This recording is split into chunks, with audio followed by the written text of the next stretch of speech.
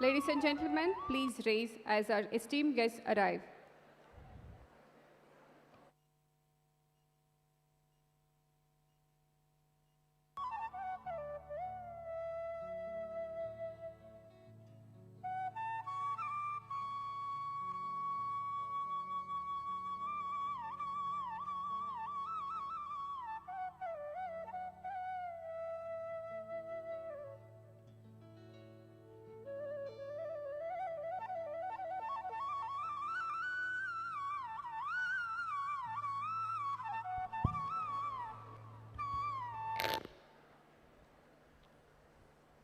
Please be seated.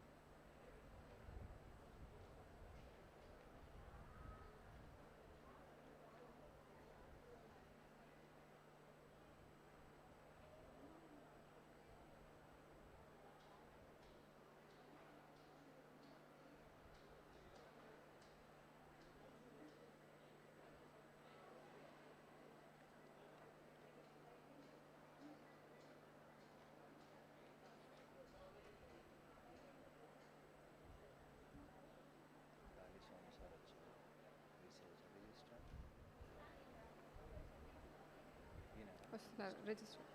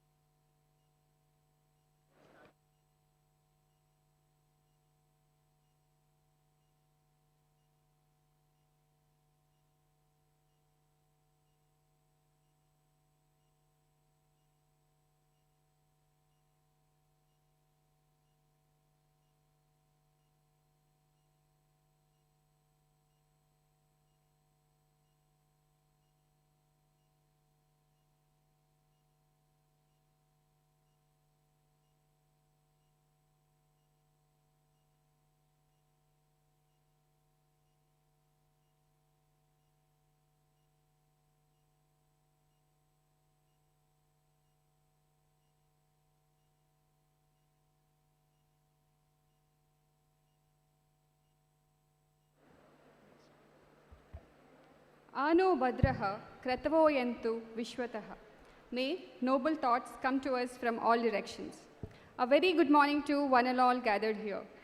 With immense pride and joy, I, Dr. Sandhya, with my co-host, Dr. Srinivas, warmly welcome you to the inaugural ceremony of International Conference on Translational and Technological Advances in Health Sciences, ICTAHS 2025, organized by School of Health Sciences, Dayananda Sagar University, Bengaluru.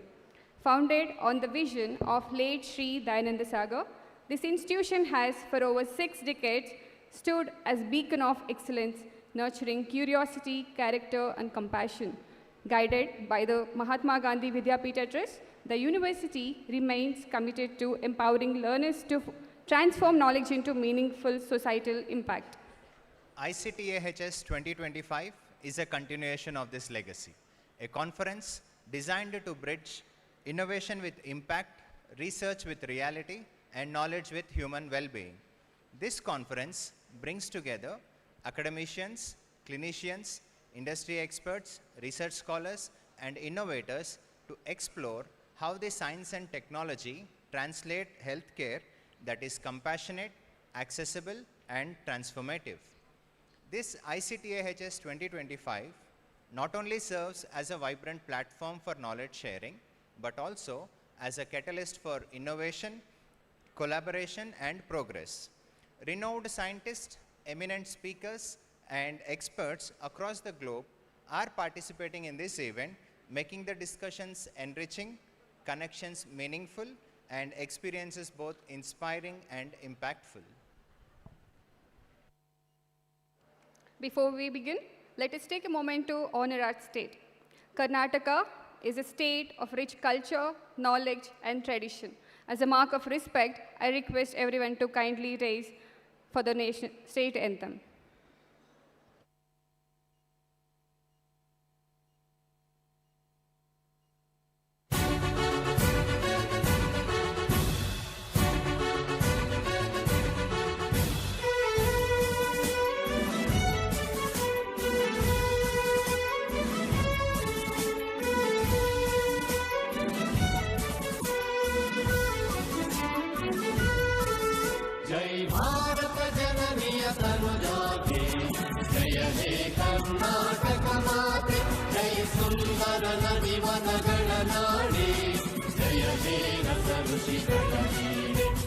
ಭೂದೇವಿಯ ಮಕುಟದ ನವಮಣಿಯೇ ಗಂಧದ ಚಂದದ ಹೊನ್ನಿನ ಗಣಿಯೇ ರಾಘವ ಮಧುಸೂದನರವತರಿಸಿದ ಭಾರತ ಜನನಿಯ ತನುಜಾತೆ ಜಯ ಹೇ ಕರ್ನಾಟಕ ಮಾತೆ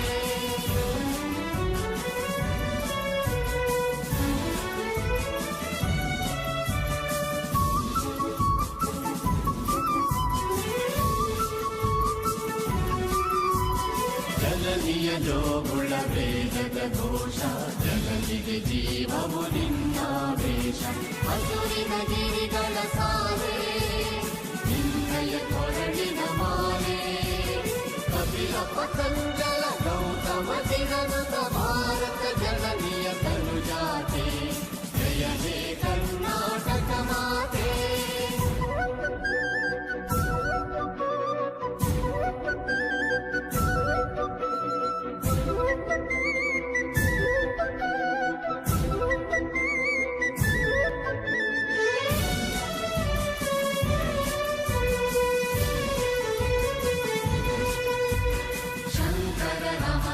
ವಿದ್ಯಾರಣ್ಯ ಬಸವೇಶ್ವರ ಮಧ್ವರ ದಿವ್ಯಾರಣ್ಯ ರನ್ನ ಷಡಕ್ಷರಿ ಪುಣ್ಯ ಹಂಪಲ ಕುಮಿಪತಿ ಜನ್ನ ಕುಮಾರ ವ್ಯಾಸರ ಮಂಗಳ ಧಾಮ ಕವಿ ಕೋಗಿಲೆಗಳ ಪುಣ್ಯ ರಾಮ ಜ್ಞಾನಕ ರಾಮಾನಂದ ಕವೀರರ ಭಾರತ ಜನನಿಯ ತನುಜಾತೆ ಜಯ ಹೇ ಕರ್ನಾಟಕ ಮಾತೆ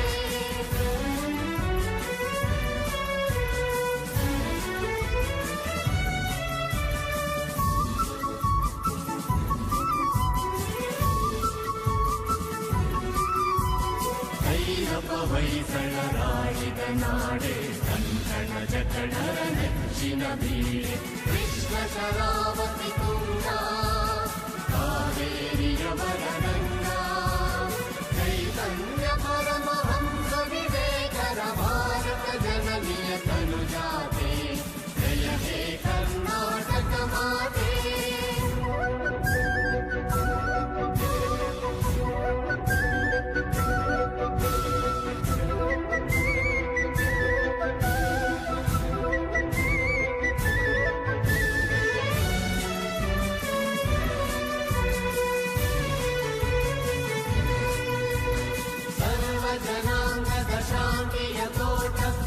ರೈತರ ಕಂಗಳ ಸೆಳೆಯುವ ನೋಟ.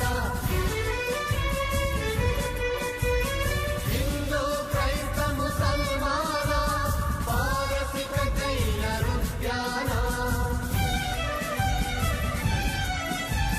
ಜನಕನ ಹೋಲುವ ದೊರೆಗಳ ಧಾಮ ಗಾಯಕ ವೈಣಿಕರ ರಾಮ. ಕನ್ನಡ ನುಡಿ ಕುಣಿದಾಡುವ ಗೇಹ ಕನ್ನಡ ತಾಯಿಯ ಮಕ್ಕಳ ದೇಹ. ಜೈ ಭಾರತ ಜನನಿಯ ತನುಜಾತೆ ಜಯ ಹೇ ಕರ್ನಾಟಕ ಮಾತೆ. ಜೈ ಸುಂದರ ನದಿ ವನಗಳ ನಾಡಿ ಜಯ ಹೇ ರಸ ಋಷಿಗಳ ಬೀಡಿ.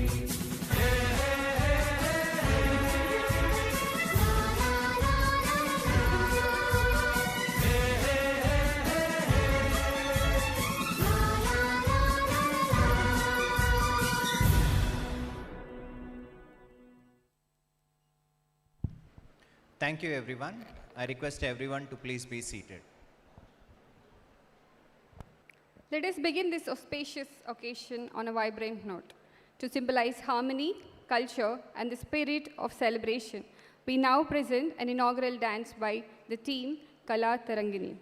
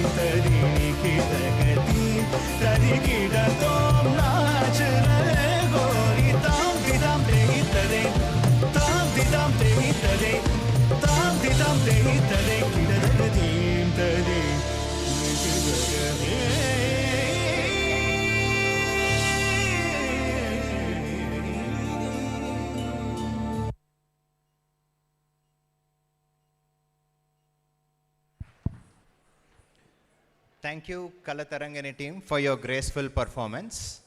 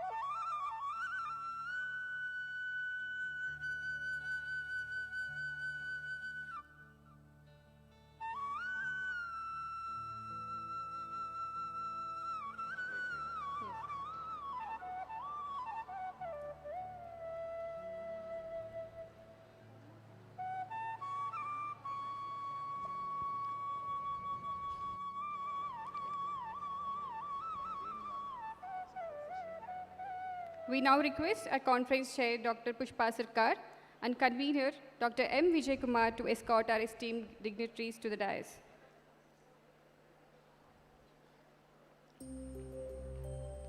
We invite the audience to welcome them with a warm round of applause.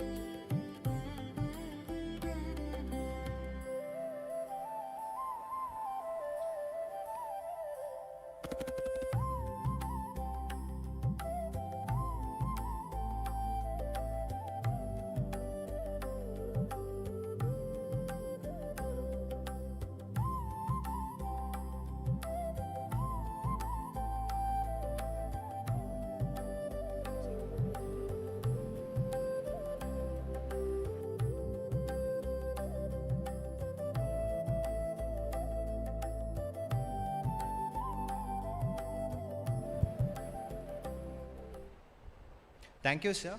We are deeply honored and privileged by your presence on the dais. To set the tone for this conference, it is my honor to invite Dr. Pushpa Sarkar, Conference Chair, Ictahs 2025, and Dean, School of Health Sciences, Dayananda Sagar University, to deliver the welcome address.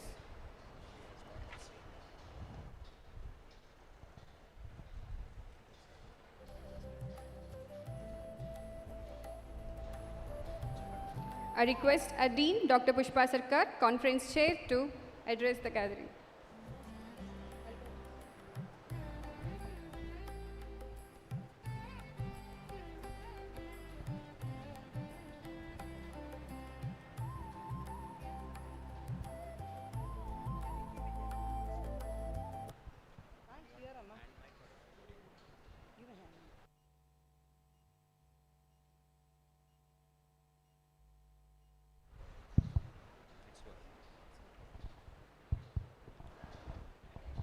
A pleasant morning to one and all here.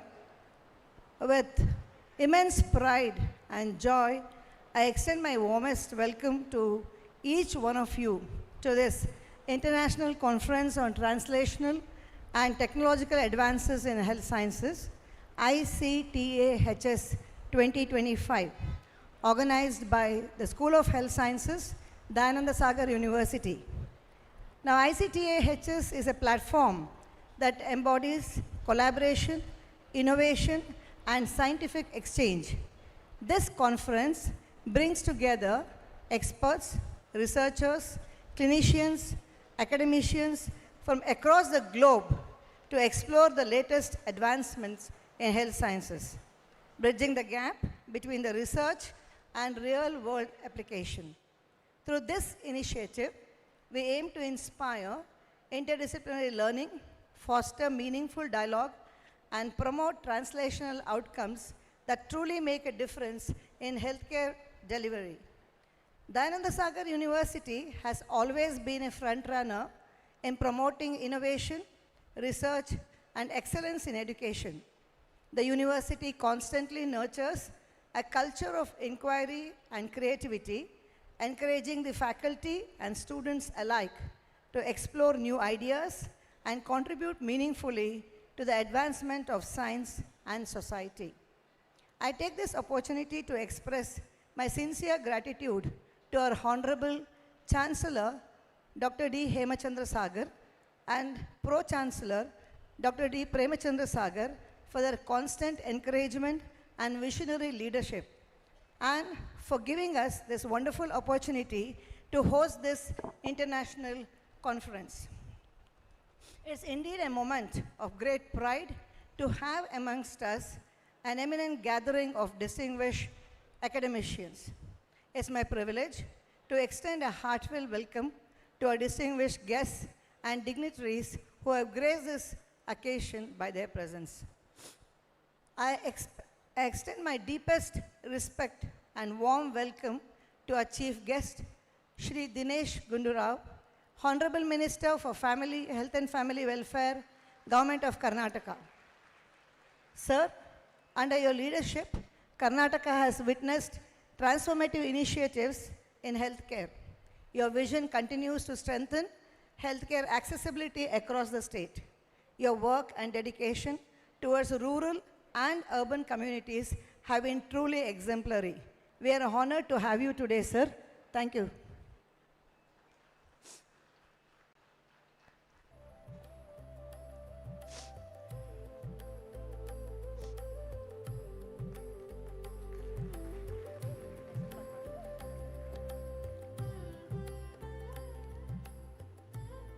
I am delighted to welcome our guest of honor, Dr. Bhagavan B.C., Vice Chancellor, Rajiv Gandhi University of Health Sciences, Karnataka. Dr. Bhagavan's leadership has been instrumental in elevating the academic standards and fostering innovation across medical and all the health sciences in the state. Sir, your guidance has been invaluable to countless educators and students. Welcome you, sir.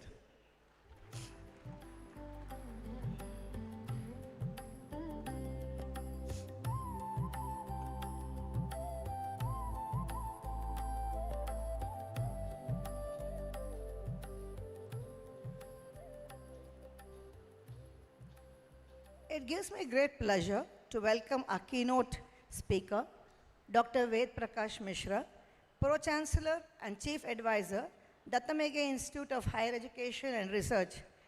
Dr. Mishra's contribution to medical education reforms, competency-based curriculum design, and policy advisory has shaped national frameworks for healthcare education in India. Sir, we welcome you, sir.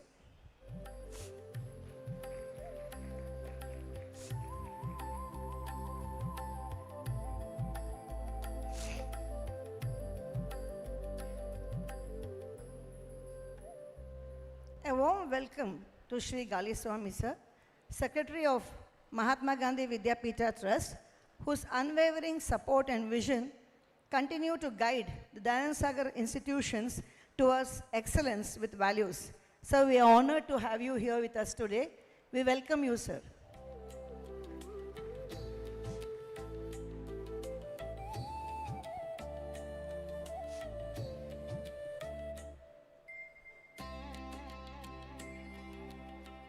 I also extend my heartfelt welcome to Professor Dr. B.S. Satyanarayana, Vice Chancellor, Dayananda Sagar University, our presiding dignitary today. Sir, your vision and dynamic leadership continue to inspire our university community to reach new heights in research, innovation, and global collaboration. We welcome you, sir.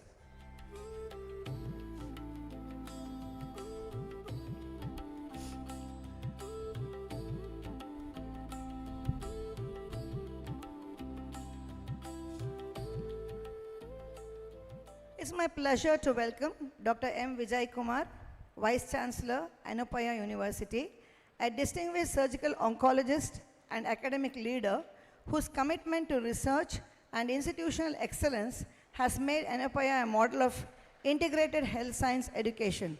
Sir, we are honored to have you here, sir. Welcome.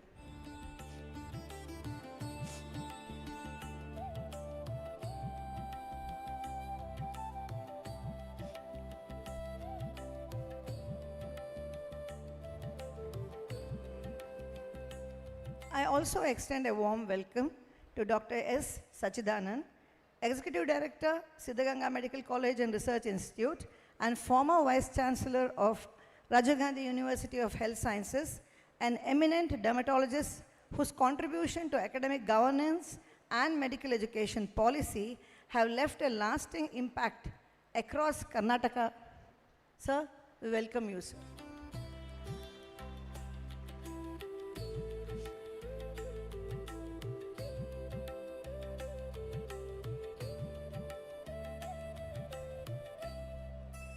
It's a privilege to welcome Dr. M.A. Shekhar, former Director, Karnataka Institute of Endocrinology and Research, Government of Karnataka, also former Vice-Chancellor, Adichunchanagiri University, and an eminent diabetologist known for his clinical expertise and leadership in endocrinology and health education. Sir, we welcome you, sir.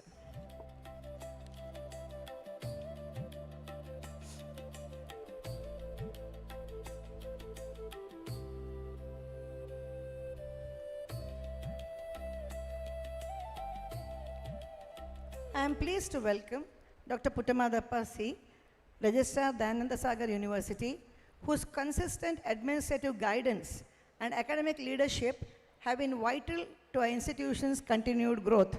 So thank you for being here. We welcome you, sir.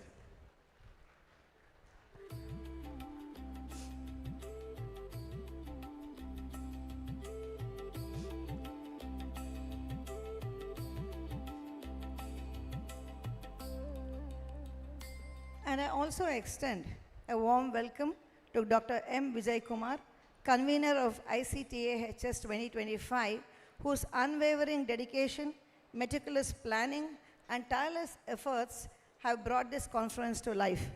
We welcome you, Dr. Vijay Kumar.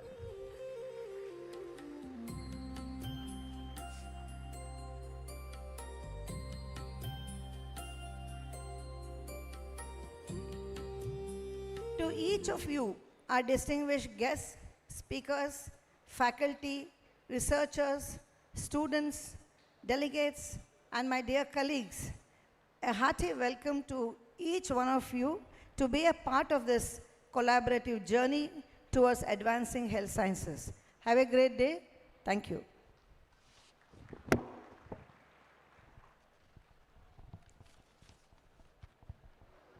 Thank you, ma'am.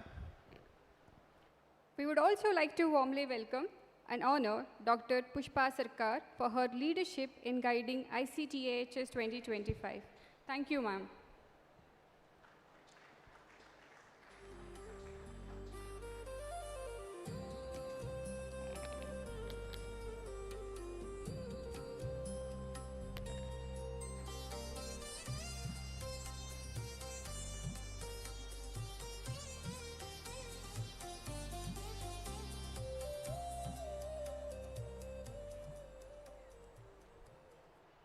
Shubham karoti kalyanam, arogyam dhanasampada, shatrubuddhi vinashaya, deepajyoti namostute.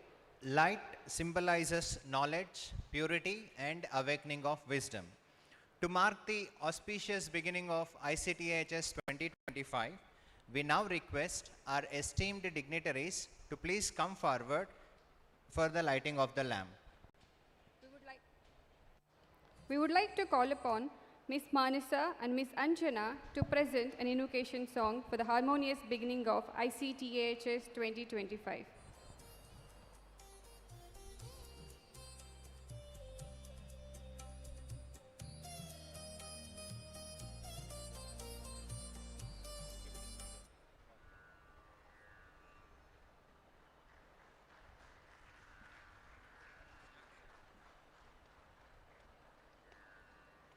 Chandrachud Shiv Shankar Parvati Ramana निनगे Namo Namo Chandrachud Shiv Shankar Parvati Ramana निनगे Namo Namo सुंदरतर पिनाकदर हर सुंदरतर पिनाकदर हर गंगाधर गज चर्मांबरधर गंगाधर गज चर्मांबरधर चंद्रचूड शिव शंकर पार्वती रमणा निनगे नमो नमो चंद्र Chandrachud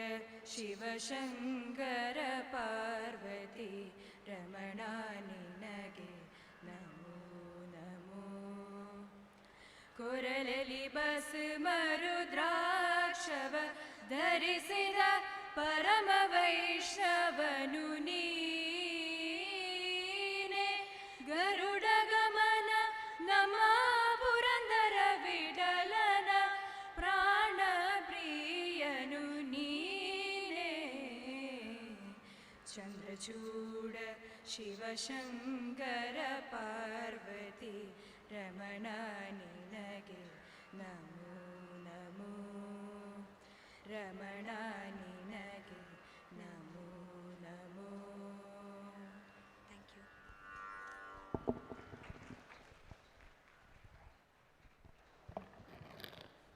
Thank you. May this light guide and inspire the knowledge we share today. It's now time to hear from our esteemed guest. To deliver inaugural address, we have our chief guest, Shri Dinesh Gundu, Honorable Minister for Health and Family Welfare, Government of Karnataka.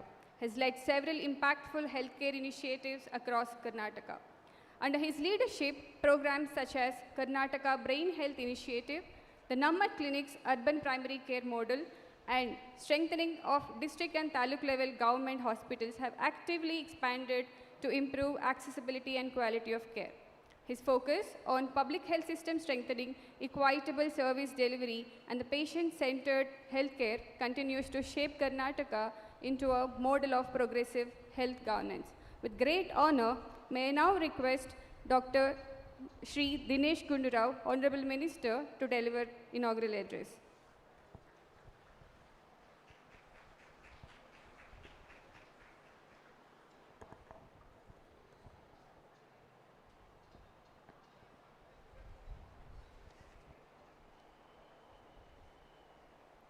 Good morning to all.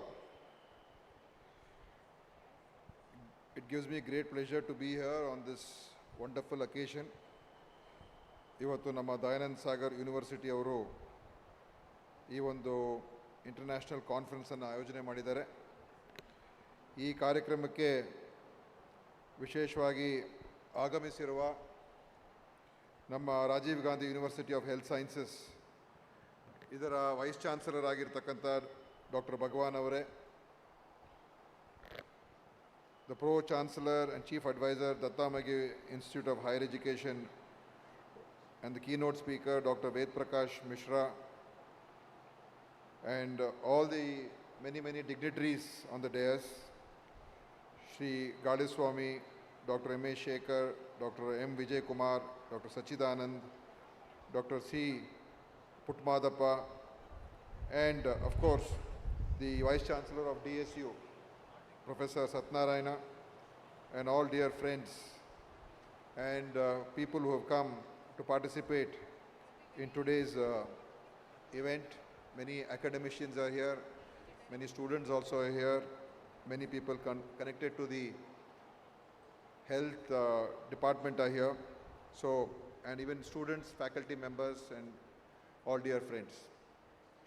So it is a great privilege for me also to be here, and firstly I want to congratulate Dayananda Sagar University for having organized this wonderful event and really playing a very good host to all of us. And this is the first time I'm coming over here, and to see this campus and the way it is being developed, that itself is an eye-opener. It is really, I think, this is going to become one of the premier universities in the country, the way it is being developed. And the path that they're taking is not just building a wonderful campus, but creating the right environment.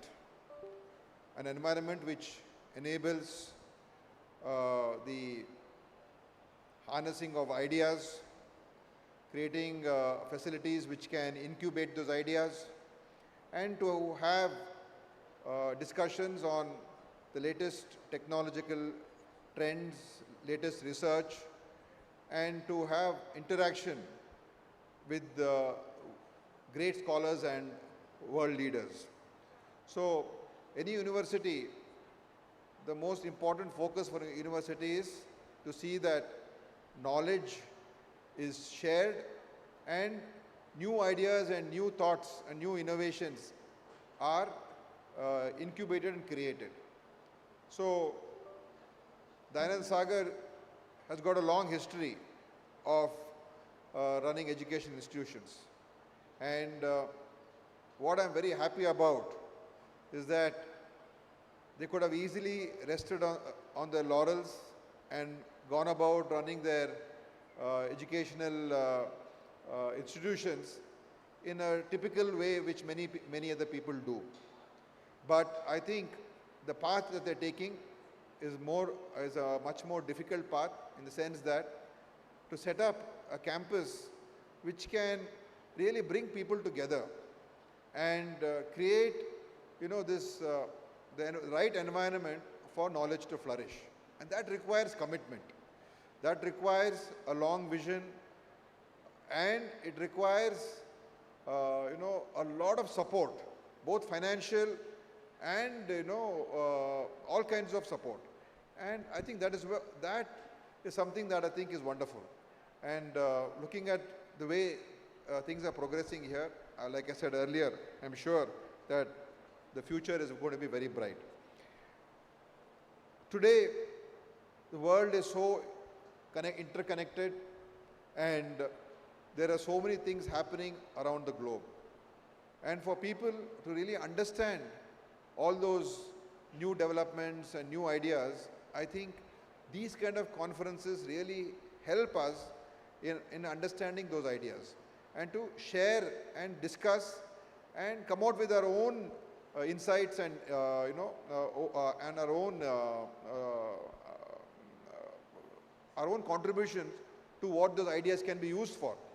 Ultimately, for a country like India, where we have a huge population and there's still so much of challenges that we face, there is still lots of poverty is there, and a lot of superstition is there, and a lot of divisions are there. We have a big task ahead of us to give good health care to all our people. And as a minister, for me, the biggest challenge is how we can use these new technologies, how we can use the latest available research, and how we can utilize that so that our common man benefits, especially people living in the rural areas and villages. And today the trend with artificial intelligence, with telemedicine, a lot of things are happening. And I'm very happy to say that we've been able to implement that. In Karnataka, we have used AI, we have used teleconsultations, and we have been able to take a lot of cutting-edge consultations and diagnosis to the rural areas and to the talukas and villages. For one example, I would just suggest, I'll not want to take too much time. We have the Puneet Rajkumar Hridaya Jyoti scheme, where any ECG that is taken in any rural taluka hospital or CHC, wherever we have got about 85 facilities so far. This year I'm expanding it to all facilities, all talukas in Karnataka. Any ECG that is taken is read by an AI software and then recommended to a cardiologist. And if there is any indication of imminent heart attack or what we call as STEMI, then that message is resent to the taluka, and there, in case of emergencies, we are able to give them the tenecteplase injection, which can prevent the heart attack from happening. And all this, right from the person enters, takes the ECG to the response, is done within 8 minutes.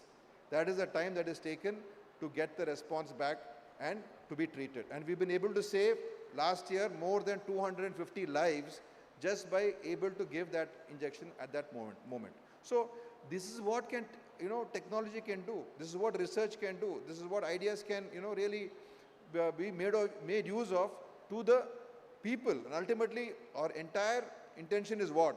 So that our society develops, they become more healthy, they become more productive, and they can live longer lives and fulfilling lives. That's what health sector is all about. And I think that is what the challenge that we are all working at, and so many advancements are happening. And I'm sure people who are participating here, they will be able to, get greater, thoughts which can enable them to be able to achieve better. And we've seen how vital it is. We saw during COVID what happened. If we had not had the vaccine, I don't know how many people more would have died. Lakhs of people died. But if you're not able to generate that vaccine, find out the vaccine, produce the vaccine, supply it, and deliver it to the people, maybe crores of people would have died. In the earlier, maybe hundreds of years or 50 years, 100 years, 200 years back, there used to be so many diseases, plagues, and so many other diseases, which used to just wipe out populations.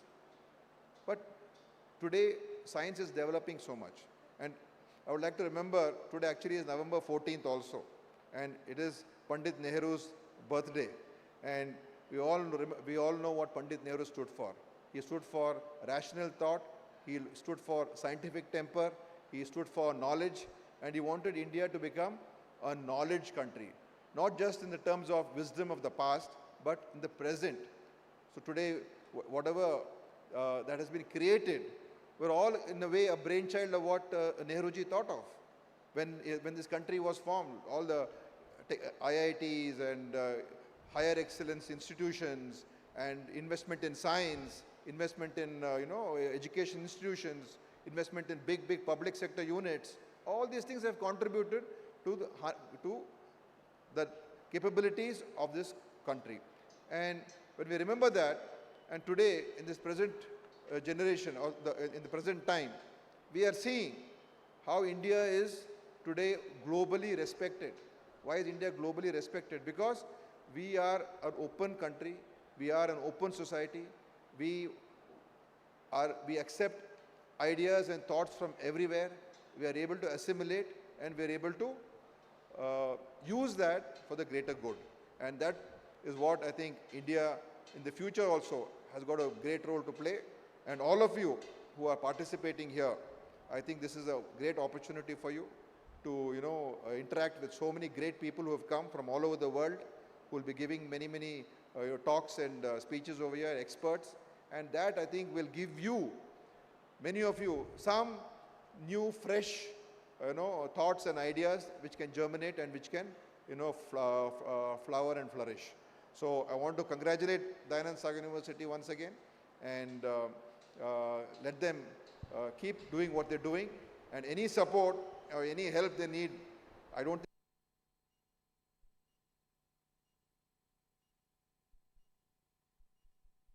we are there to support in whatever way we can, because we want more such universities and more such centers of excellence to grow in our state. So thank you very much, and wish you all the very best.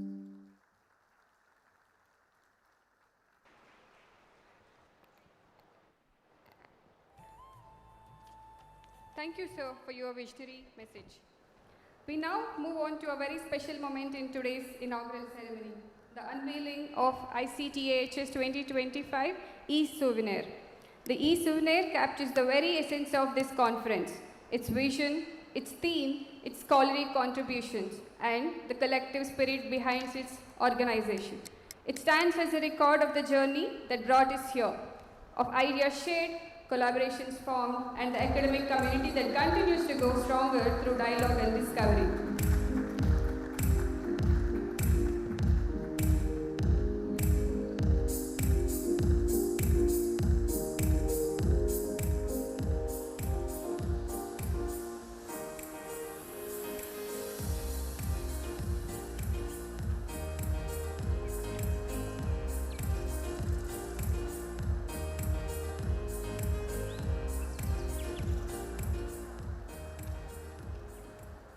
Thank you, everyone.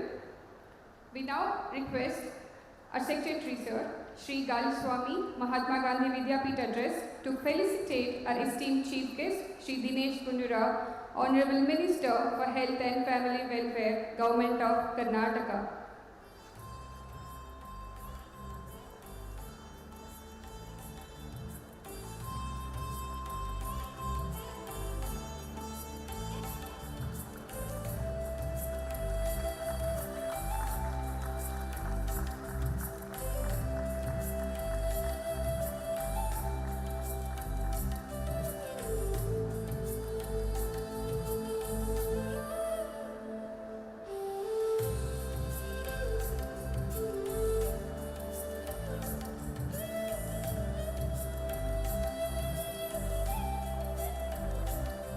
Thank you, sir. We are privileged and honored to have Dr. Bhagavan B.C., Vice Chancellor, Rajiv Gandhi University of Health Sciences, Karnataka. With decades of academic and administrative leadership, Dr. Bhagavan B.C. has played a pivotal role in shaping healthcare education across Karnataka. Under his dynamic leadership, Rajiv Gandhi University of Health Sciences has strengthened curriculum quality, research initiatives, and academic governance across all health science institutions. May I now invite Dr. Bhagavan B.C. to deliver his address.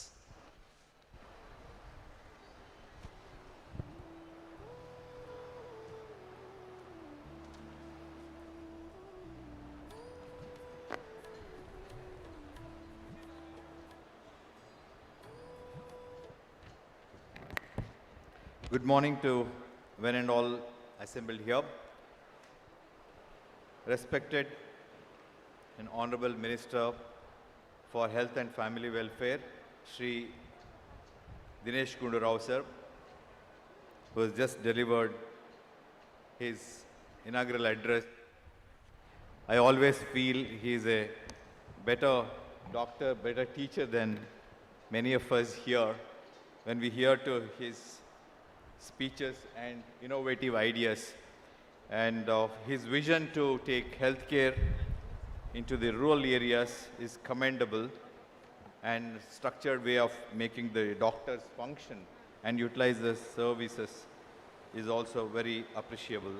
We have Dr. Vedprakash Mishra, Shri Galiswamy, and all the academic luminaries, Dr. Meghe, Dr. Vijay Kumar, Dr. Sachidanand, for former Vice Chancellor and present Vice Chancellors continuing, and Dr. Putmadappa, Registrar, Professor Satyanarayanam, Vice Chancellor, and most importantly, Dr. Pushpa Sarkar, who is the root cause for organizing such a big event.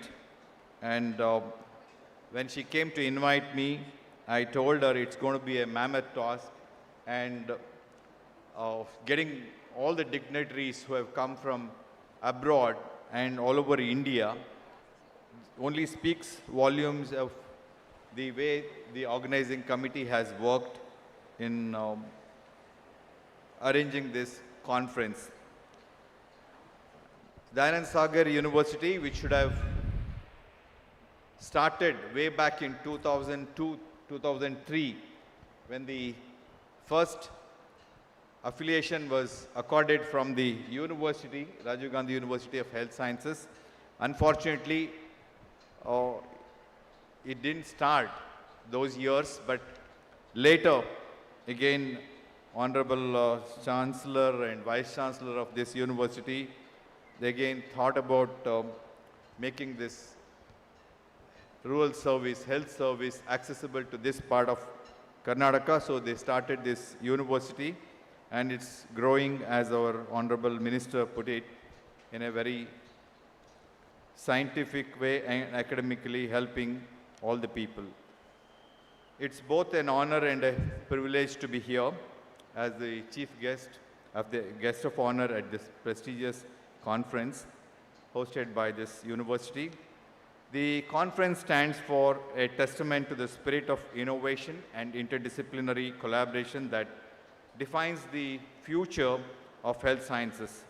In an era where technology is rapidly transforming healthcare delivery, research, and education, platforms like these are essential to bridge the gap between bench and bedside, between discovery and application, and to take the innovation from the lab to the land. The translational research is not merely a scientific pursuit, it's a moral imperative. It ensures that the breakthroughs in laboratories translate into tangible benefits for patients, communities, and global health systems. Whether it's precision medicine, AI-driven diagnostics, or bioinformatics, the convergence of technology and health science is reshaping our understanding of care and cure. Institutions like Dayananda Sagar University and our university, Rajiv Gandhi University of Health Sciences, play a pivotal role in nurturing talent, fostering research, and driving policy-relevant innovation.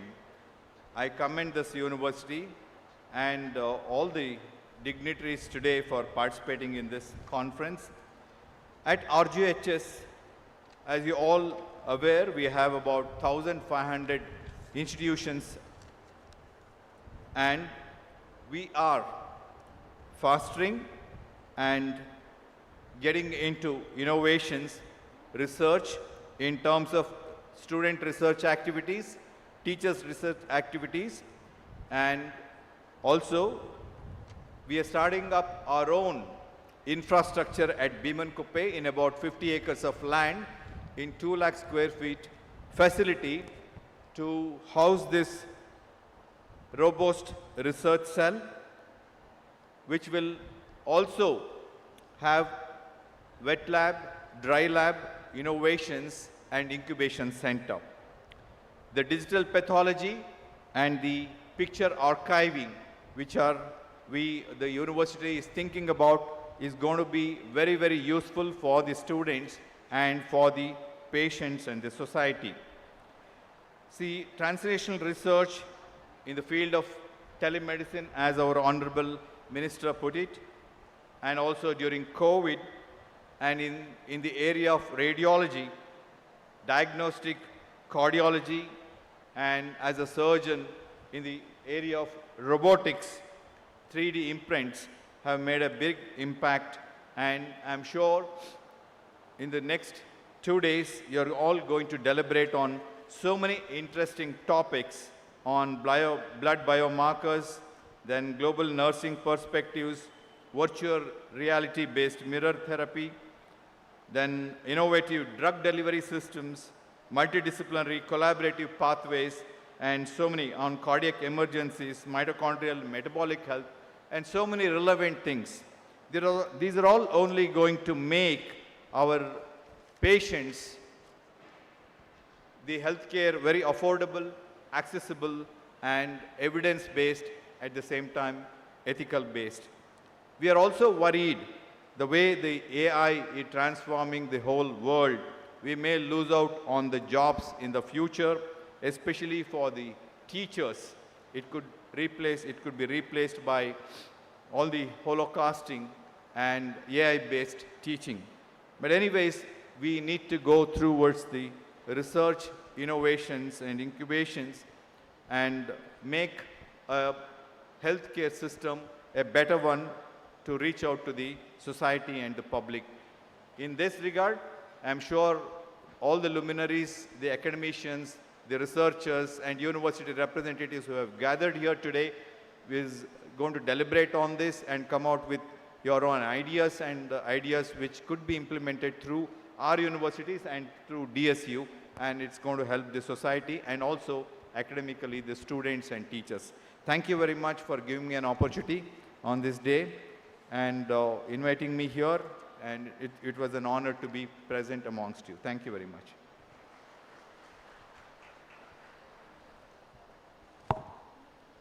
Thank you, sir.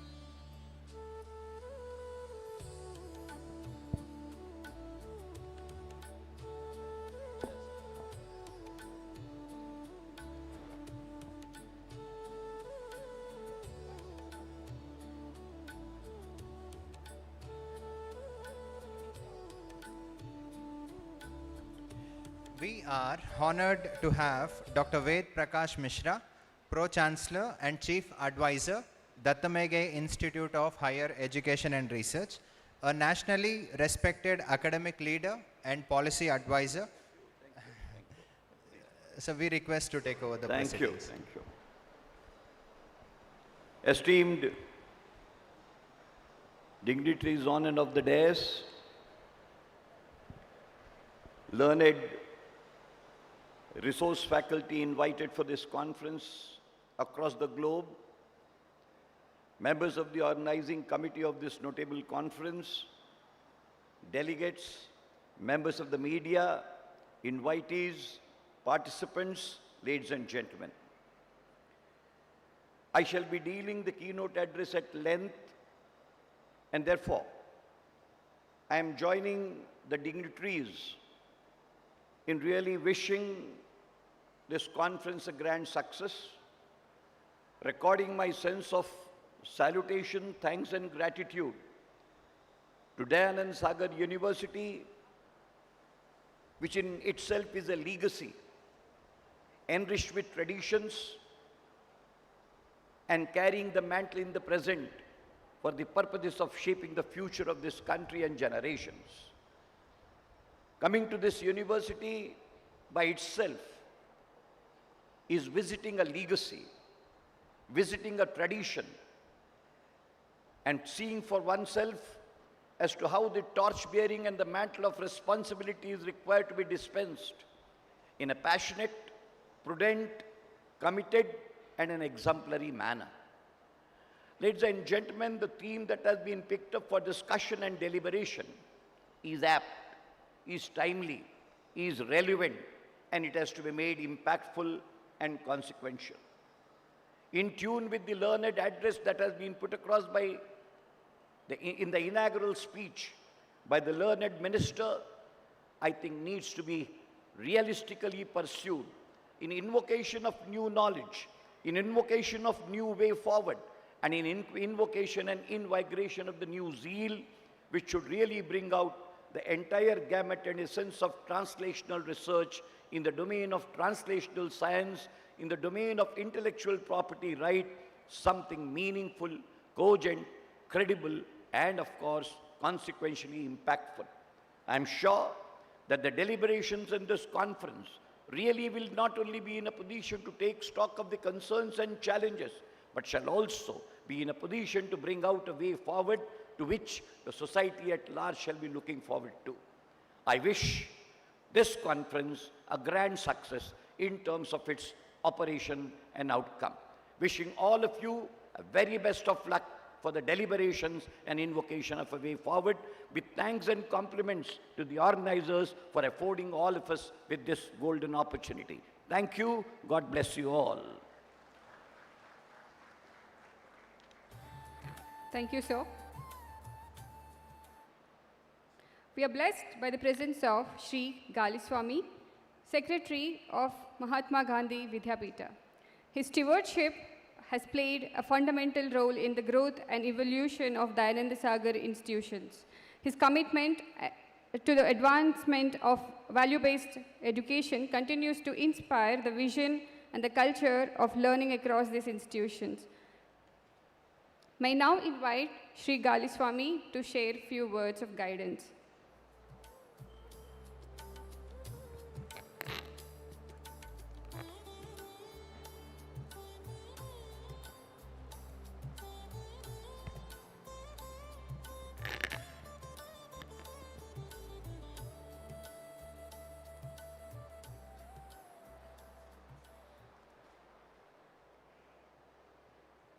Good morning.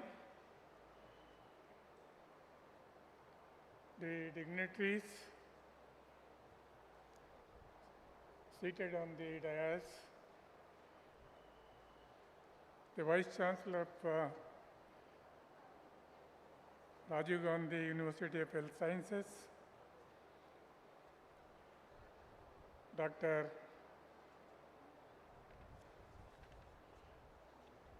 Bhagavan, the former Vice-Chancellor of Rajiv Gandhi University, Dr. Sachidanand, Dr. Vedprakash Mishra, Teresa Puttamadappa, the most important person, Professor Dr. B.S. Satyanarayana,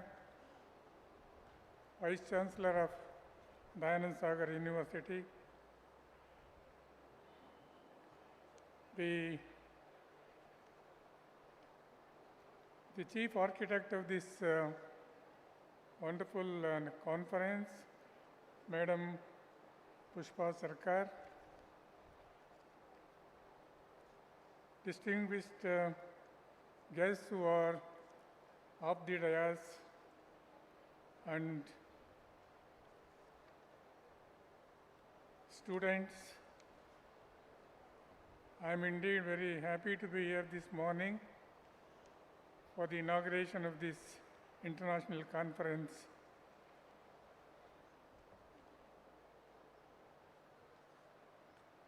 Which is going to happen for 2 days. There are a lot of resource persons are present here, and there will be a lot of deliberations going on for these 2 days. The students will have an opportunity to interact with resource persons who are here, and I wish this conference a great success. Thank you very much.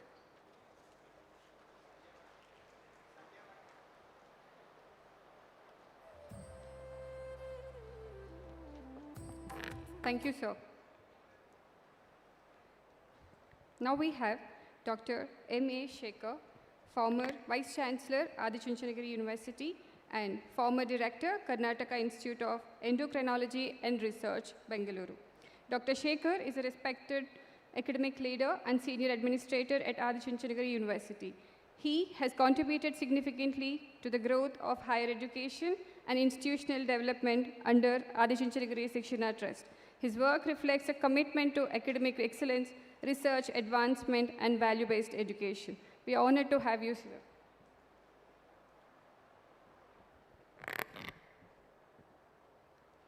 Jai Shri Gurudev. Good morning, everyone. ಈ ಶುಭ ದಿನದ ಶುಭಾರಂಭಕ್ಕೆ ನಿಮ್ಮೆಲ್ಲರಿಗೂ ನನ್ನ ನಮಸ್ಕಾರಗಳನ್ನು ತಿಳಿಸಿ, my heartfelt thanks to the officials, the staff and faculty of Dayananda Sagar University for having invited me to stand in front of you and speak for a few minutes. Let me tell you, I'll speak for a few minutes.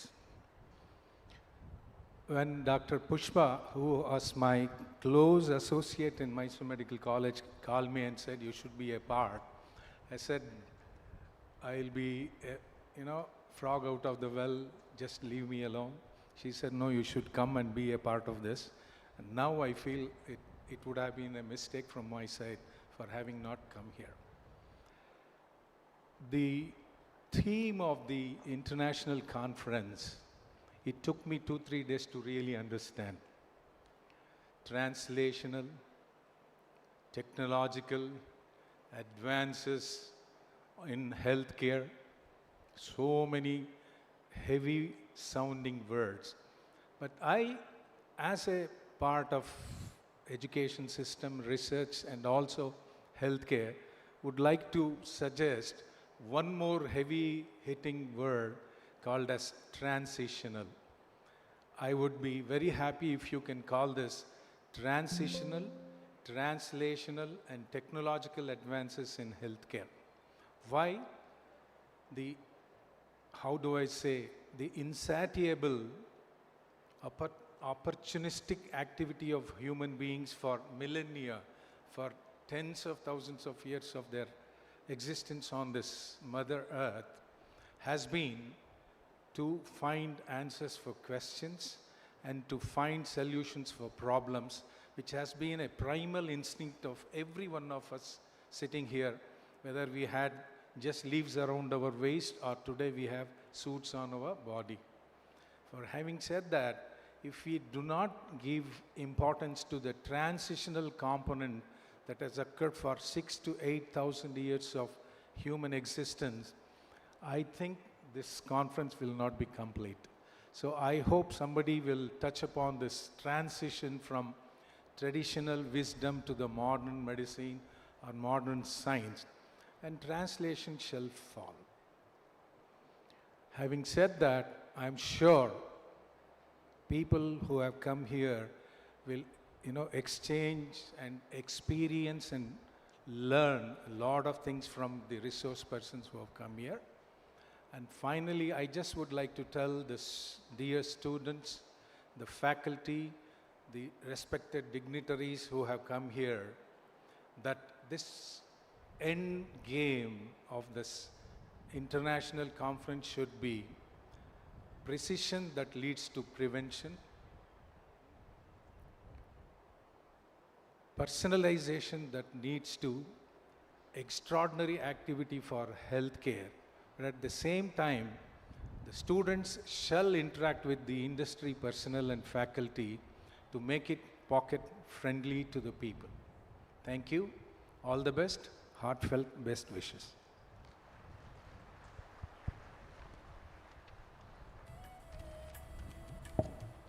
Thank you, sir, for your valuable words. We are honored and privileged to have Dr. M. Vijay Kumar, Vice Chancellor of Pharmacopoeia University. Sir is a Vice Chancellor of Pharmacopoeia University, a renowned surgical oncologist and educator with over 30 years of experience. He has led pioneering advancements in cancer surgery, medical education reforms, and research at Pharmacopoeia, establishing the university as the center of innovation and outreach in health science. With immense respect, may I now invite Dr. M. Vijay Kumar to address the gathering. So please.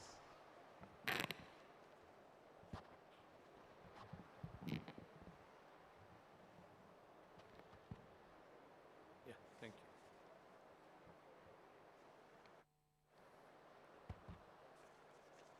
ಎಲ್ಲರಿಗೂ ನಮಸ್ಕಾರ.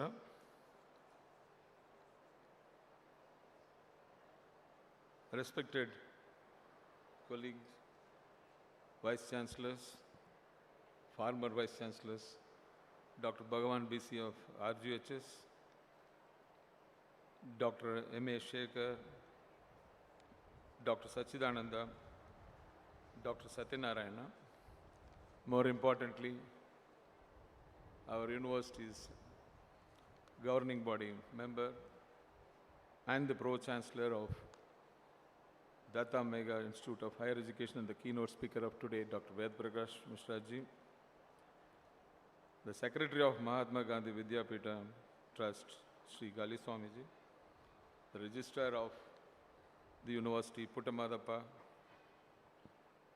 and the Conference Chair and Dean, Dr. Pushpa Sagar, Sarkar, and all other dignitaries on the dais, and the invited guests and delegates. Very good morning to you all. When they said it is translational and technological advances in health sciences, I was thinking that I should introduce some new terminology at least for the delegates, and how we can go about establishing the same in any university. When Pharmacopoeia could do it, any other university could do it. So that is what I thought today I'll take this 5 minutes to explain to you what it is. Most of the people know what is research, and they all know what is basic research. But the problem there is how to make it, convert them into translational research, one issue. And the second most important thing before we go to the technological advances, we suffer many times with respect to the funding issues. In fact, I should say with confidence, all of you here, last 20 years has seen the change. Both the funding agencies from Government of India, for example, DBT, DST, ICMR, BIRAC, and NBM, that is National Biopharma, and the MSME, all these governmental agencies have opened up for research. Earlier it was well known that they would rather fund only to the governmental institutions. Today they have opened up to say that they are giving it for a good research activities even for the non-governmental organizations, particularly the higher education institutions like universities. That is the first thing everybody who was listening to me should know, that the funding agencies have opened up.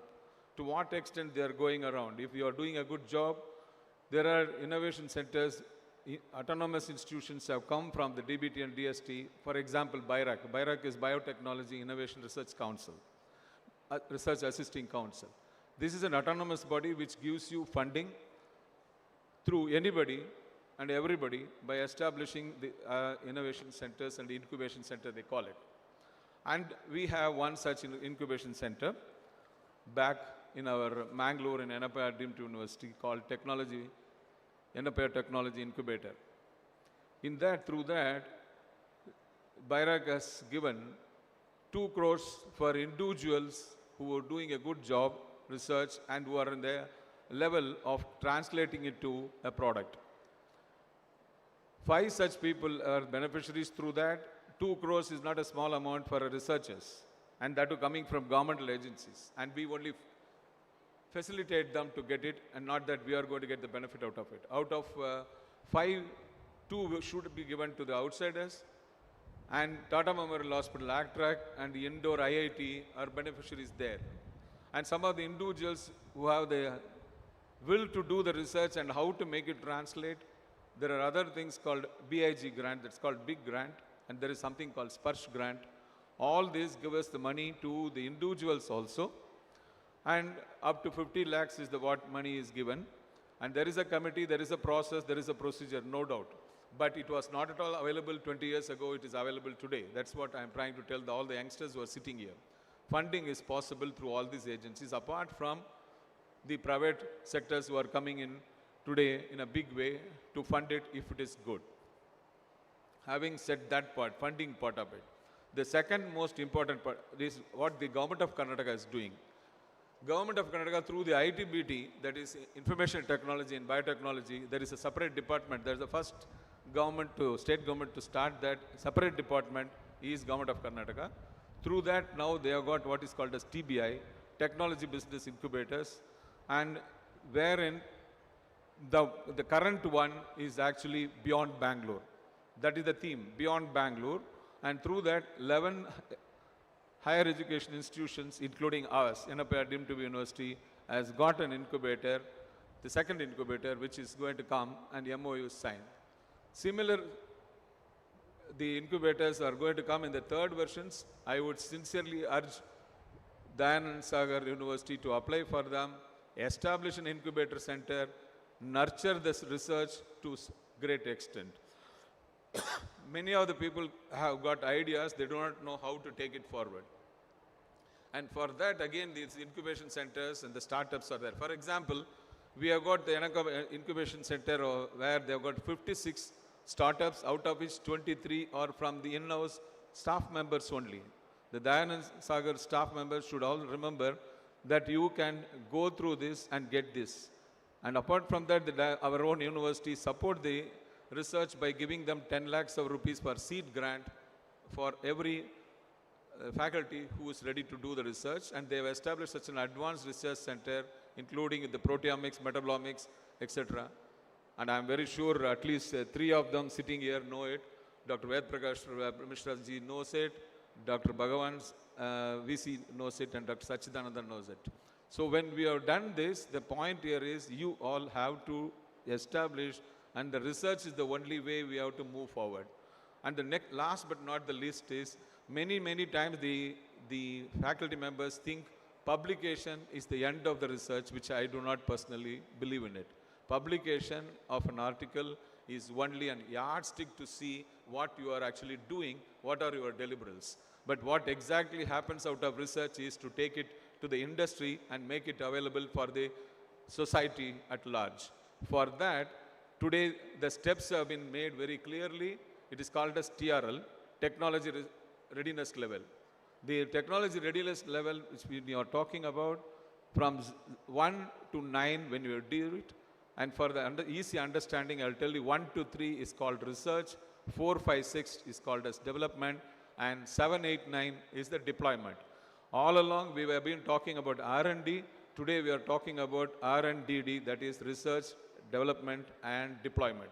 And deployment is where even the government is asking the industry to come forward, have a combination of both the academia and the industry to join together and to see the type of prototype going up. Am I talking theory? Answer is no. We are collaborating with Indian Institute of Science, IIT Madras, C-Camp Bangalore, and all these people have to come to the academia. That's what the advantage of the university, including Dayananda Sagar University, is. They can't do certain things alone. Particularly, the technology people have to come to the medical universities to see what is the real situation and take the clue from us, and also ultimately they have to do it on the human beings. And we have also established the animal testing lab where these prototypes are tested.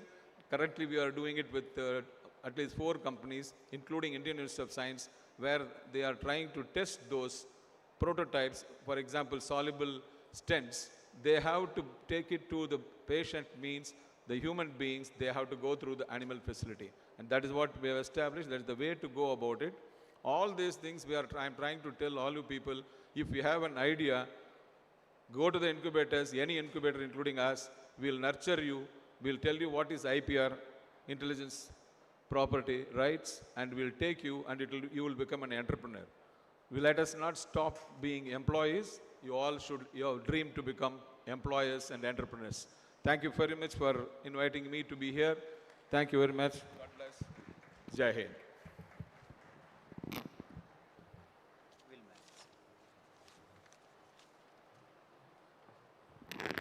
Thank you, sir, for insightful address.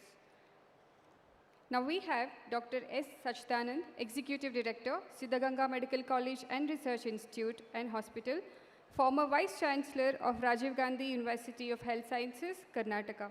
A distinguished academic leader and clinician, Dr. Sachidanand has played a key role in strengthening medical and health sciences education across the state. His leadership at Rajiv Gandhi University was marked by academic reforms, quality enhancement initiatives, and a strong emphasis on ethical and patient-centered healthcare training. With great respect, may I invite Dr. Sachidanand to share a few words.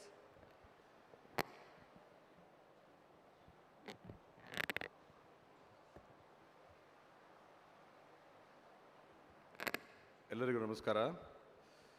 Dignitaries on the dais and dignitaries off the dais, respecting the time and also the value of the time here, I would not make any speech at all, but I would make it a point to congratulate Dr. Pushpa Sarkar and the entire team for having organized such a wonderful conference. I wish this conference all the success and let it achieve the purpose for which it is meant for. Thank you one and all.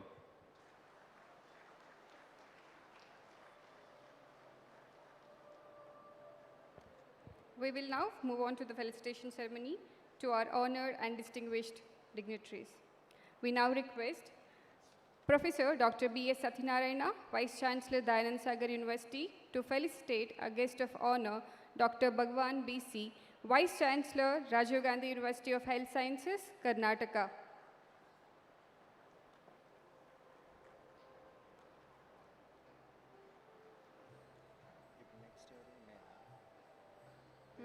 Answer.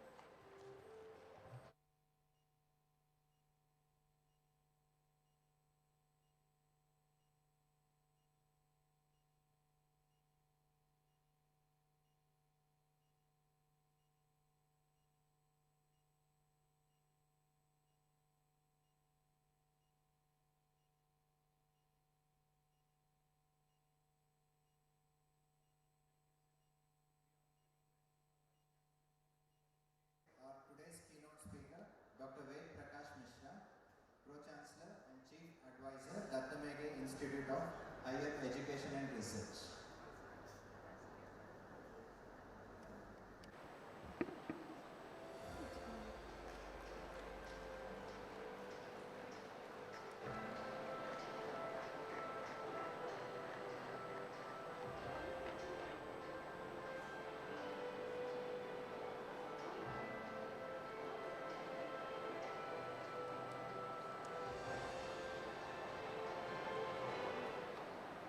Thank you, sir.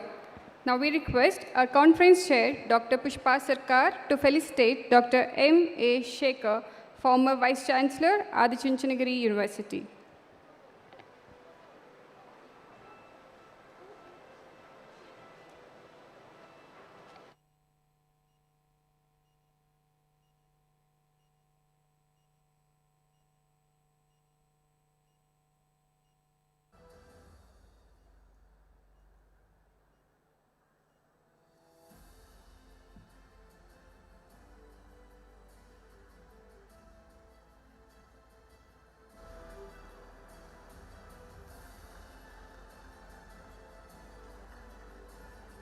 Thank you, ma'am. We now request our Dean Madam to felicitate Dr. M. Vijay Kumar, Vice Chancellor of Yenapoya University.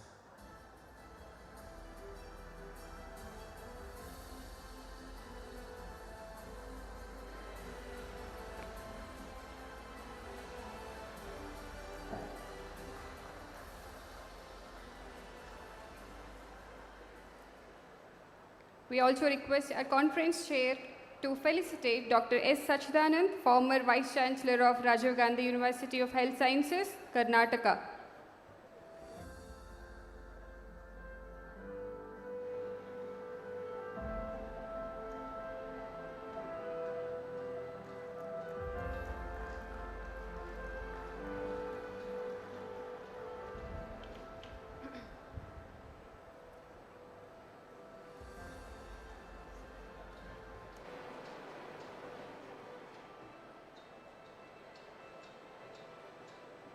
Thank you, sir. Thank you, ma'am.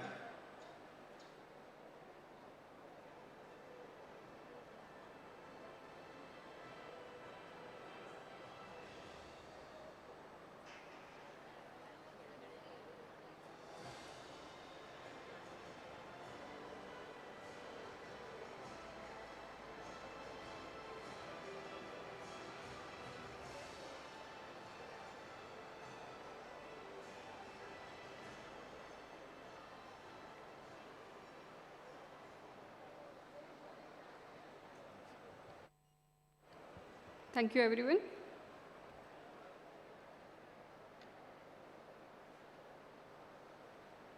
We are honored to have with us Professor Dr. B.S. Satyanarayana, Vice Chancellor of Dayananda Sagar University. A distinguished academician and research leader, he has been instrumental in advancing interdisciplinary education, research collaborations, and institutional development at Dayananda Sagar University. His vision continues to lead us and the university towards innovation and global academic excellence. May I now invite Professor Dr. B.S. Satyanarayana to deliver the presidential address.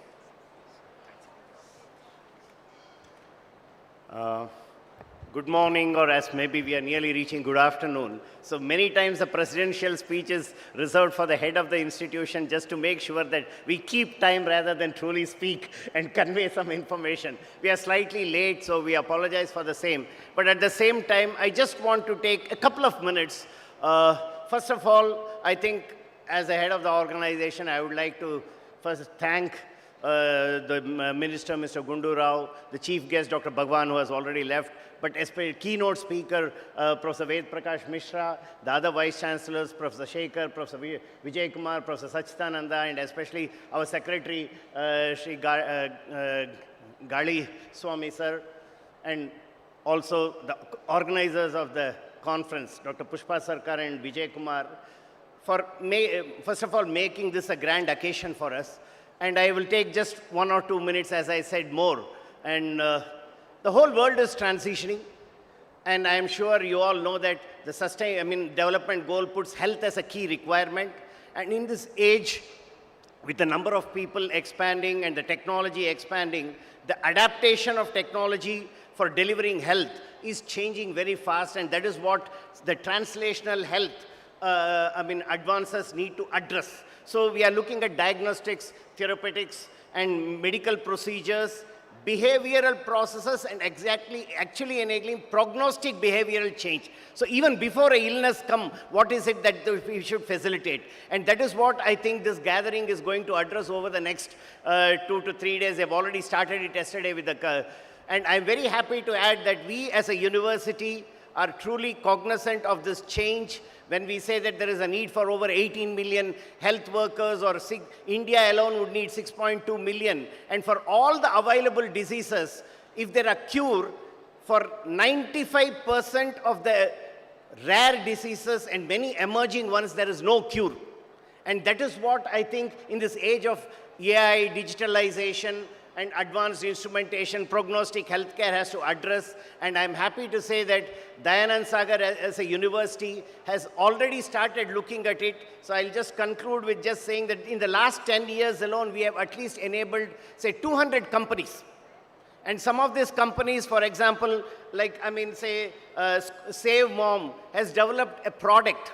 It's a AI-enabled wearable product which can proactively take care of the mother during the prenatal status, and also for the natal case of even monitoring the baby. It can do the care, and the advantage is a wearable with AI-enabled precision delivered at 1 rupee per patient as a service. And over 1 million women have already been facilitated working with Karnataka government. This is just to say that how we are looking at whole prognostic, or this translational medicine as a tool, or Maitri is another tool, again, where it can enable the women for both back pain and menstrual issues. And for example, I just want to add with one more. Say, Jalod is an equipment that has been developed to help cleaning.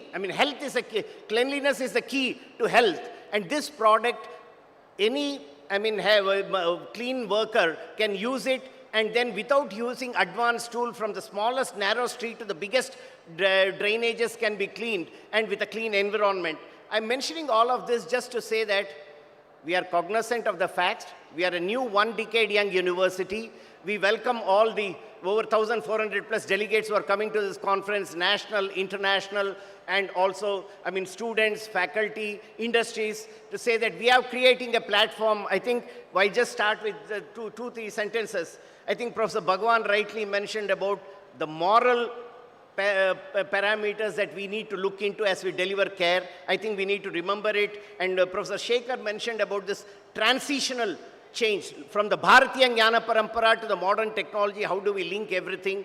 And then, of course, these are, I think, some of the key points I wanted to just highlight. And also, especially Professor Mishra said, overall, the treatment has to be meaningful and credible, and again, affordable. And these are the parameters that we want to deliver, and we as Dayananda Sagar University are available as a partner to facilitate for all of you on any of the aspect of development. And as I think Dr. Vijay Kumar mentioned, TRL levels. I will not elaborate much, but say that we are trying to add from TRL 1 to 9, even a parameter called 10, where sustainability and circularity and net zero parameters can be helped to incorporate into any product process system.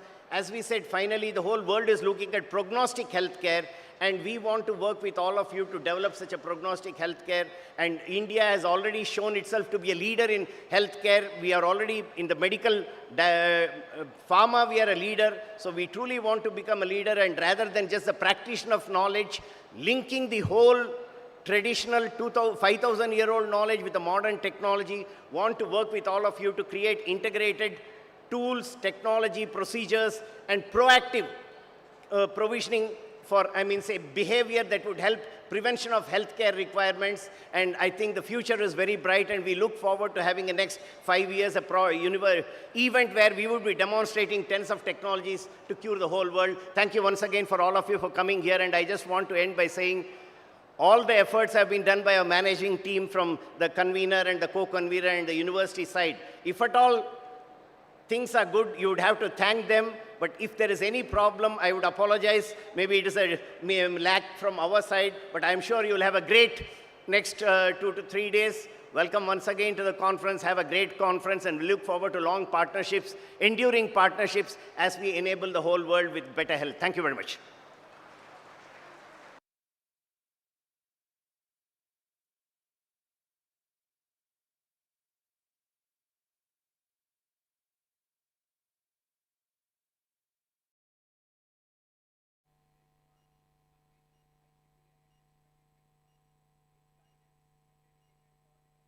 Has been central to bringing this conference to fruition. May I request Dr. M. Vijay Kumar to deliver the vote of thanks for today's program. honorable dignitaries, distinguished guests on the stage, respected speakers, delegates from across the globe, ladies and gentlemen, a very warm welcome and good morning everyone. So it's my privilege and honor to deliver the vote of thanks on this special occasion and August gathering, marking the inauguration of our international conference on translational and technological advances in health sciences. On behalf of organizing committee, I extend my heartfelt gratitude to our first and foremost our Chancellor Dr. D. Premchandra Sagar sir and Pro-Chancellor Dr. D. Hemchandra Sagar sir, Pro-Chancellor Dr. Premchandra Sagar sir. And on behalf of organizing committee again, I extend my heartfelt thanks to our chief guest, Shri Dinesh Gundu sir, so Honorable Minister of Health and Family Welfare, for gracing the event so with his presence and for his inspiring inaugural address. And he has given insights, have set the tone for the meaningful discussions on the days ahead. Thank you very much, sir, for your time. We would also like to place on record thanks to our esteemed university authorities, our own Secretary, Shri Galiswamy sir. So in spite of his schedule in managing all the campuses, so you took over the time, sir. Thank you very much for your presence here. Our sincere thanks to our guest of honor, Dr. Bhagavan sir, Vice Chancellor, Rajiv Gandhi University, for sharing valuable perspectives and encouraging us with your thoughtful words. We are deeply grateful to our one more guest of honor, our Vijay Kumar sir, Vice Chancellor, Enapa University, so for his address and for inspiring us with his experience. Thank you very much, sir. And I thank our esteemed guest, Dr. Sachidanand sir, Dr. Shekhar sir, for their presence and for their valuable suggestions and words, and for congratulating and wishing this conference and making us to know the importance of this conference. Thank you very much, sir, for your presence and for your time. We are deeply grateful to our eminent keynote speaker, Dr. Vedprakash Mishra sir. So he is extensively traveling here and there to this function also. He came from Delhi actually. So we have asked him for his presence. So within one request from our conference chair, sir agreed. Thank you very much, sir, for your presence here. So we are looking forward to your talk. Thank you, sir. A special appreciation goes to all international and national delegates, speakers. So mainly we have speakers from different countries, different universities. So I thank Professor Lehman, I thank Professor Katz, I thank Professor Bharatan, I thank Professor Teresa, I thank Professor Hepzibah, I thank Professor Valentine and all the national speakers. So you have given your time, you traveled across the world and so long to address us, sir. Thank you very much. So for your words, we look forward to have meaningful interactions and scientific deliberations ahead. And I thank all the delegates who have registered. I thank all the 1,400 delegates who have registered across the nation and different parts of the nation. So for choosing and registering in such a long numbers in this particular conference. Thank you very much.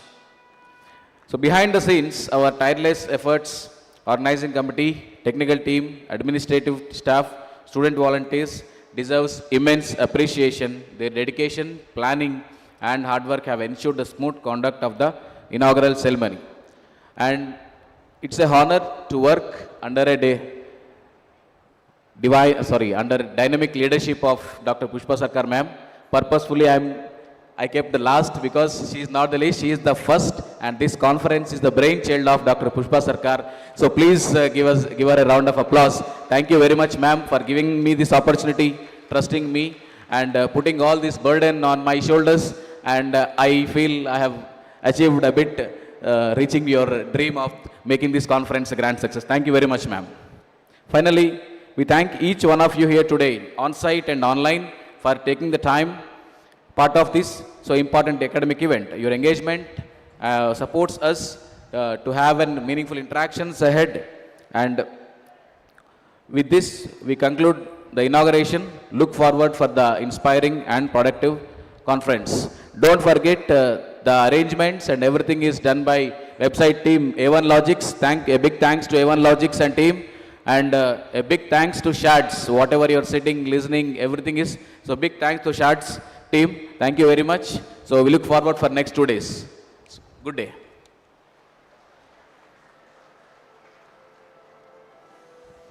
Thank you, sir.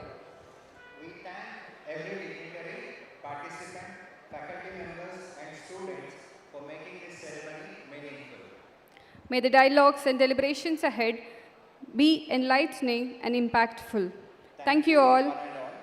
We wish you inspiring sessions and successful conference. I would now like to request Dr. Sonal Dubey to take over the stage. Thank you.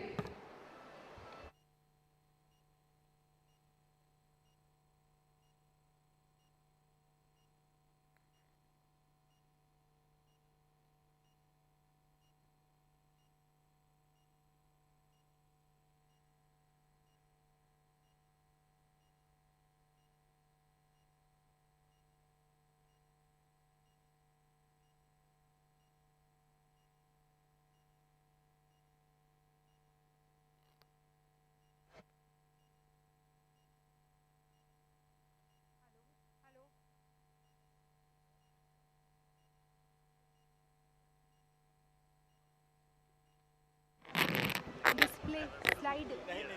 His introduction. Hello. Yeah. A very good morning to all of you. And thank you, Dr. Sandhya and Dr. Srinivas, for the main anchoring of the inaugural. So we are the stage is set for the keynote address. I would like to introduce our keynote speaker, Dr. Vedprakash Mishra. Sir is standing next to me. Sir is serving as a Pro-Chancellor and a Principal Chief Advisor at Datta Meghe Institute of Higher Education and Research, Nagpur. He is also a Principal Advisor to Honorable Chancellor at Krishna Vishwa Vidyapeeth, Karad. Dr. Vedprakash Mishra has been conferred with the Dr. B.C. Roy National Award in 2016 as an eminent medical teacher by Honorable President of India at Rashtrapati Bhavan. He has been awarded several honorary degrees, which include 7 DSCs and 1 DMSc, for his exceptional contribution to the medical education and nationally and internationally. So he is widely recognized for his leadership, ethics, and excellence in the medical education and academic advancement. So I hand over the podium for the keynote address to Dr. Vedprakash Mishra. Thank you.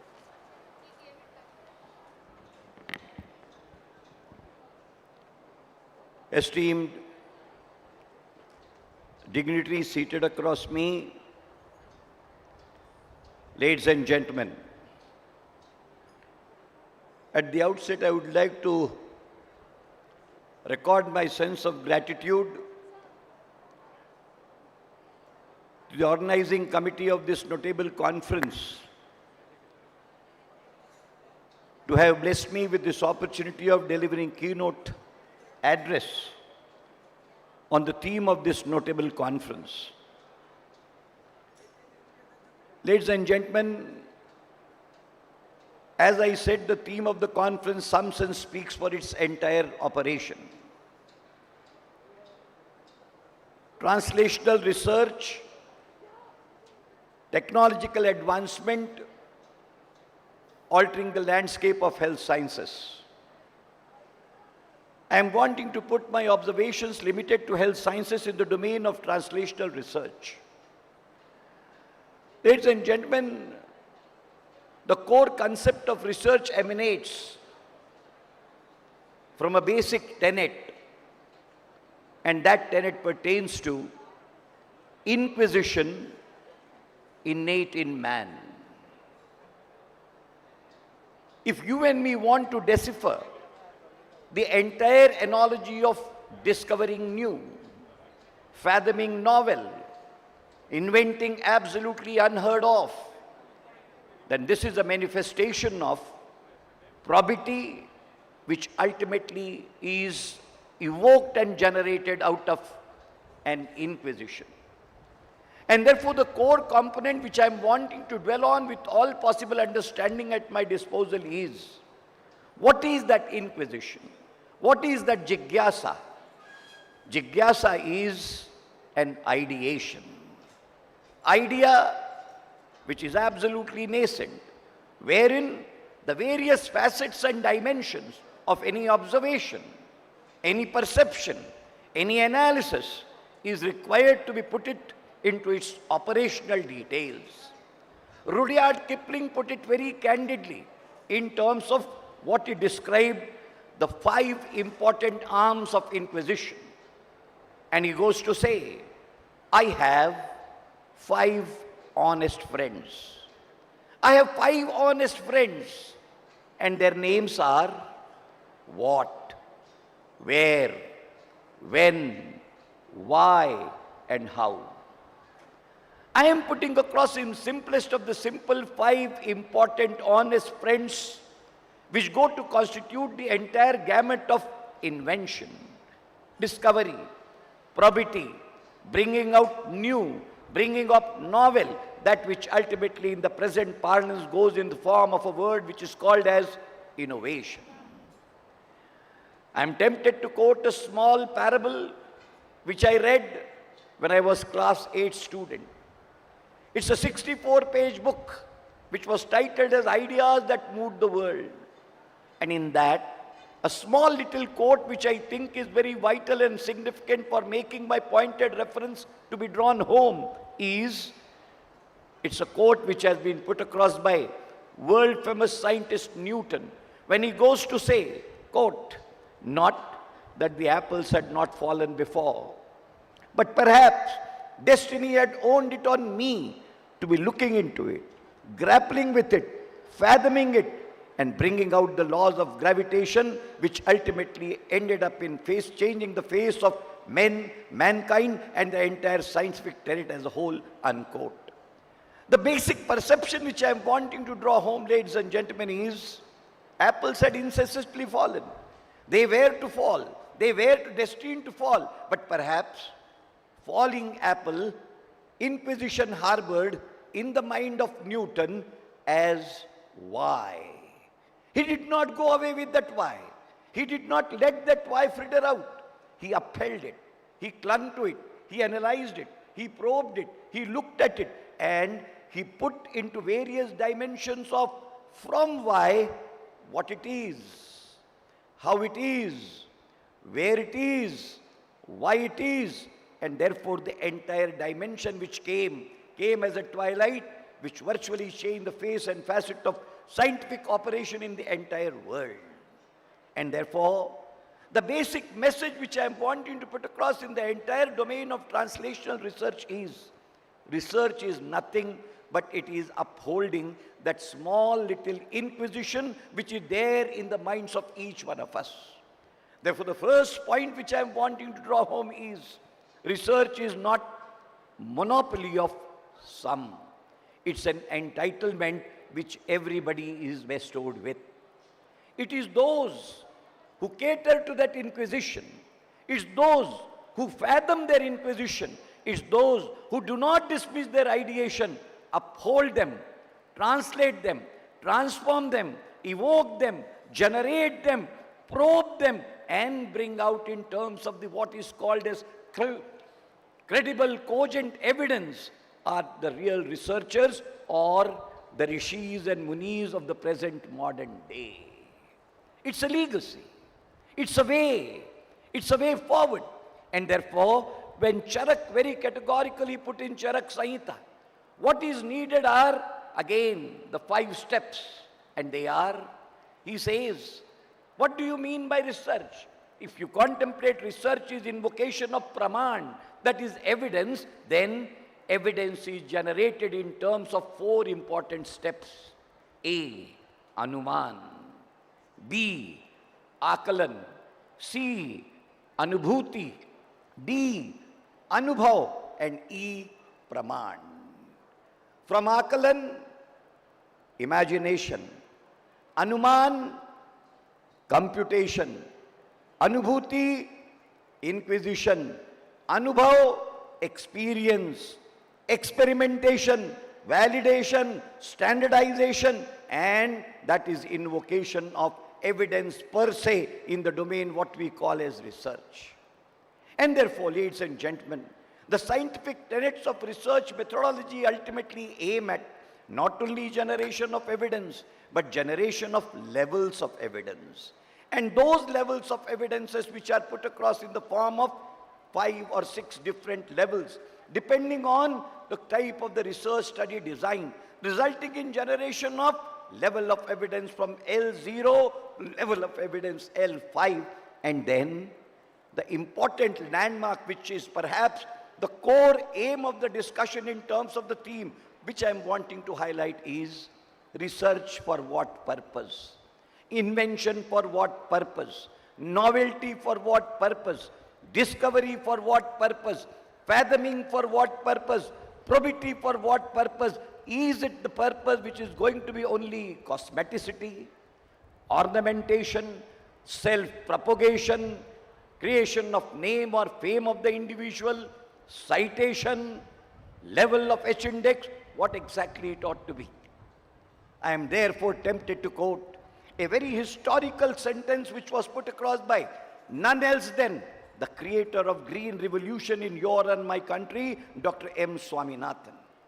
M. Swaminathan quoted and said, quote, "What's the use of that research which gets generated in a laboratory, operates in a laboratory, and glorifies the laboratory without even getting into the translational domain to be reaching the land for which it is meant?" And therefore he gave the slogan, if laboratories cannot be integrated with land, then laboratories are parasites on the land as a whole.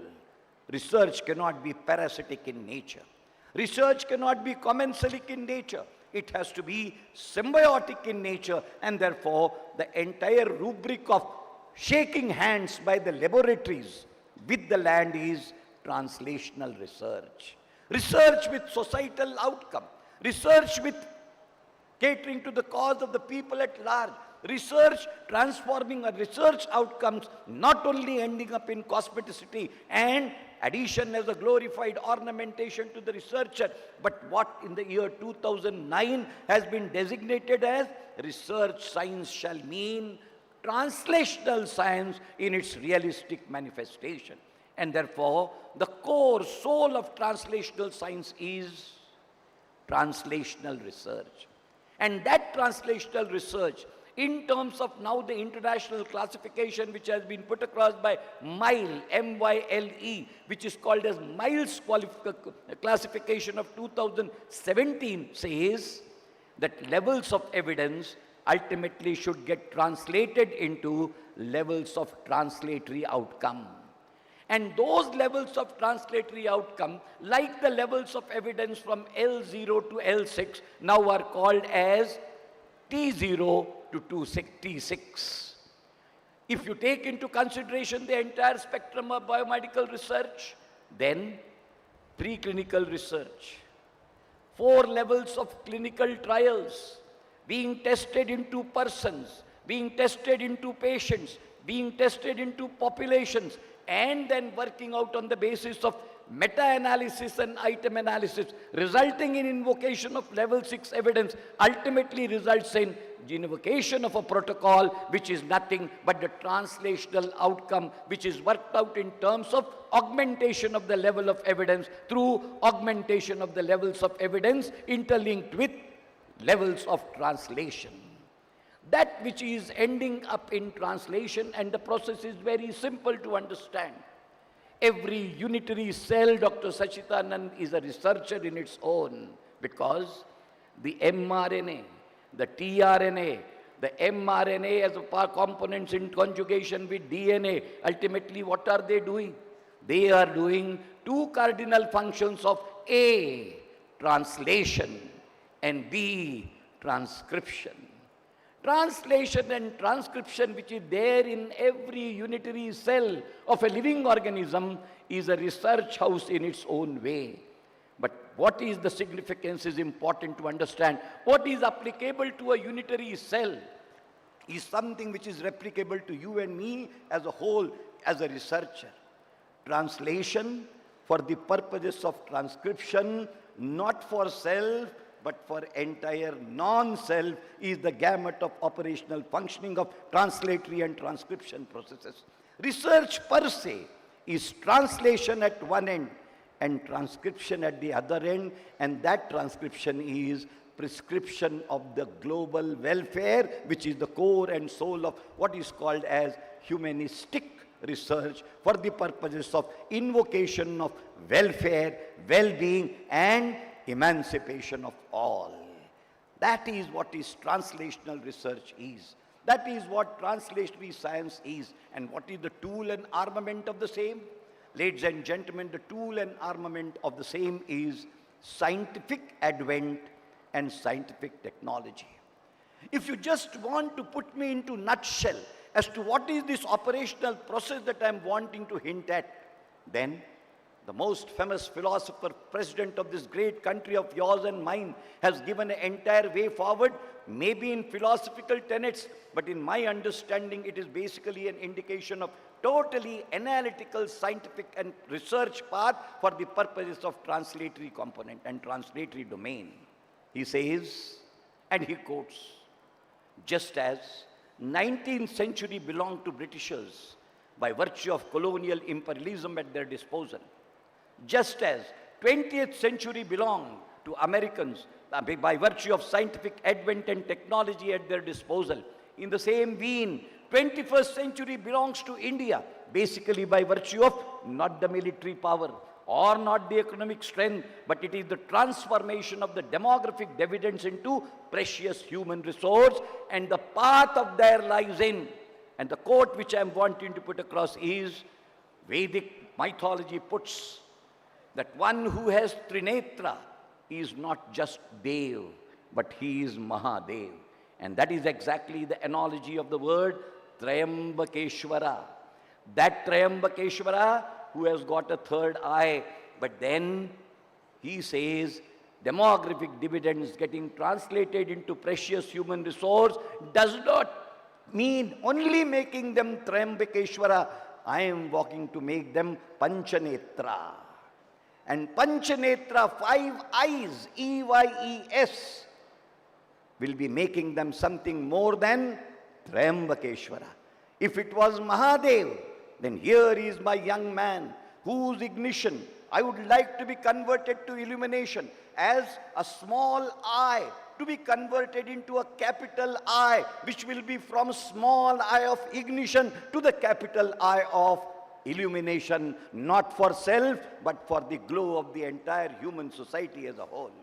And the path from that small I to be converted into capital I, he says, the 5 eyes which will be responsible for conversion of the small I into the large capital I, not only in terms of capitalization of the small I to larger I, but also in the domain of yet another I, which will be having an eye on the intellectual property, capital right, in terms of copywriting, in terms of patentization, in terms of quality patent, in terms of process patent, in terms of product patent. This is the ambit and this is the gamut in which the entire translatory domain is in a position to be operating, and that's the way forward for the entire globe. What exactly are this transformation of 5 eyes, ladies and gentlemen, which has been put across by him? He says, the first eye is having an eye on eye for inquisition. The first eye is eye for inquisition. Therefore, make them learn to have their eye on inquisition, the first eye. What is the use of that inquisition? If it is only in the form of the dream, and if it is getting lost, that eye has to be converted into, blended with the second eye, eye for imagination. Inquisition blended in the lap of imagination, what I call as actualization through systematic review of literature in terms of published knowledge, is imaginative knowledge. That imaginative knowledge with third eye, eye for inquisition. That inquisition which is invocation of a probable hypothesis, including alternate hypothesis, null hypothesis, and therefore the operational proposed hypothesis turns out to be the intuitive part of it. And then what is to be done?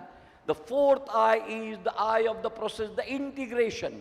Synthesis, analysis, integration, the fourth eye, and that integration is collating and collaging of the observations, linking with the systematic review of literature for the purposes of integration to avail interpretation for the purpose of generation of application is the step which is integrated in fourth I, which is called as an I on integration. And then he says, if an I on inquisition, through the domain of imagination, through the process of intuition, availing the dimension of integration, the outcome will be the fifth I, the capital I, and that is I for innovation, innovation, and innovation. Ladies and gentlemen, what appears to be a philosophical tenet put across by Dr. Abdul Kalam, to my understanding, it means the entire operational ambit of the theme on which I have been directed by ma'am to be delivering a keynote address. This keynote address, ma'am, means let the young minds uphold their inquisition. Dreams are not the ones which in terms of ideation are required to be seen in sleep, but the real dreams are one which once seen in sleep do not allow you to sleep till the dreams are accountably answered. That is ideation. That ideation, put it across in the lap of imagination, ornament with intuition, avail integration. Take it for granted, you will be creating a masterpiece of innovation, innovation, and innovation. From small I of inquisition to largest or capital I of innovation is the entire domain of translational science in any domain, in any science, in any operation, core research, interdisciplinary research, interdisciplinary research, transdisciplinary research, multidisciplinary research. The process by and large remains the same, the path remains the same, the milestones may be different, that's the only answer. Last part which I'm wanting to put across is, all these cannot be a part of individual traits. It incorporates systemic interventions, and therefore the systemic interventions ought to be facilitatory in nature and character. When we talk of conversion of the precious human resource into demographic dividends, when we talk of invocation of the capital, intellectual property right and intellectual property to be generated of, it cannot be generated out of thin air, and it cannot be put across from the heaven as a part of charity. It will need invocation of systems. There are three important parables which I am wanting to be putting across, not to be construed as criticism. When we talk of invocation of new and novel, we still have not been in a position to chart out a path for the researchers in this country as a profession in any manner so far. We contemplate in the national education policy that the segregation of the higher educational institutions shall be in three categories. Research-intensive universities. One does not know what that research-intensive universities are. What's the way forward? What's the scope of it? What's the ambit of it? What's the exclusive operation of it? How they will be different from teaching universities? The way forward is not known.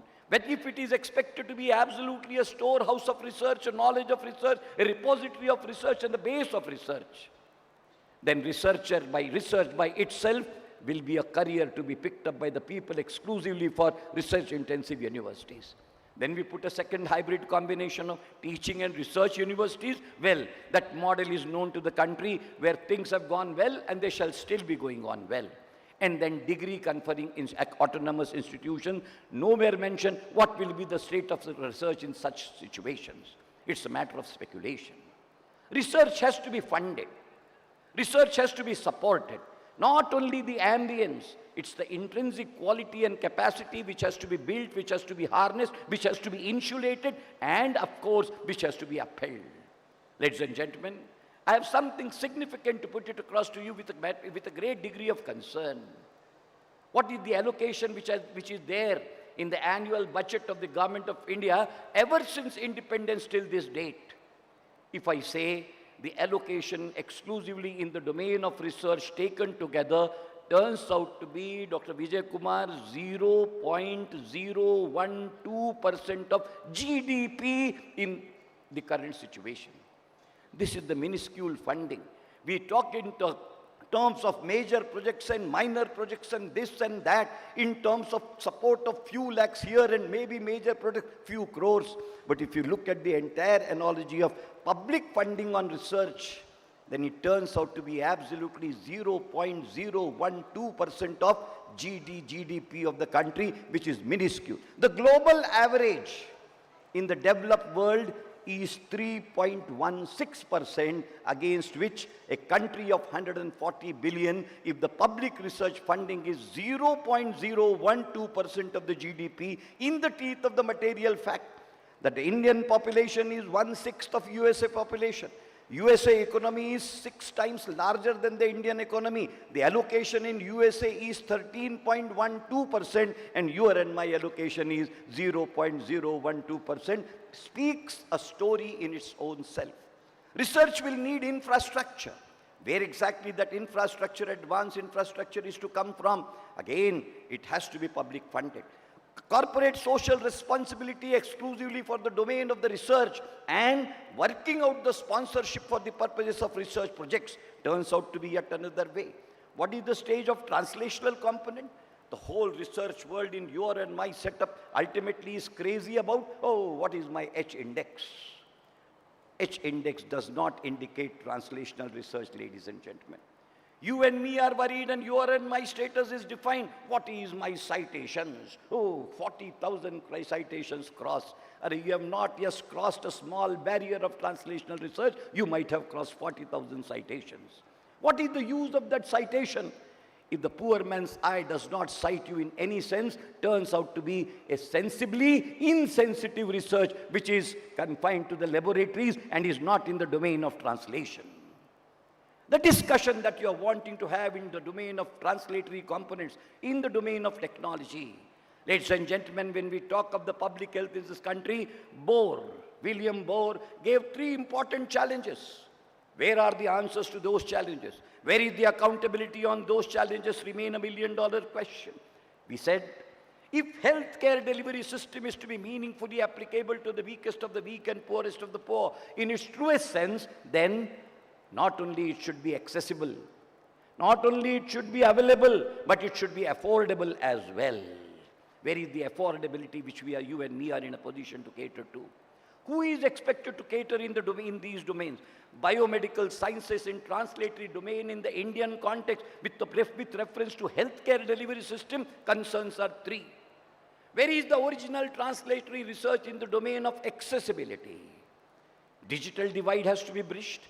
Digital divide in various 3 levels which have been identified by the Planning Commission are required to be absolutely taken note of for the purposes of its abridgment. And then that particular digital divide bridging, in not only in terms of operation, in terms of instrumentation, in terms of resource, in terms of reach, in terms of technological advancement, which is resulting in augmentation of the accessibility and availability. The third important dimension, yet another, remains affordability. The most of the advanced therapeutics, diagnostics, what are the cost profile pertaining to that, and what is the level of affordability on that particular count, turns out to be $1 million question. Is affordability expected to be by bridging the economy gap, or it is by bridging the cost of productivity gap out of add-on innovations? Is $1 million question which who needs to answer this? No politician, no political party, no political system is in a position to answer this. You and me have to answer this. The scientific community of this country has to answer this. There cannot be ready-made solutions, ladies and gentlemen. It's only the ages of innovation, newness, working out models and modalities, just as they are in a position to cover the gap in regard to availability and accessibility, the gaps of affordability to be bridged only by innovative researchers, making them affordable, making them economic based, making them low-cost production, and making them within the reach of what the population can afford. A poor country like you and me, wherein in terms of per capita income, independent of what level of economy, 3rd, 4th, 5th that you and me have become, our per capita income from 142nd rank has slipped down 19 times more than the per capita income of yours and mine. What is the out-of-pocket expenses which you and me are required to be borne? You are in mind, if this is a criteria, then India is the richest country where poorest people live. The per capita expenditure on the Indian health system is 72.62% of both the systems taken together. Public health system 69% and private healthcare system 84%, meaning coming down to somewhere around 73-74%, ladies and gentlemen. Is this the domain of affordability? Therefore, the area of translatory research has to be, just as it is in the domain of availability and accessibility, affordability is yet another domain which remains untouched. These are our problems. A country which has got double disease burden, a country which is required to be carrying the disease profile of 42% of the global disease burden, dual in nature and character.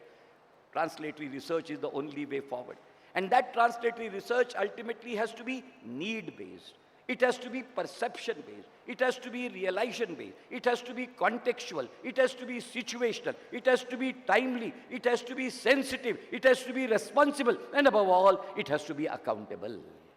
This is the spectrum in which the translatory research is required to be operating on, ladies and gentlemen. And therefore, you and me are not doing targeted research in terms of our personal milestones. Research in this country is required to be carried out with the purpose of social concern, of keeping that unto the last philosophy which Gandhi contemplated.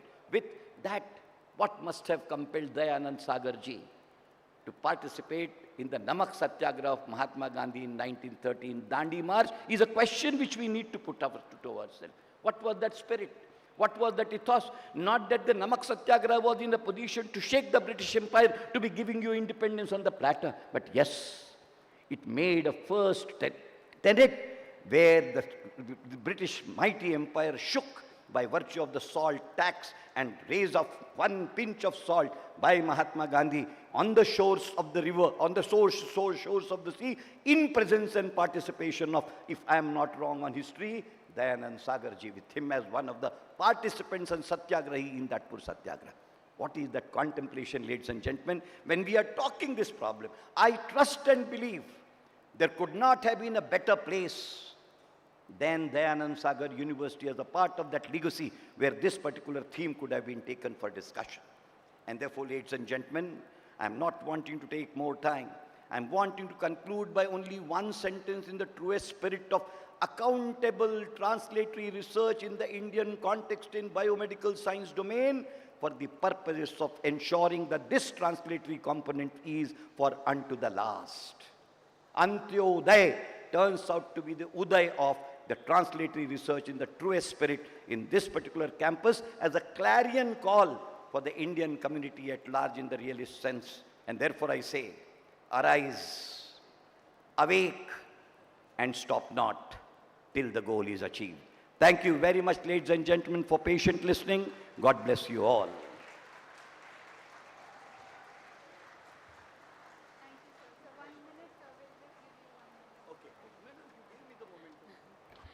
Thank you so much, sir, for your enlightening and thought-provoking keynote address. I'm sure you have given us a food for thought for today. Thank you so much.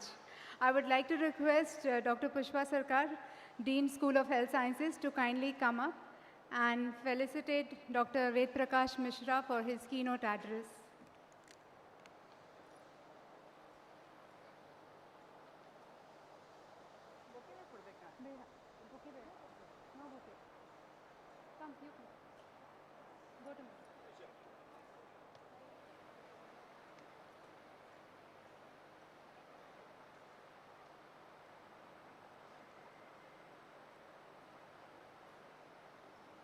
Chairperson 4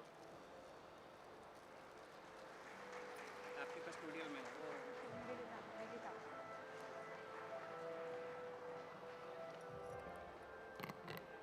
Thank you very much, sir.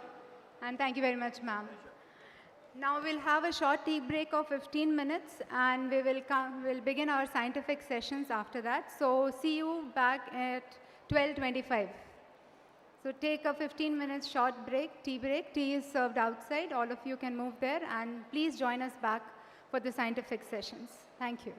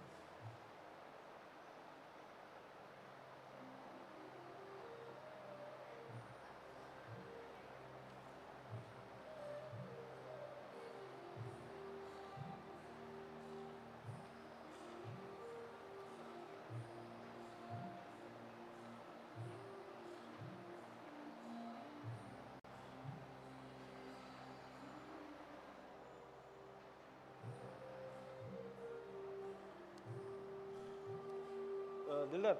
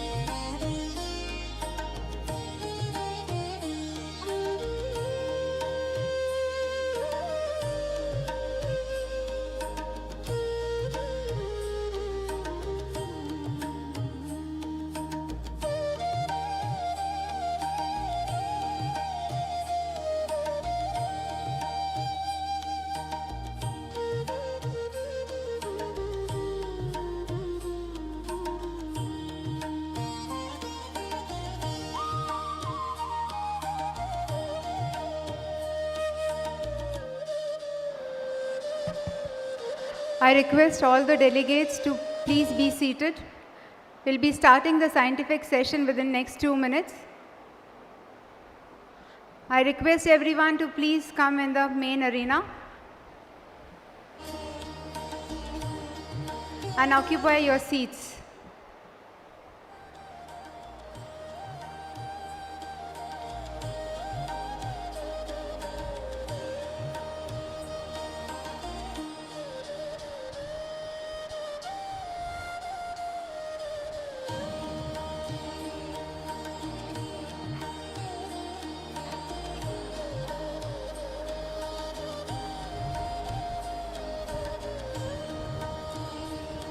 All the delegates, I request the delegates who are standing backside, kindly come and occupy the seats. We are about to begin with the scientific sessions.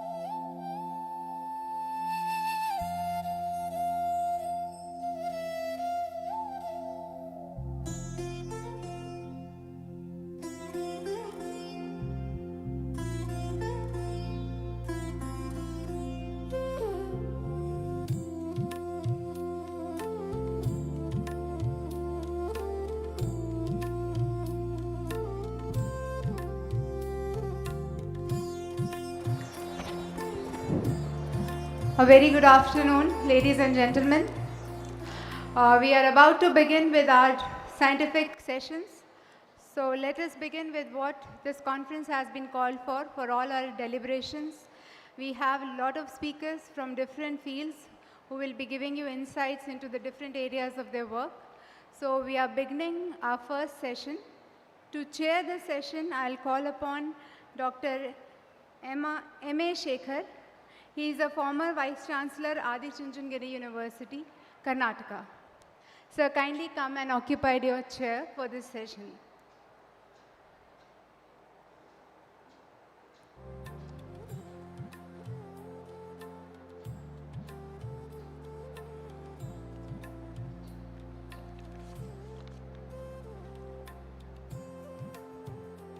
Thank you, sir. So it is my privilege to ask Dr. M.A. Shekhar to introduce the first speaker of the day, Professor Sylvain Lehmann, who will be talking on blood biomarkers of Alzheimer's disease from technical development to clinical application. I request you, sir, to kindly introduce the speaker. Thank you. Get down. Looks like the volume is pretty high.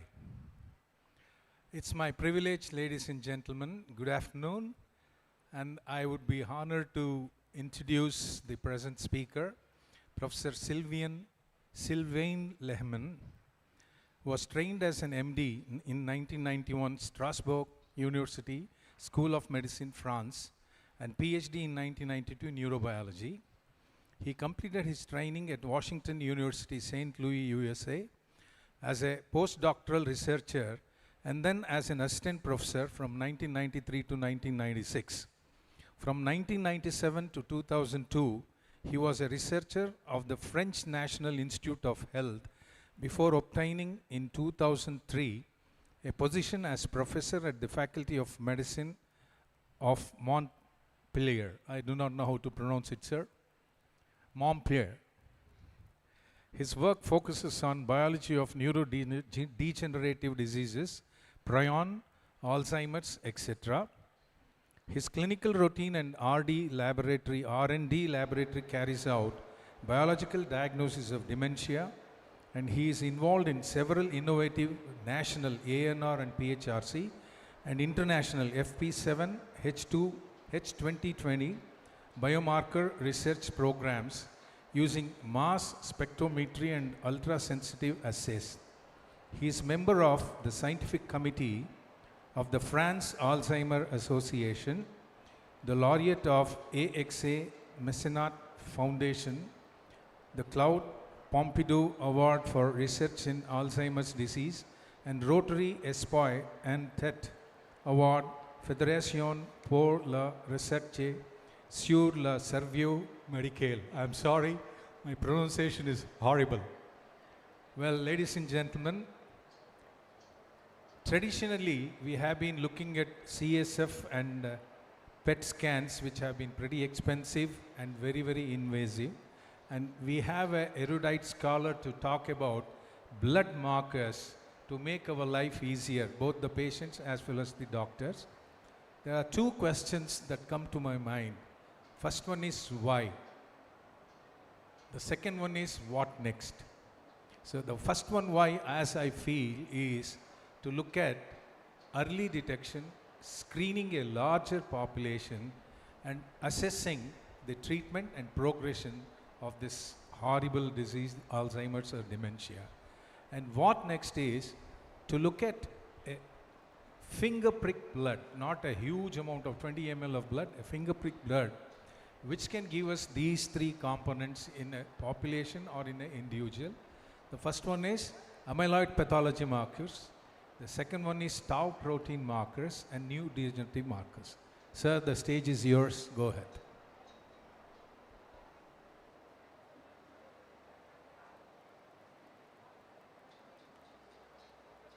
Thank you for this introduction, and thank you for the invitation. I'm really honored to be here in this scientific meeting, and also I'm very impressed by the facilities and by the universities and all the students. So it's an honor to be here. And today I will talk about blood biomarkers in Alzheimer's disease, and in fact there is a kind of revolution. That's some disclosure, interaction with companies that I have. So today I will talk about biomarkers, and I do a short introduction on biomarkers, what they are. Then I will talk obviously about Alzheimer's disease, these technical developments that now are important for diagnosis in the blood. And I will talk about clinical applications. So first, biomarker, that's the definition of the FDA. And as you can see, it's something that we can measure in human. And it is important to say that it's a biomarker when there is a difference between, let's say, somebody who is healthy with somebody with a disease. And biomarker, therefore, there are many uses, as you can see. Some examples of biomarkers. I mean, one very classical biomarker is just body temperature, and that is already, as you know, an indicator of a disease. But everything that you can measure, like muscle strength, but also imaging biomarkers, genetic biomarker, and biological biomarkers. So I am a pathologist, so I'm more interested into biological biomarkers and especially proteins. and you will see today that I will talk about protein biomarkers. Why do we need biomarkers? I mean, biomarkers, they can be used for diagnosis, but not only, as you see on this slide. Now, we know that medical decision relies on biomarkers in more than 60% of the case. So with biomarkers, you can evaluate the risk of developing a disease. You can evaluate also the different phenotype of a disease. You can select the therapy. You can also evaluate if the therapy is efficient.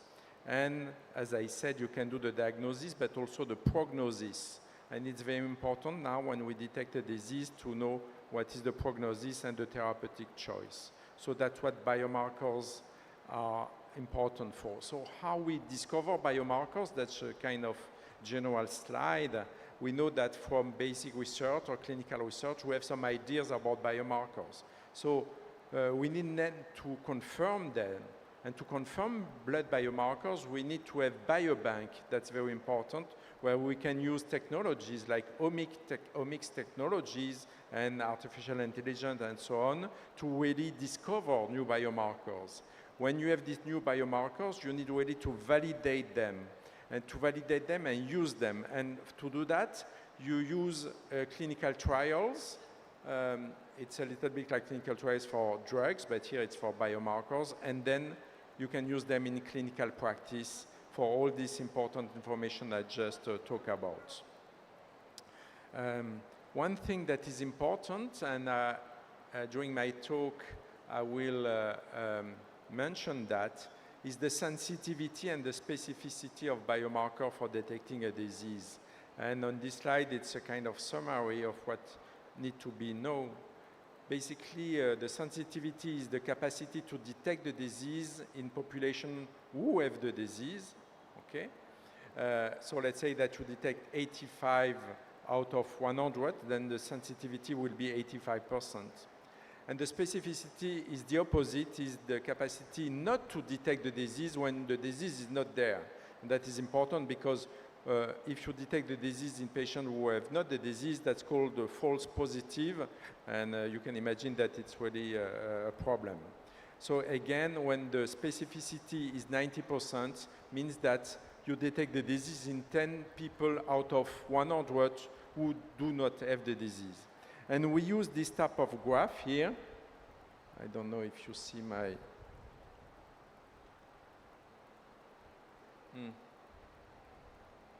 Maybe it's too short. Anyway, on this graph, this what we call a ROC curve, what is important is we do a variation of the cutoff, the value of the biomarkers, and we niche the corner on the top where there's a 1 here over there. It's 100% of specificity and sensitivity. And you see the yellow line reached 90% of sensitivity or specificity, so that's probably a good biomarker. And the other line, especially the blue line, you see it's like by chance. So that's how we use and we evaluate the performance of a biomarker. And we will see this type of graph later on. So now a few words about Alzheimer's disease. Alzheimer's disease is really the main cause of cognitive disorders and dementia.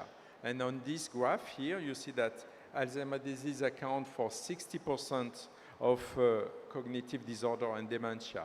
You have other origin of dementia, vascular dementia, frontotemporal dementia, and other dementia like Parkinson dementia and HIV, for example. But in any case, Alzheimer's disease is really a main concern in terms of dementia.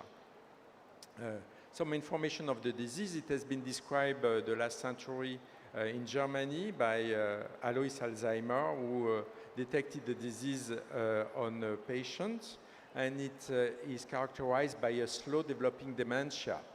And as you will see in the next slide, many people are affected by the disease, especially it increases a lot with age, and it represents really a major public health problem.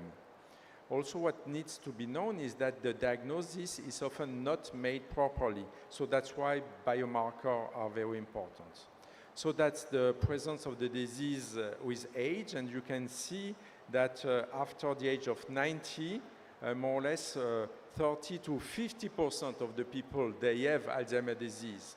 So you understand that with age, it's really a huge problem. And even at the age of 80, you see that 10% of the people have Alzheimer's disease. Also, if you look at the probability not to be demented, then you see that with age it's going down, and it's kind of scary figure here. At the age of 100, almost 85% of the people are demented. So that means that really we have to work on detecting and treating this dementia. And some people, they say, oh yes, we will live 1,000 years. Come on, I would like to live 100 years without dementia to begin with. You need to be realistic here. What about India? So that's some figures that I found with some publication. So the prevalence of dementia is 7.4% over the age of 60, so that represents almost 8 to 10 millions of people. And because of the aging of the population in India, as elsewhere in the world, this number of people affected by Alzheimer's disease will increase with time, and you see that it will go for 10 to 20 millions in the next 20 years. So that's really a problem, because it's a huge burden for the society, knowing also that people, they have to take care of these patients. I mean, it's really a big problem that we need to solve. And as you can see, that the number of people, senior people, will increase also a lot in India. So that is really a huge problem. So now, what about what's going on in the brain of the patients? We see really a marked reduction, what we call an atrophy of the brain. And in the brain, we see two really characteristic pathology called amyloid plaques and tau protein aggregation. I don't have time to go into the details of the biology, but these amyloid plaques, they aggregate, so that small peptide, we'll talk about them, and they are pathologic. And this tau protein, it's a protein that is important for the skeleton of the cells, and when it aggregates, also in Alzheimer's disease, the neuron, they die, and that is why the brain is reducing its size, because you have a lot of death of neurons in this disease, and with the death of neurons, you have also cognitive decline and all the problem. How we do the diagnosis of Alzheimer's disease? It's a combination of different information. You have the patient complaint, that's obviously something very important. You can do neuropsychological tests to figure out what type of memory is affected by the disease. Then you do a clinical exam, and classical neuroimaging like CT scan is important. It's especially important not to detect the disease, but to see that there is no other origin for the disease. And then you have the biological test. So regarding the biological test, you have two types of validated biological tests. One is genetic, because we know that there are some genetic forms of Alzheimer's disease that are very rare. And we know also there are some genetic risk factors, like the apolipoprotein E. So it's a very important risk factor. When, depending the allele that you have, then you will have 5 to 10 times more risk of having Alzheimer's disease. So that's quite important. And then you have the clinical chemistry biomarker. I will talk about them, especially the amyloid and tau protein. And then you have a lot of research going on using omic technology, trying to find other biomarkers.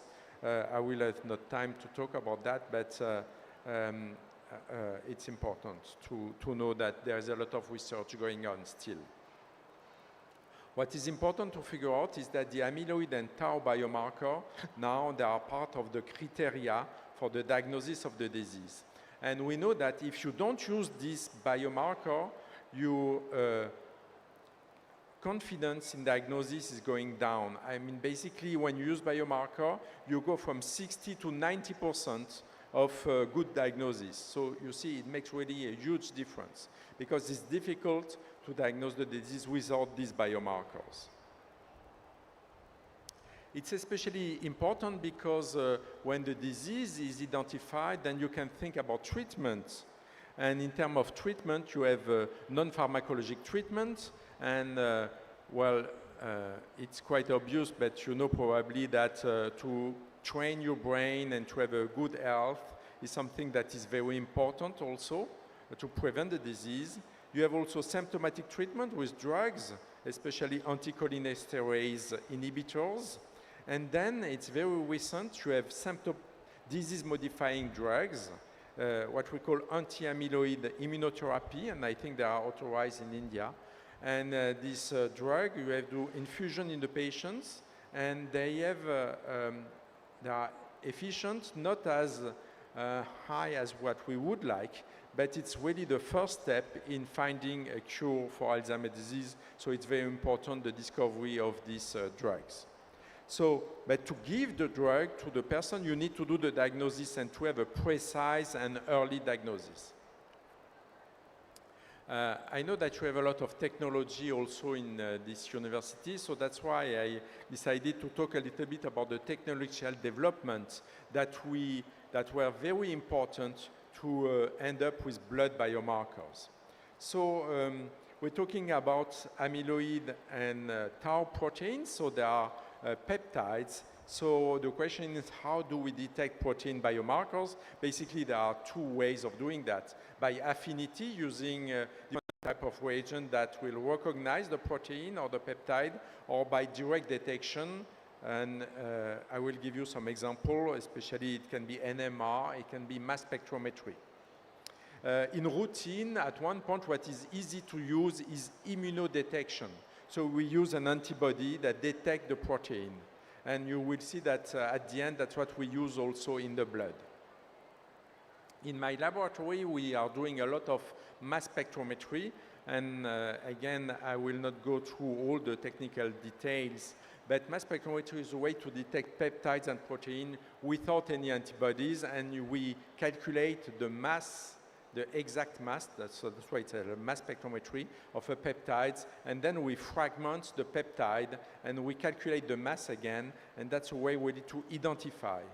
And with mass spectrometry in our laboratory, as well as in others, we were able to detect these amyloid peptides. You see here you have A-beta 40, so it's because the peptide is 40 amino acid long, so A-beta 40, and you have other peptides like A-beta 42. A-beta 42 is the one that is the most important in the disease. So we can detect the protein with mass spectrometry, even the tau and the A-beta protein, but it's very, I would say, costly and difficult, and therefore, many people, they use rather immunodetection. So for those who are in this field, they probably know this ELISA technique. So you use antibodies to capture a protein or a peptide, and then a secondary antibody that is fluorescent, for example, and then you can detect. So the first generation of detection was using ELISA, as you will see. In our laboratory, we are a lot of technical development machine, and so we have, for example, this technology called mesoscale discovery here, and you can see it's nanotechnology where you can detect you can do multiple ELISA on a chip. And that's a way also to be more efficient in detecting multiple biomarkers. The other technique that we use, and that is really common now in clinical chemistry, is CLIA. And CLIA, it's a way to chemically detect this detection, as you can see, and produce light that is detected inside of the machine. So CLIA is very the common way to detect proteins in machine by big companies. I will give you the names. When we used these two technologies, or even this one, we realized that it was not very sensitive enough to detect the biomarker in the blood. And there was really a huge gap that was done in terms of detection using this technology called digital ELISA. In this digital ELISA, the idea is to detect with ELISA beads that are positive, but instead of looking at the whole fluorescence, we detect each bead individually. So one bead positive, one negative, one positive, one negative, and so on. And the idea is that when you have, let's say, 10 beads which are positive in a total of 10,000, if you look at them all together, you don't see them. But if you count them one after the other, then you can see them. And that's a way to increase sensitivity. And with this technology, you can see here for the A-beta-42, which is a biomarker of Alzheimer's disease, we went from 50 picogram per mils of limit of detection to 0.02. And that was really an amazing result, and that allowed us to look at this biomarker in the blood. There are even new technology, because this one is maybe 10 years old. And now there are even newer technology that are even more powerful. I will say just a few words because we have them also in our laboratory. This technology, you see name of this technology, SomaLogic, Olink, and Alama. They are able to detect several hundred or even several thousand of protein in the same time. And they are extremely sensitive. So that making a huge difference now for the detection of biomarkers, not only for Alzheimer's disease, but for all type of diseases. So that's very a change now. The technology that we just acquire in the laboratory is called this NULISA technology. It's nucleic acid link immunosandwich assay. And the idea, it's quite clever, is to use again antibodies to detect a target. So that's what you see, the target is in yellow here, and you have two antibodies. So it looks like ELISA. But what makes a difference is that each antibody, they have a nucleotidic sequence. And also on each side, you see that they have some biotinylated reagent and also some poly-A sequence, and that's a way to purify the immunocomplex. So basically you take your sample, you put this reagent in there, it makes a complex like this, then there is a cleaning step to really purify the immunocomplex. And then what makes really a huge difference in this technology, the detection is done with the detection method for nucleic acid. So we can do qPCR and NGS, so sequencing, and that makes a huge difference because you probably know that sequencing method, they can sequence a lot of different targets, and they are very broad in terms of dynamic range. So with this technology, we're able to detect, and that's on my slide, a lot of biomarkers on a very small amount of fluid. Like say we can start from 20 microliters of blood or urines or cerebrospinal fluid. We can really achieve an amazing work with this type of technology. And in this panel of biomarkers, it's called the neuro panel, you see this amyloid peptide, and you can see this tau protein. It's called p-tau 181, 217, 231. I will talk. And you can see many other biomarkers of other disease. So that makes really a huge difference to have this technology in board in the lab, and you will see that we can detect now a blood biomarker with that. The last thing that I want to say in technical development, because that may be important for India, is that we developed the method to do the blood biomarker detection on a drop of blood. And therefore we can use what we call dry blood spot or dry plasma spots. We can collect the blood on the finger, we can put that on a cart, then we can let it dry. And what is important is that if you are in the remote places, you can send that to the lab, and the lab then can do the assay. So that's a way to have access to this blood biomarker in a much broader way, and I'm sure that in India you use probably this type of dry blood spot. In France, we use them for the newborn. The newborn, they have a drop of blood on this plasma card, and then we can detect different type of disease. Obviously not Alzheimer's disease for them, But that's the idea. So we confirm that with this dry blood spot and with this ultra-sensitive technology, and that you see on the side a kind of correlation between the regular assay and the dry blood spot assay. And that's maybe something that is important if we want to give access to this blood biomarker for the large number of people. So that's just picture of my lab where we have mass spectrometry, we have this CMOA technology, this Alamar Nulisa technology, and many other different things, also a classical immunoassay that you find in clinical laboratories. Okay, now let's talk a little bit about clinical application, because that's what eventually we need.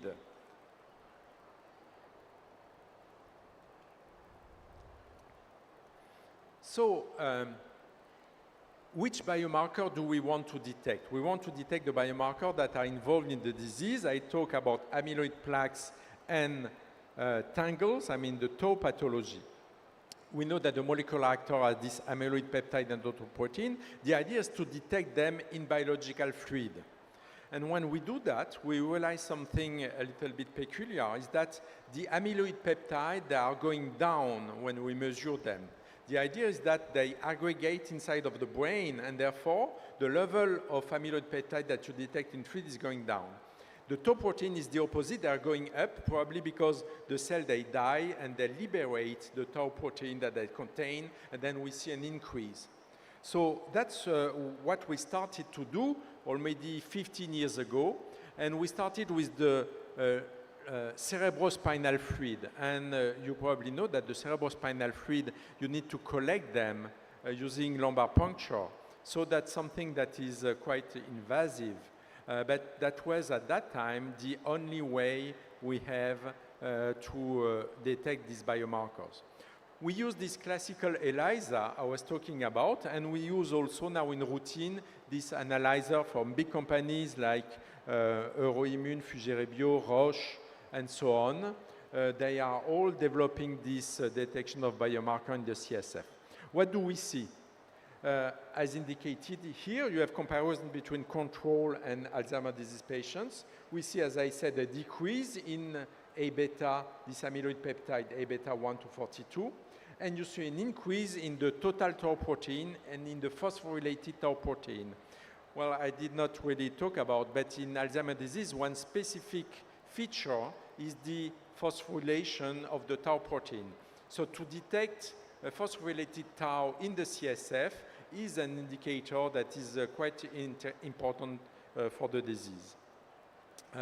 Here, that's the ROC curve I was talking before, and you can see that when the curve is on the top, that's the best, and you see that p-tau, which is in orange here, is reaching a value almost 90%. And it's true that using this biomarker, we have 90% of sensitivity and specificity in detecting Alzheimer's disease. Always just consider that to have a biomarker that detects 100% is not possible, at least in this type of diseases. It's not possible because even if you look at the brain of a patient, you always have some doubts about the disease because the diagnosis is not so obvious to do. So when you have a biomarker that is doing more than 90%, probably is making mistakes. So 90% is really amazing, so we can confirm the disease, but the problem is that we need to do a lumbar puncture to do that. And to do a lumbar puncture, as I said, is quite invasive, and it cannot be done as easily as a blood analysis. So that's why for many years people that were looking into blood biomarkers. And with the technology I was talking about, it was eventually possible. One thing also that you have to know, and that is a little bit scary, I hope you're not going to be scared too much, is that we can detect the disease 10 to 20 years before it starts. Because this amyloid and tau biomarker, if you collect the blood of people who are like 60 years old, we can see that 10 to 20% they are already positive and they don't have the disease yet. but we know that there is a risk that they develop the disease. That is important for prevention. That's why it's so important to detect maybe in the blood these biomarkers, because we can do preventive strategies and maybe at one point also give some medicine. So you can see here on this schematic that amyloid and tau, they are in the preclinical phase. MCI that we call mild cognitive impairment, so that's the beginning of the cognitive impairment, and then you have dementia. And you see that the other MRI, for example, is much later than the amyloid and tau biomarkers. So, as I said, going from the CSF, cerebrospinal fluid, to the blood is obviously very interesting in terms of public health. However, if you want to detect somebody that originates from the brain into the bloodstream, that's a big problem because you have a lot of protein, much more protein in the blood than in the cerebrospinal fluid, and also you have protein going from other part of the body that will interfere with the detection. So you need really this new technology. And one important step was the use of this CMOA technology I was talking about and mass spectrometry. But now we know that maybe you heard about this company. Roche is the leading diagnostic company. They have developed this blood biomarker, and we are testing them in our laboratory. Fujirebio is a Japanese company which is leading also in this field, but you have Abbott, Siemens, Beckman, Sysmex, and also Snibe. It's a Chinese company. All the major companies for diagnosis now will have this detection in the blood. How do we know that they are working? But again, I show you this rock curve, and that's all the different curves here are different detection methods of the amyloid peptides. And you can see that they can go up to 80, more or less 80%. So you see, it's not as good as the CSF or A-beta. But then, well, that's other experiment that we have performed in the laboratory. I don't go into details, but just you have to know that detecting Alzheimer's disease when you compare to somebody who's healthy is much easier than detecting Alzheimer's disease with another pathology with also cognitive complaint. So sometimes the performance of the biomarker depends which group do you analyze. And then we start detecting this phosphorylated tau protein, and this p-tau217 was actually discovered in my laboratory using mass spectrometry. We discovered that 10 years ago, and now it's the biomarker that is used everywhere to detect the disease. And you can see that it can reach 90% of sensitivity or specificity. So that's really amazing, and you have here a comparison of all the different biomarkers for the tau. Just look at the colors. The blue are the one with p-tau217, and you see that they are on the top in terms of detection. I gave you an example of this new LISA technology, which is a new type of technology, multiplex and ultra-sensitive, and that's just an example of an experiment that we did in the lab. So it's what we call the volcano plot. That's a way to analyze result of multiple biomarkers. Just what you have to look at is that on the top you have a biomarker with a high statistical value, and you see that these p-tau are really on the top, and then you can see these amyloid peptides, and you can see other markers. So that shows you that this new technology that is on the market now is a way to detect multiple biomarkers in an amazing way, and it works for cancer, it works for any type of disease. So basically, when you want to use a biomarker, you have to decide for a cut point, meaning that if it's above this value, then the disease is present, or below, then the disease is not there. So that's what we can do with this curve, and here you see that the value above 0.22 is the positive biomarker. What was done recently is the idea to use two biomarkers. Basically, it's a way to do two things, and that's what you have to keep in mind. We want first to say, okay, somebody doesn't have Alzheimer's disease, so we can exclude that. So we use one biomarker, which is low, to do that, and then we want to have another biomarker to say, oh yes, this person probably has Alzheimer's disease. So that's why we use two biomarkers, and you will see how it goes. It's called what we call is rule-in, rule-out. That's something that exists also in the cardiovascular field. We use two biomarkers, two value of Peetha-217. If it's below the low cutoff, we know that somebody doesn't have Alzheimer's disease, most likely. And if it's above, then there is a high risk that the disease is there. Okay? That's what is negated here. So now the question is, and I will finish on that, the question is, how do we use that? How do we use that in France? How do you use that maybe elsewhere? And maybe how you may be able to use that also in India. So in France, the health system is organized, so we have what we call memory clinics. So these memory clinics, it's all over the country. When somebody has complained with memory, but not only memory, also cognitive dysfunction, problem to do some actions, and especially when they are getting old, they can go to memory clinic. Because we know, as I said, that the majority of cognitive problem is Alzheimer's disease. It's not always Alzheimer's disease, but at least we need to know, is it Alzheimer's disease or is it not Alzheimer's disease? So when you go to this memory clinic, for now, they do classical exam, clinical exam. They do neuropsychological tests to see if really the memory is impaired or not. They do some imaging, can be scan or MRI.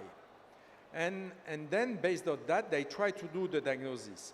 But as I said, when you do that, you're not accurate. In most cases, you need this biomarker. And so the blood biomarker now, there is a kind of revolution because what you have to do, if you don't have blood biomarker, you need to do either cerebrospinal fluid, lumbar puncture, or PET imaging. I did not talk about PET imaging, but that's a way also to detect amyloid and tau biomarkers. And with the Peetha-217 now, we can do a blood collection, and then either you have normal blood, then you know that reasonably it's not Alzheimer's disease, and you can look at other things, other disease. But if Peetha is positive, then it's important because it's almost time, but I'm almost done. When you have positive biomarker, then you can complete the diagnosis. And the idea, obviously, after that, is to do treatment, either prevention or these pharmacological treatments. So you see that with this blood biomarker, it will completely change the way patients for Alzheimer's disease and other dementia are handled in France, and it's going to be the same, I think, all over the world, and we see that already in many countries. And that's what I wanted to share with you today. Thank you very much.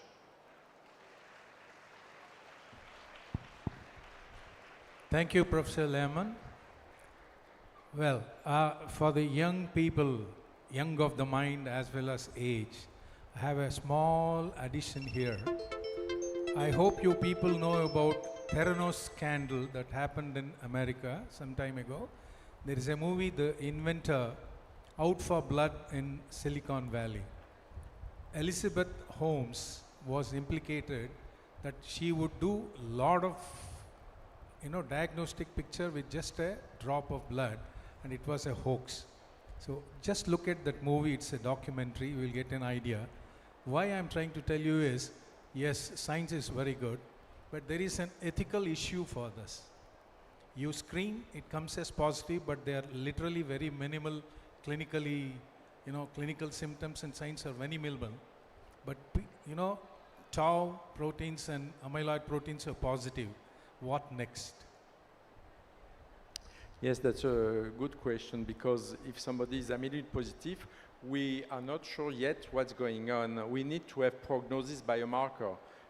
And for now, so that's why it's not necessary to detect amyloid if you don't have clinical sign. It's not a good idea to do detection on a large population just to detect the disease, because you will have false positive, false negative, and that's not good. You want to use this blood biomarker only if you have clinical sign. And then maybe later on we know more about the disease and the prognosis. Thank you, sir. Open to questions, please. Any questions from the audience?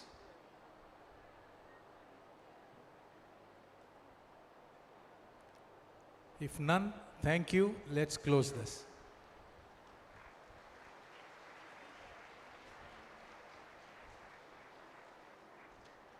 Thank you, Dr. Lemon, and thank you, Dr. Shekhar.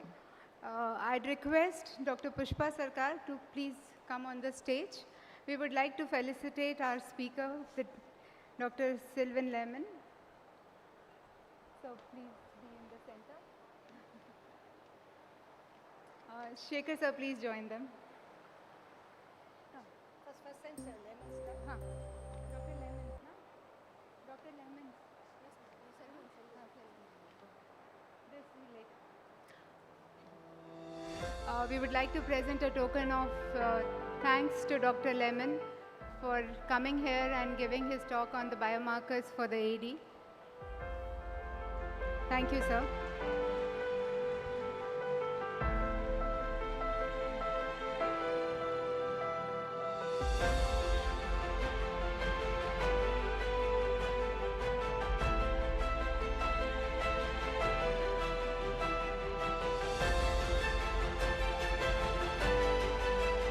Thanks are also due to Dr. Shekhar.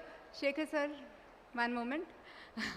We would like to present a small token of appreciation for chairing the session.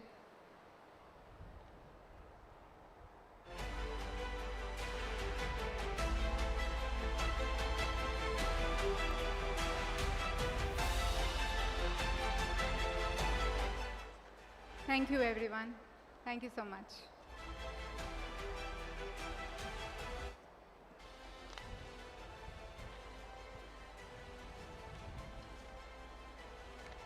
Thank you, sir. Thank you.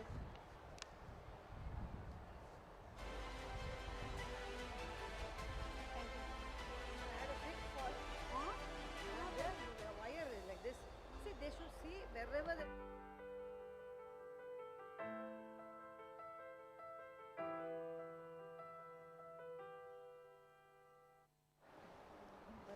how many more?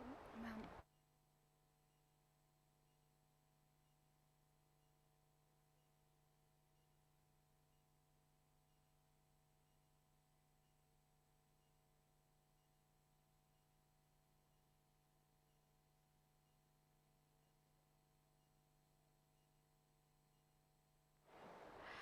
So moving up to the next session before lunch, we have a session by Dr. N. Bharathan, who would be talking on advances in genomics and gene editing technologies and transforming health.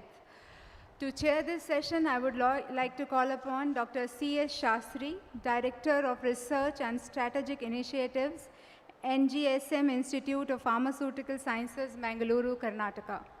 Sir, kindly come and occupy the chair.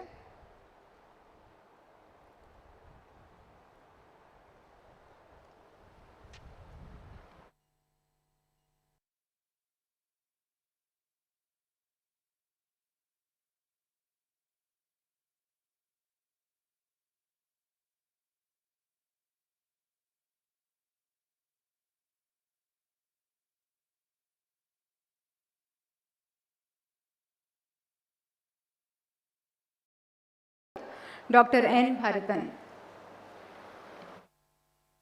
Thank you, ma'am. It's my honor to introduce one of the eminent speaker, Dr. Bharathan. He is an educator with innovative ideas and passionate teaching and scholarly service. His research interests include basic and applied aspects of plant microbes interaction, fungal genetics, and plant and fungal molecular virology. His long-term goals focus on isolation and characterization of virus genes, production of transgenic plants, and identifying extrachromosomal genetic elements from economically important plant viruses and plant pathogenic fungi, and their role in conferring race specificity, pathogenicity, and hypovirulence. and potential use of specific cloned nucleic acid sequences from hypovirulent strains in the biological control of fungus. He is a member of several professional societies, including American Society of Plant Pathology, then Society of Plant Pathology, American Society of Microbiology, Pennsylvania Academy of Science, and Pi Eta Sigma. He has been awarded numerous grants, contracts by various foundations where he has been the principal investigator for the research. He has a vast number of presentations and publications to his credit. He has also guided around 66 students for presenting various national and international conferences. Of course, he is going to talk on a very exciting area of genomics, and well, that is, we can say, mother of all sciences, because that is the thing where he can actually go for personalized medicine, possibly drug discovery, and the cure for diseases. Very exciting area we are here, and the organizers will switch on the timer. That's why I will not take much time. Over to you, sir. Please, all yours. Thank you very much. I'll try my best to make it as simple as possible, and I'll try give you some information with respect to what Dr. Lehman was talking about, with how to go about developing biomarkers and why these biomarkers are so significant no matter what type of biological sciences, pharmaceutical sciences that you're involved in. And let's ask a very fundamental question, because when I did my PhD and postdoc, there was nothing called genomics. But then a situation arose that I was looking at certain types of proteins in a highly pathogenic, plant pathogenic fungus that was totally destroying all the vegetable crops, rice, corn, wheat, potatoes, all over the world. And my project was completely funded by Department of Defense. Why? Because this fungi was infected with a virus, and the virus was lethal to the fungus. So my primary purpose in this project was to sequence the viral genome that is infecting the fungus, and then go about looking at the types of proteins that are formed as a result of interaction between the fungus and the host cell itself and the virus. Then came the entire genomics world. We have sequenced the human genome. We have sequenced the influenza virus. We have even sequenced the pets, and we have gone to the extent that there are several startups all over the world specifically to develop certain types of AI in animals that can detect cancer cells in individuals who are infected with or having an early type of cancer. So some of these AIs are not originating in the United States, in Europe, but they are originating from India. And this is such a powerful tool, and people are already talking about how AI could go and advance genomics, transcriptomics, metabolomics, and any of the omics that you're talking about. And this brings us to a very important component of the pathogen itself. The picture that you see of the COVID-19, this was actually drawn by a computer, and this particular virus, COVID-19, is approximately 38 kilobases long, and it has got some very important markers. And these markers are so powerful that you will be surprised that by understanding these markers and by understanding the mechanism for detection, we have saved billions of lives, not millions, billions of life on this planet. And this has given rise to what we call as the entire genomics component. So what this particular slide is showing you is the plantation plants have been sequenced, the mice has been sequenced, the forest trees have been sequenced, and more specifically, we have very important cultivated crop plants like tomatoes, which have got high levels of alkaloids have been sequenced and cloned to produce these valuable alkaloids in our body. And then you have the farm animals, the cultivated crops, and pretty much the animal husbandry and the food industry. All of these are now sequenced. Now we have come to ourselves to a very important phase in our lives. And we have to think seriously about public health. You have the mosquitoes, you have the tick bites due to ticks. In the United States, the Lyme disease is a very important disease that is more powerful with respect to the neurological disorders. And in India, you all know that the mosquitoes are responsible pretty much for most of the dengue fever that we have, the Zika fever that we have in the United States, and what we call as the West Nile virus disease that came to the US with the help of the mosquitoes. So the vectors have been sequenced, the ticks have been sequenced, and the pathogen carrying by these vectors are also sequenced. So let us try as a very fundamental unit of what are we trying to achieve. So the common sense prevails that any time a pathogen infects a host cell, the host cell tries to respond to that infection process. It produces different types of proteins. It could be a virus infecting, it could be a parasite infecting, and the ability to detect the pathogen that is infecting and the host, the type of proteins that it is producing, it is very important that we understand the complete sequence of the genetic material, DNA, that is coming from the host cell and of the pathogen, and look at the final product that is protein that is formed. So the proteomics is such a powerful tool moving forward. So let's understand the three basic things that our keynote speaker was talking about: genomics, transcriptomics, proteomics, and the metabolomics. All of these are very important in the pharmaceutical science, in public health, and in the case of the physician. Why is those so important?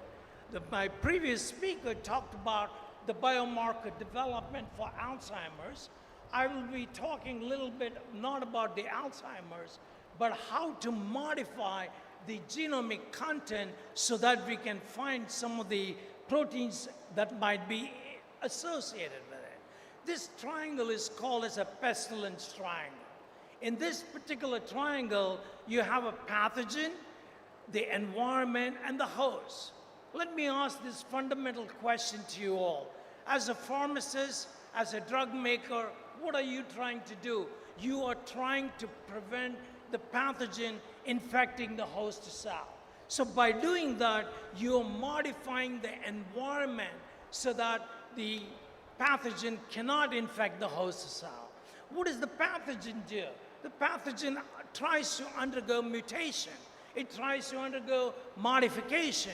It tries to undergo or produce certain types of proteins that can literally prevent the host cell from reacting to it. So this is a very dynamic process, and in this dynamic process, humans play a very important role, the pathogen play a very important role, and then you have the host cell playing a very important role. With this, we started a project. It is a plant pathogenic fungus, folks. Pretty much the total loss of the crops worldwide is approximately $1.5 billion. That is a huge sum for a country like United States, India, and the European countries to be looking into the pathogen infecting rice, wheat, and corn. So what we did was we used this fungal virus model system. You can see here from my postdocs and PhD work, that is a virus particle, approximately 30 nanometers in diameter. And all the viruses infecting this fungi are double-stranded RNA genome.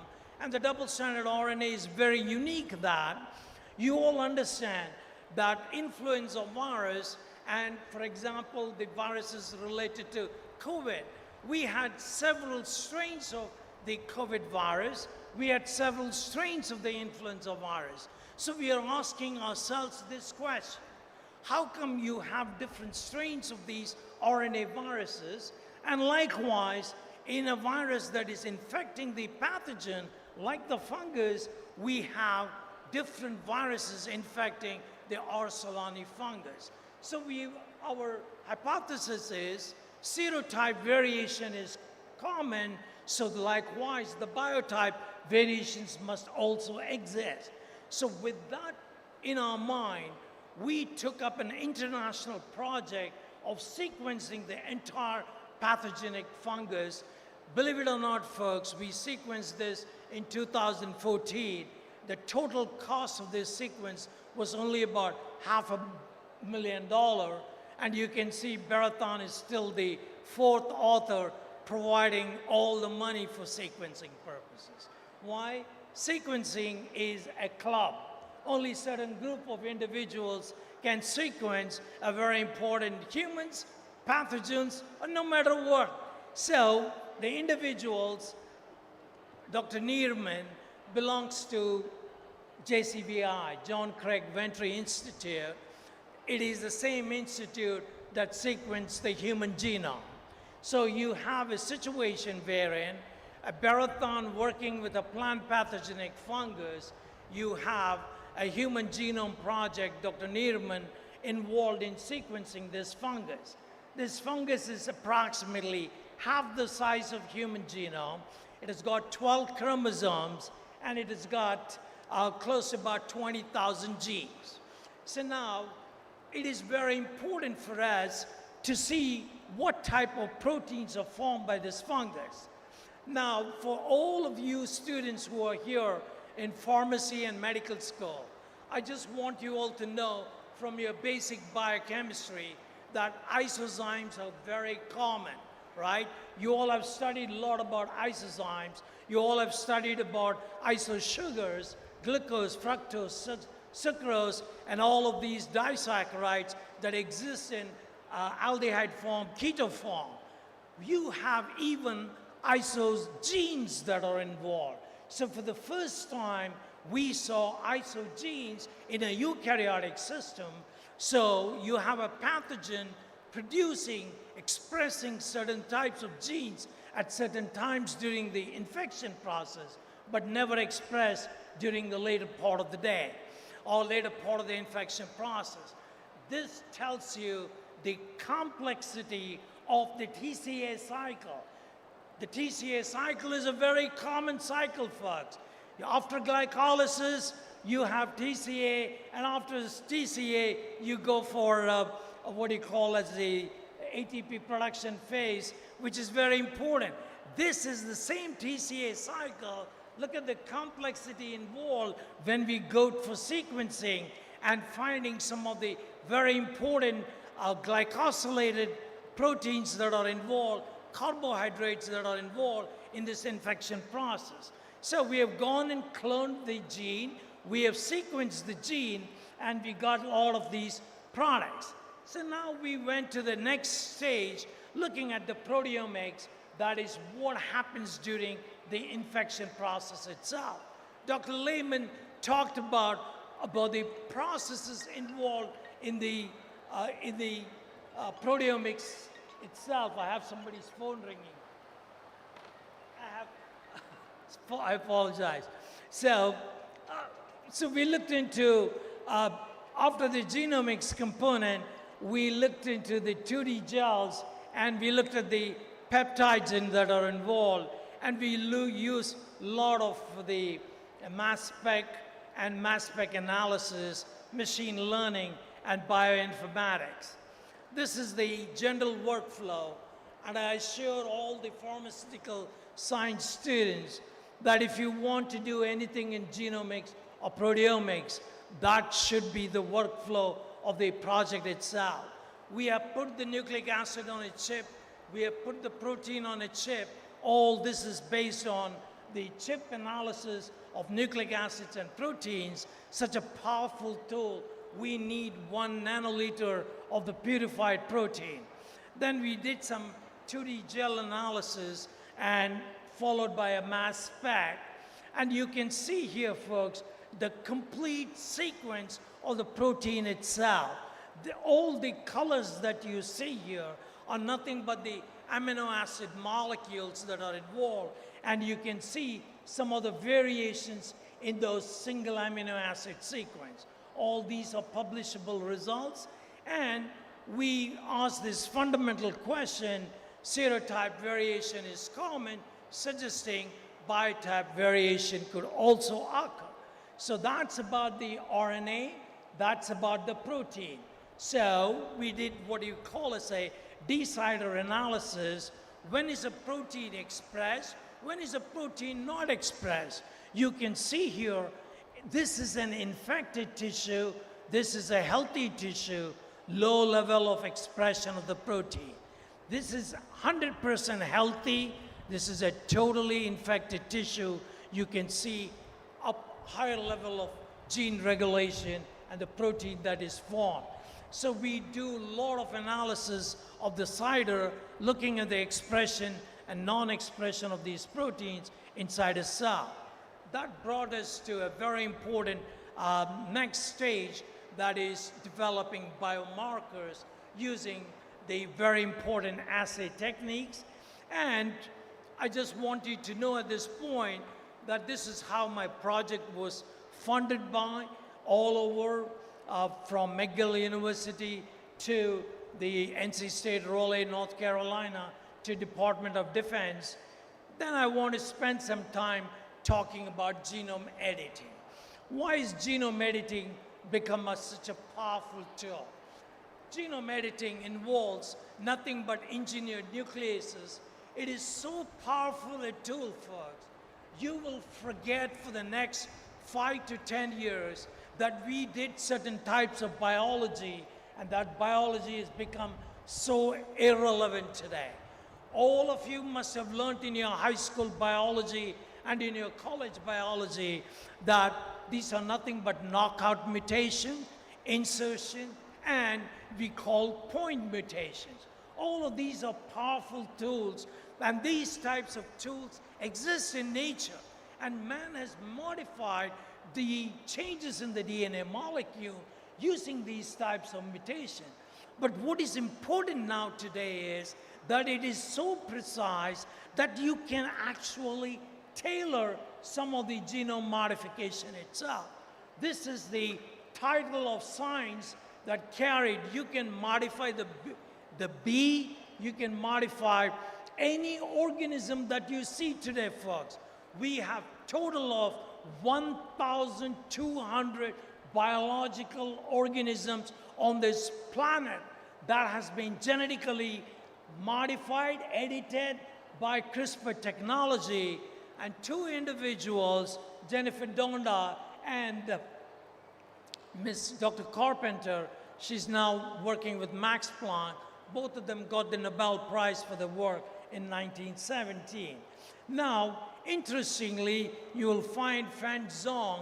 He's from the Broad Institute at MIT. He's being referred to for the Nobel Prize, but he did not get the Nobel Prize. That is his team. And if you ask the question, where is the boss in this? And you can see the boss is just sitting there, and the rest are all PhDs and postdocs and technical assistants working in this lab. So the entire nature carried what is the role of the PhDs and postdocs in CRISPR. It is so powerful a tool, folks. You have a woolly mammoth that was discovered in Siberia.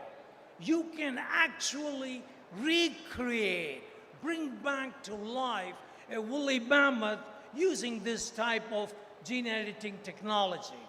Never take a bacteria lightly. Bacteria gave us endonucleases. Bacteria gave us CRISPR. Bacteria is unicellular, folks. They are existing for the last 5 billion years. But this clustered, regularly interspaced palindrome repeats, CRISPR as it's called, is a type of immune system function in this unicellular organism. So this unicellular organism protects itself against any type of bacteriophage infection. You all will be surprised that why did Jennifer Doudna and Dr. Carpenter get the Nobel Prize? You all must have heard in your high school biology, in your college biology, that proteins, DNA polymerase, RNA polymerase, all these are regulatory elements. For the first time, they showed that the RNA is a regulatory element. So we now know that RNA plays a significant role in cutting this DNA molecule. Like any other gene editing protocol, the Cas9 system is a protein. That is the RNA, and the RNA has got signals. This is called the PAM signal, and it cuts the DNA molecule exactly 3 nucleotides ahead of this PAM sequence. So you can do gene disruption, gene modification, and gene correction. All of these can be done, and one very important mutation that has been created because of this is I will come back to this in a couple of minutes, sickle cell disease. There are people now in the United States walking with complete cure from sickle cell disease.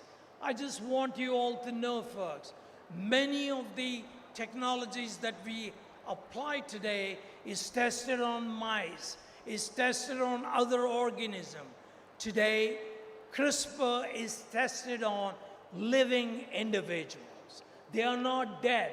So you are actually protecting the life of the individual as they are living. So we talked about drug discovery.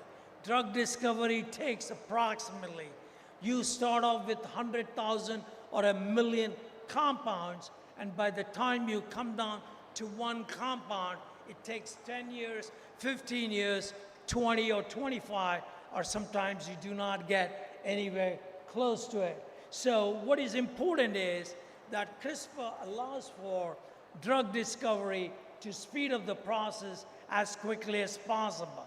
This has greatly reduced the cost itself. And the next important thing that I want you all to know is, in CRISPR technology is so powerful that we developed in our lab a mechanism by which you could detect the virus.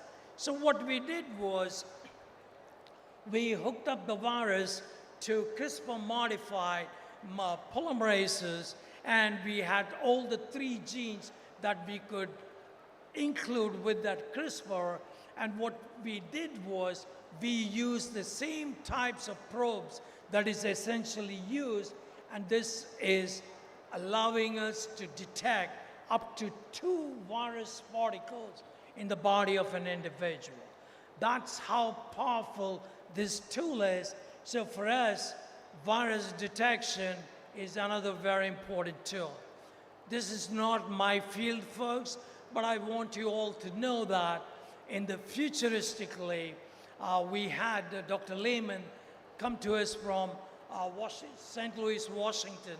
So that lab there has developed several T cells called the CAR T cells. And the CAR T cells are so powerful that you can actually take the normal T cells from the individual, genetically modified by CRISPR, and develop a cargo. This cargo has got unique proteins that can detect several types of cancer cells, and you can reintroduce those back into the body of the individual. This is a very powerful immunotherapy, and it has been so powerful that developed not in my lab, but a different lab at UPenn. They tested on 4 patients, and all the 4 patients were absolutely phenomenal. They stayed only for 2 weeks, but the data that they got from that immunotherapy was very powerful. So the take-home message here is there are several ways by which you can modify the cell using CRISPR system. The most important thing I want you all to think about is the chimeric antigen receptor T cell. That therapy is most advanced, and pretty much there are many labs in the US doing this. And all you have to do is take the healthy T cell, develop a cargo in which you can introduce the modified T cell and then re-inject it back into the humans. And this pretty much is going to be released into the market. Believe me, folks, in another year or two, Amazon will be selling CAR T cells. All your primary care physician has to do is, he'll make a phone call. Oh, Barathon has got B-cell lymphoma. Can you send CAR T cells for this? It is delivered within 24 hours. You go to the hospital, take a shot, walk out. That is how powerful this immunotherapy is. Most importantly, India is going to be right in the cusp of things. Why? I showed you the gentleman from Broad Institute. All he has done is he has got CRISPR modified for all the 1,000 genetically understood cancer cells, and he's looking for ways by which these cells could be multiplied. And Dr. Lehman talked a lot about the tau cells. These are all specifically NTLA amyloid cells. They use lipid nanoparticles. Very powerful tool, folks. If you want, you can, in India, the amyloids is a genetically transmitted disorder. So you could get CRISPR-treated TTR-specific guide RNA. That's how it is introduced. That is pretty much a rectified protein that does not form the amyloid structures. There are several labs developing this protocol using knockout, insertion, and consecutive editing. So your basic genetics becomes very important for you all. And one last thing that I have to tell you, if liver cells regenerate and you have a CRISPR-edited liver cells, can you in perpetuity maintain the CRISPR-edited T cell is a question this group is asking, so you can actually have CRISPR-regenerated T cells. So I'm going to stop at this point. Why? Because the transfection techniques are basic techniques that all your lab has to learn. You all cannot give up basic biology, folks. Basic cell biology, go back, study hard, because these types of mechanism of DNA repair in our body is endogenous. You do not do anything.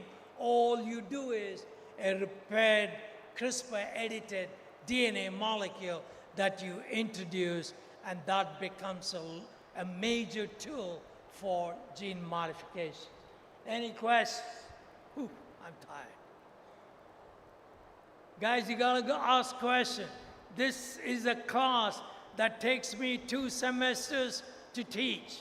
And I have more than 100 students from undergraduate, masters to PhD, and many students from Arya College in Mumbai and St. John's School of Pharmacy who are taking these classes. Why? Conventional pharmacy is gone. It will cease to exist. If you are looking at molecular biology-based pharmaceutical science, you have to go back to basic biology, understand this, and come forward, because that's how futuristic pharmaceutical science is.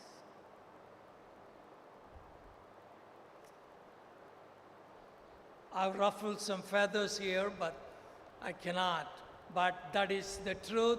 You have to accept it because you all have to understand higher education is not easy, it is expensive, and you have to value what you're spending. Yes.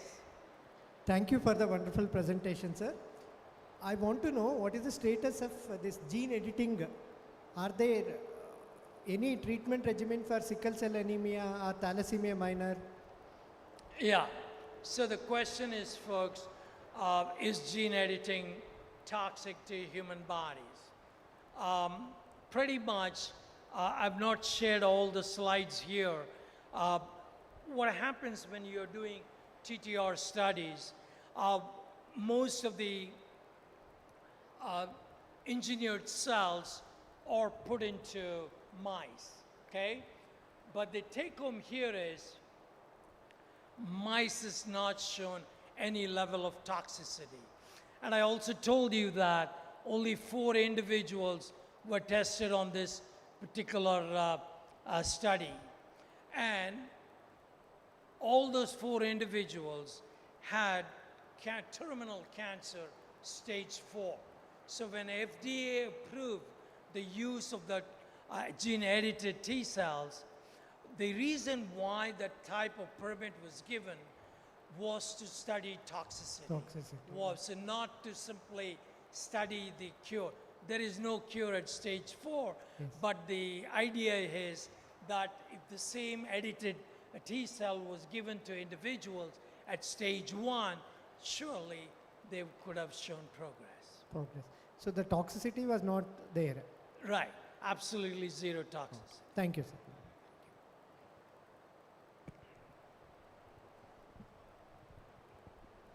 Yeah, thank you. Thank you, Dr. Burton. I think you completed your talk. Yes. Yeah. For me, it was more students Four more asking me minutes are there. I questions. think it can be utilized for the question and answer session. Yes. Thank you very much for that wonderful, a bit scary lecture in the sense that I have a question, sir. Yes. See, with this age of artificial intelligence or general intelligence and your genomics and other things, well, it is good for drug discovery or disease discovery as well as personalized medicine. All those things are fine.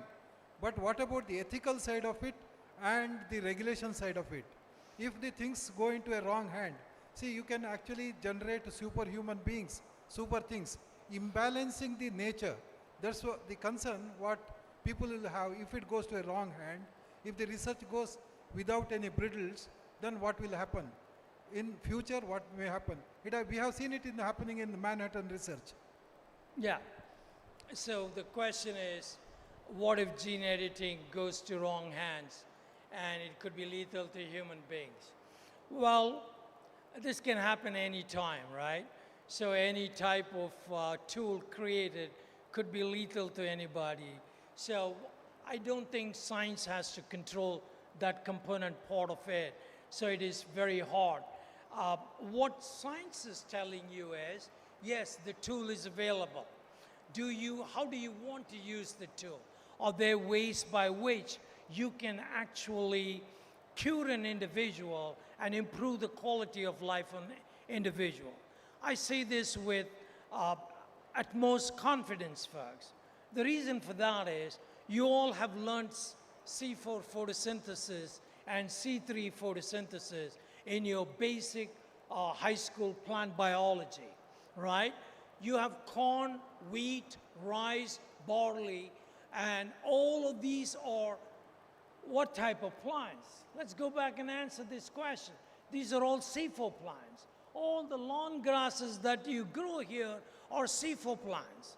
So what has mankind done over the period of thousands of years? We have selected only C4 plants. What do C4 plants do? They are able to convert and release the atmospheric carbon dioxide. But C3 plants cannot do that stuff.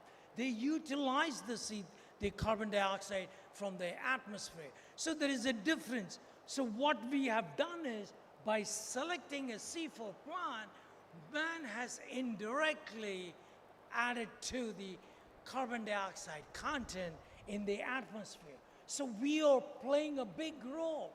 There comes science that you can actually convert some of the mechanism of cultivation process so that we use sustainable crops so that we do not have this competition of introducing carbon dioxide into the atmosphere.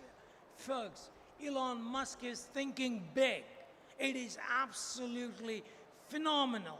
Going back to your question about AI, I'm going to take this laser thing and point it to this little blue line that you see there. That little blue line is such a powerful tool, folks. It is what is responsible for insertion. It is what is responsible for gene knockout. It is what is responsible for deletion. So, if you are so precise in those gene modifications, and it is this PAM group of 3 nucleotides, don't tell me God made this. No. These 3 nucleotides are A, C, G, adenine, guanine, cytosine. That's it. This is such a powerful tool. You can make this cargo in the lab. It is just a 1-hour reaction at 37 degrees and reintroduce this modified T cells. So, the perception that AI will kill us, the perception that this genetic tool will kill us, it is all hard to sell, very difficult to sell, because mankind is not ready to really understand if we can live with an AI which is a superhuman to humans. Can a superhuman dictate to humans? We do not know that. That is what we have to fear. Thank you, Dr. Bharatan. You can see a great scientist as well as a passionate teacher in him, and a wonderful lecture. Thank you very much, sir. Thank you. Any questions? No, I think we are running out of time. If you have got any questions personally, you can interact with Dr. Bharatan. Thank you very much, ladies and gentlemen.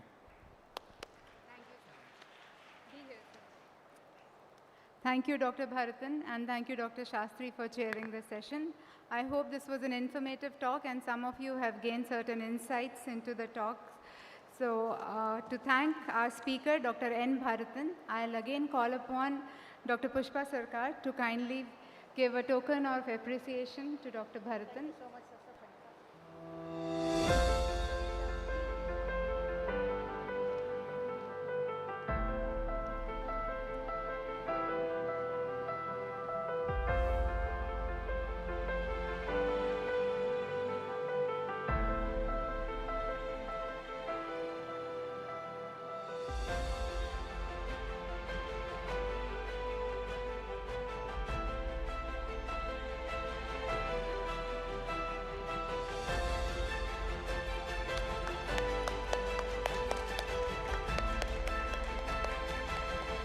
Thank you, sir.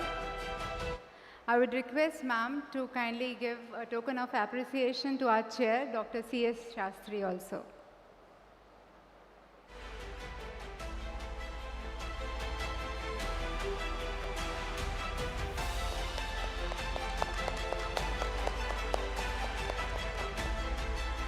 Thank you so much, everyone.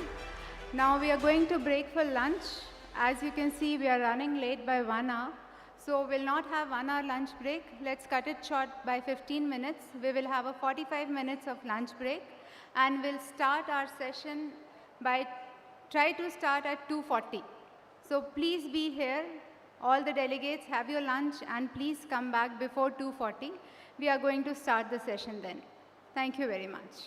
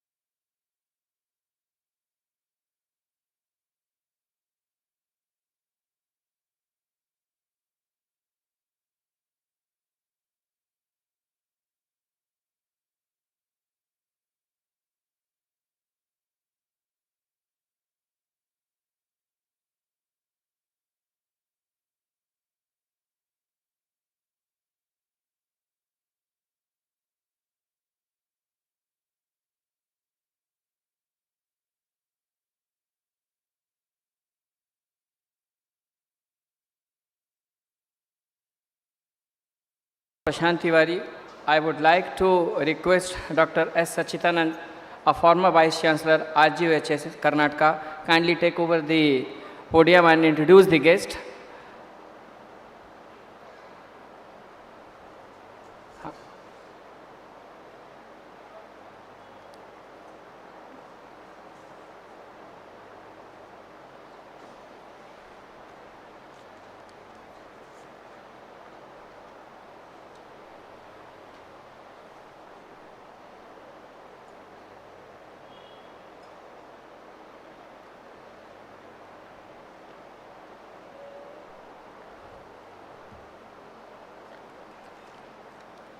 Thank you so much, sir.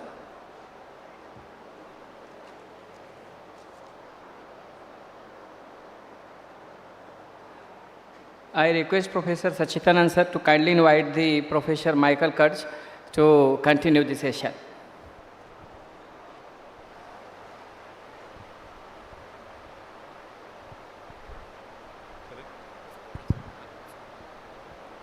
I request Dr. Kurtz to come out to the podium, please. Good afternoon. The first session after lunch, Dr. Michael D. Kurtz is selected in 2001 by Arizona Health Sciences Center as a Dean Teaching Scholar and has received numerous teaching awards. He is a past chair of the American Society of Health System Pharmacists Commission on Therapeutics, has numerous publications and including pharmacotherapy principles and practice study guide, the case-based care plan approach, now in its 6th edition.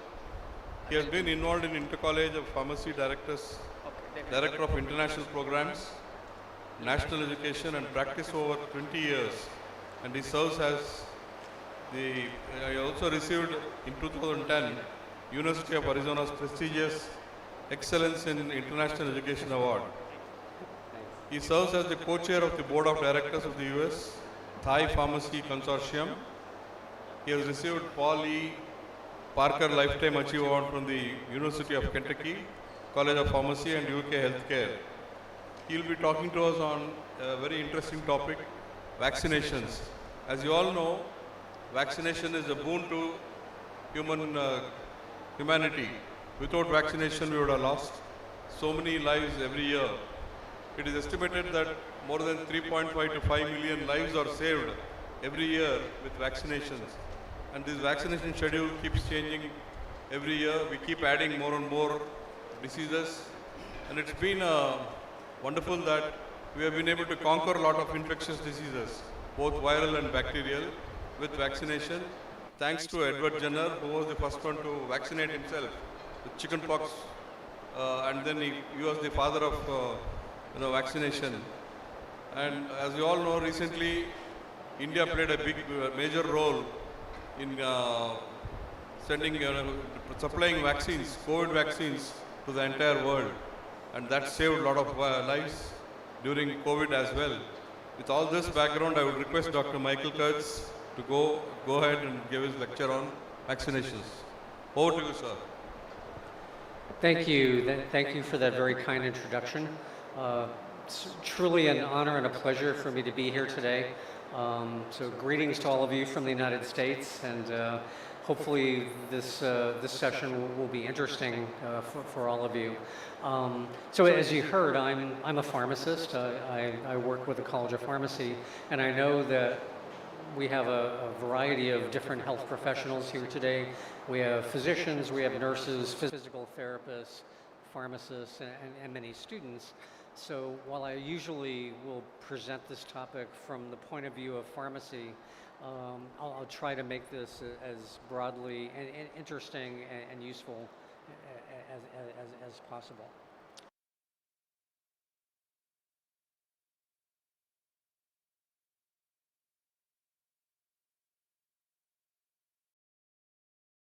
Vaccination is not a new topic.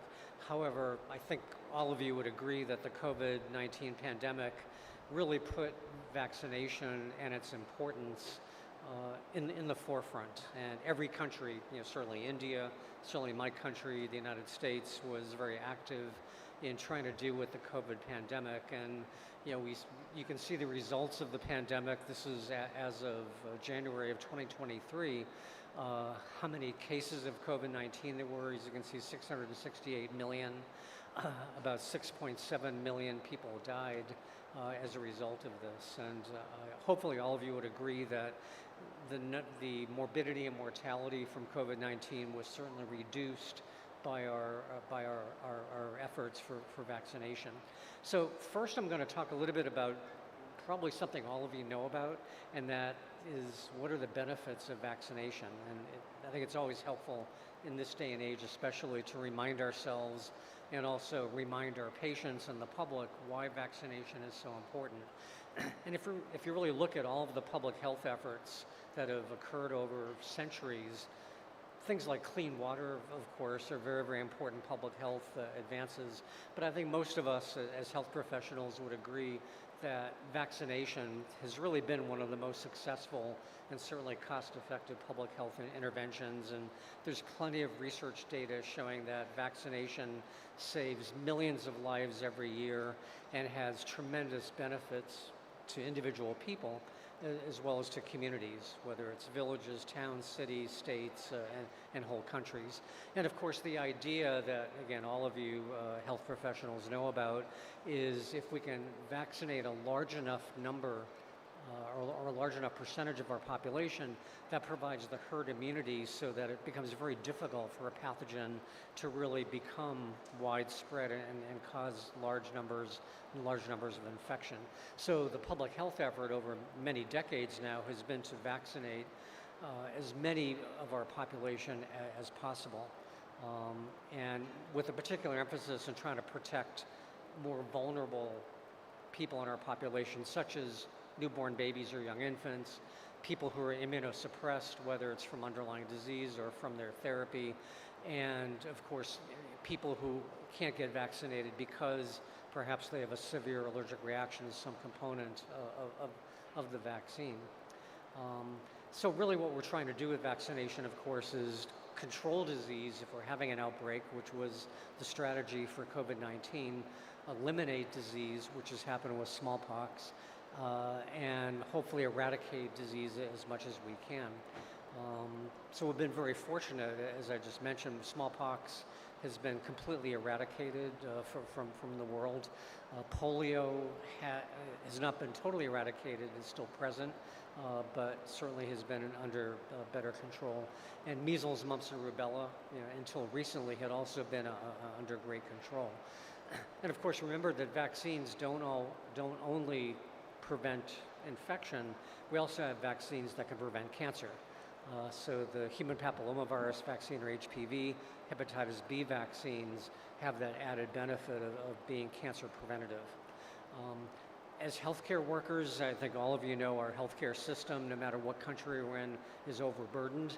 And if we can reduce the number of people with infections, of course, that's going to reduce the burden on our healthcare system. And then that will certainly have economic benefit if people are not sick and hospitalized. That saves money. And from an overall societal standpoint, certainly there are benefits. Now, everything I just said sounded really positive, and vaccination's been great, but thinking, not thinking about COVID for a moment, at least in the United States, we're seeing now outbreaks of diseases that we thought were under good control. And what you see on the slide is information about our recent and ongoing measles outbreak in the United States. It started in Texas, and as you can see, has spread to many parts of the U.S. This is still an ongoing problem. And then we've seen small outbreaks of polio and detection of polio virus, particularly in the New York area. Now, there's a lot of discussion about why we're seeing these outbreaks, but I think most people in public health agree that these outbreaks are related to inadequate levels of vaccination.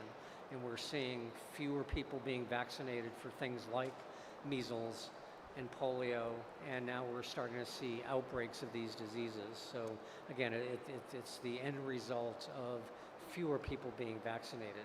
So the question is, well, why aren't more people getting vaccinated, or why are fewer people being vaccinated? And again, we could spend hours talking about that as well.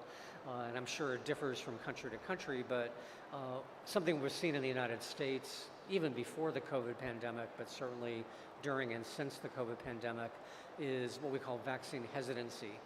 People are hesitant to be vaccinated, or parents are hesitant to have their children vaccinated. Now, there's lots of reasons for this, and there's been lots of publications about it. One important factor certainly is misinformation and disinformation.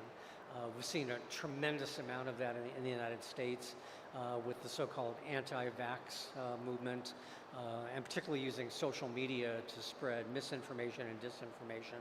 And the end result of that is that people start losing trust in the healthcare system and in health professionals.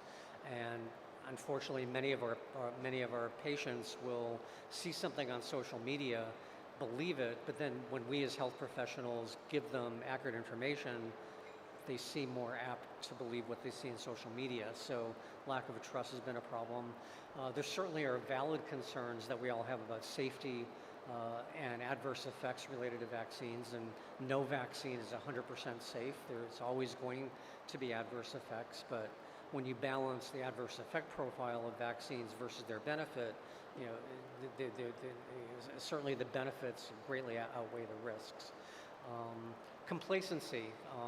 When I was a child, measles was very prevalent.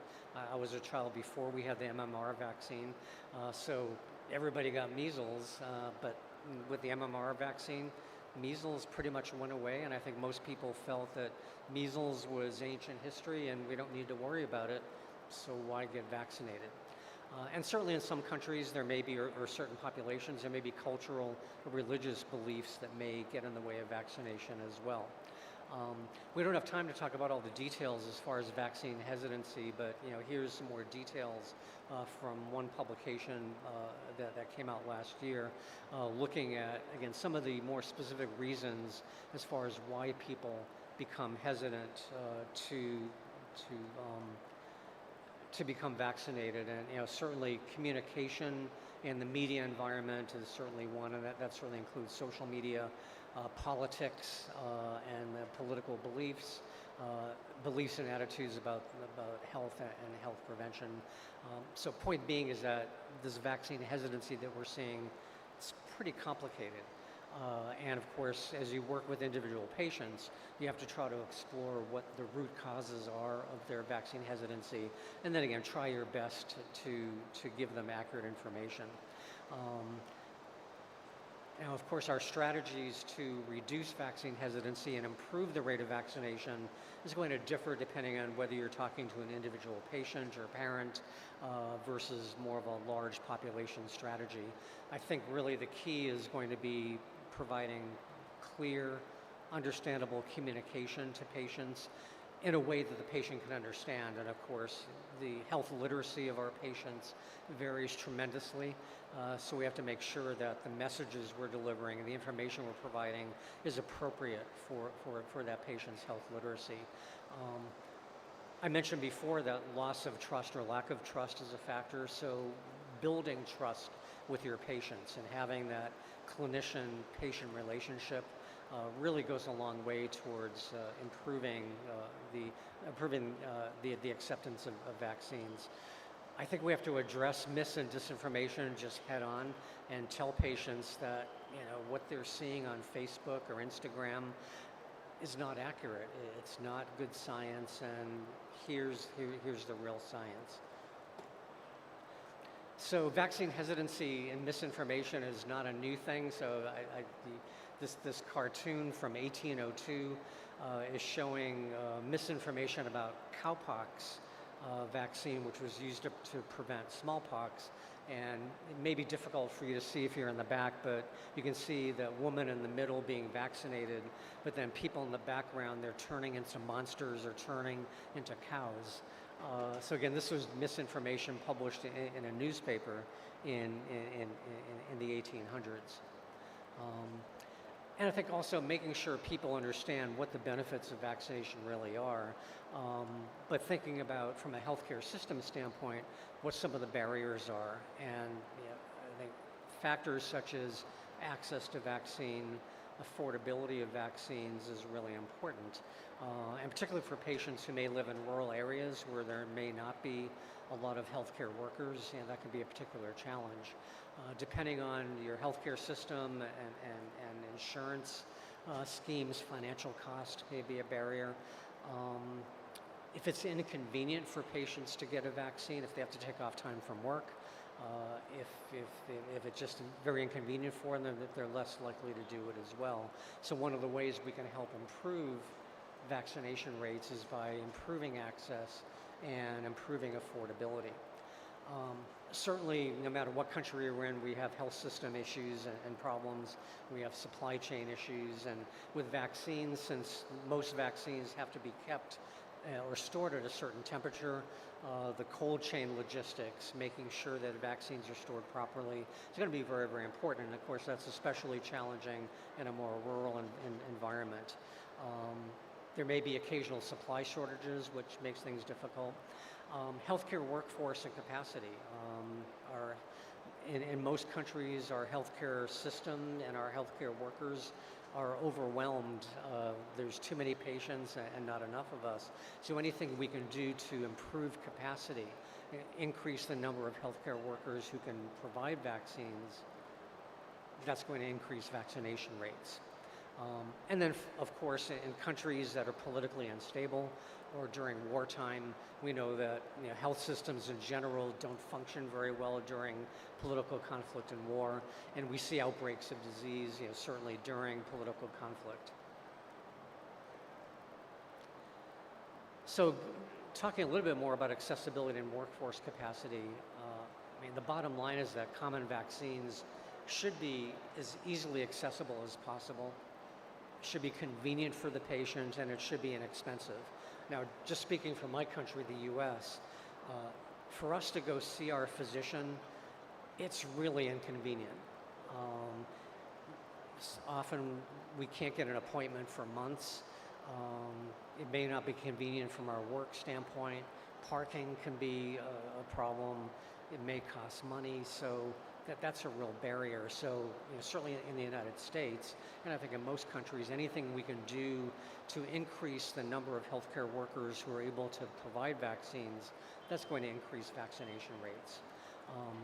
One of the benefits of, if there were any real benefits of the COVID-19 pandemic, was the opportunity to look at how healthcare workers are actually functioning and actually expanding the scope of practice of healthcare workers and allowing more professionals to prescribe and administer vaccines. And that certainly is true for my profession in pharmacy. We saw many countries expanding the scope of practice for pharmacists, allowing them to provide vaccines during the COVID pandemic. And if you want to talk about convenience, in most countries, pharmacists are truly the most accessible health professionals. In most countries, there's pharmacies everywhere, and pharmacists, we certainly see in the United States, can easily be trained to administer vaccines in a safe and effective manner. Now, from a global standpoint, my profession has really taken ownership of trying to expand our role for vaccination, and this has been through a global organization called FIP. And the point of expanding the pharmacist's role in vaccination is not to say that other professionals, nurses, physicians, others, can't or shouldn't do it. The idea is to expand the workforce capacity so that more people are able to give vaccines and then hopefully increase vaccination rates. So this gives you a snapshot of some countries that now allow pharmacists to give vaccines, the blue-colored countries. Unfortunately, India is not there yet, but I know there's a lot of work being done here, working with the Ministry of Health to try to expand the scope of practice for pharmacists here in India. So that's a little bit of background in general about vaccination, vaccine hesitancy, some thoughts perhaps on how we can increase vaccination rates. And again, one way is to take advantage of pharmacists in your country and allow them to administer vaccines. So next I'm going to focus a little bit more on mass vaccination and use the COVID pandemic as the starting point for that discussion. Well, of course, every country dealt with the COVID-19 pandemic. Here in India, you can see from the slide there are about 44 million confirmed cases of COVID-19, resulting in about 500,000 deaths. Given the population of India, that's actually not as bad as it may seem. My country, the United States, our population is about 1/4 or 1/5 the population of India. We had twice as many people die in the United States, and lots of reasons for that we don't have time to talk about. Looking at the number of COVID vaccines administered in India, you can see over 2 billion doses were administered and about 1 billion received at least one dose of vaccine. And that's, given your population is about 1.4 billion. That's really pretty good. So about 75% of the population received at least one dose of COVID vaccine. Of course, we would want it to be 100%, but 75% is still pretty good. Well, we've known for, decades and even centuries that the only realistic way out of a pandemic is vaccination, no matter what the cause is. And what we have to do is prepare ourselves as best we can. And given that we just went through a major global pandemic, to learn from that experience, so when the next pandemic occurs, we're going to do even a better job. So the challenge for India, as you were challenged with COVID-19, is how will your country vaccinate 1.45 billion people quickly so as to minimize morbidity and mortality and prevent development of vaccine-resistant strains. We did okay with the COVID pandemic, but we can certainly do better. I did mention a moment ago about vaccination by pharmacists, and just so you know a little bit more about that, to promote my profession a little bit. In all 50 states in the U.S., pharmacists are empowered to give vaccines. They're trained to give vaccines.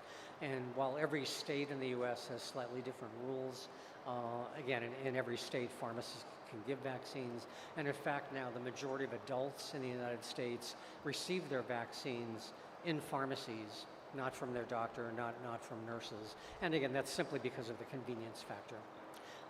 And all states require that pharmacists be trained to give vaccines, and this would include pharmacy students.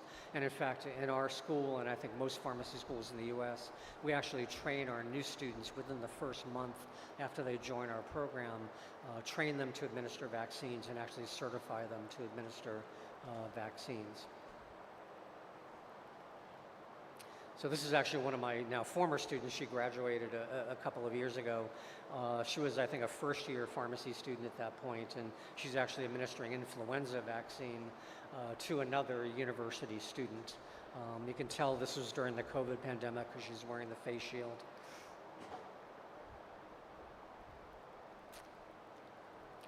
And certainly the countries that allow pharmacists to administer vaccines are doing some training, but as you can see, some countries, including India, are actually now providing training for pharmacists to give vaccines in the expectation that the Ministry of Health or the government will open that door and allow pharmacists to provide more vaccines.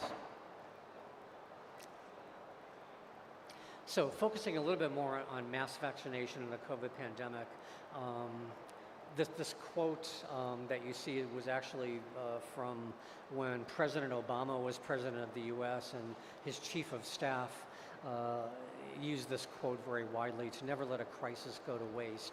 Meaning that when we're facing adversity, let's learn from it so that the next time we can do an even better job. And we know that whether it's influenza pandemic, whether it's COVID pandemic, whatever the pandemic is, we know that mass vaccination is going to be the most efficient method to quickly vaccinate large numbers of people.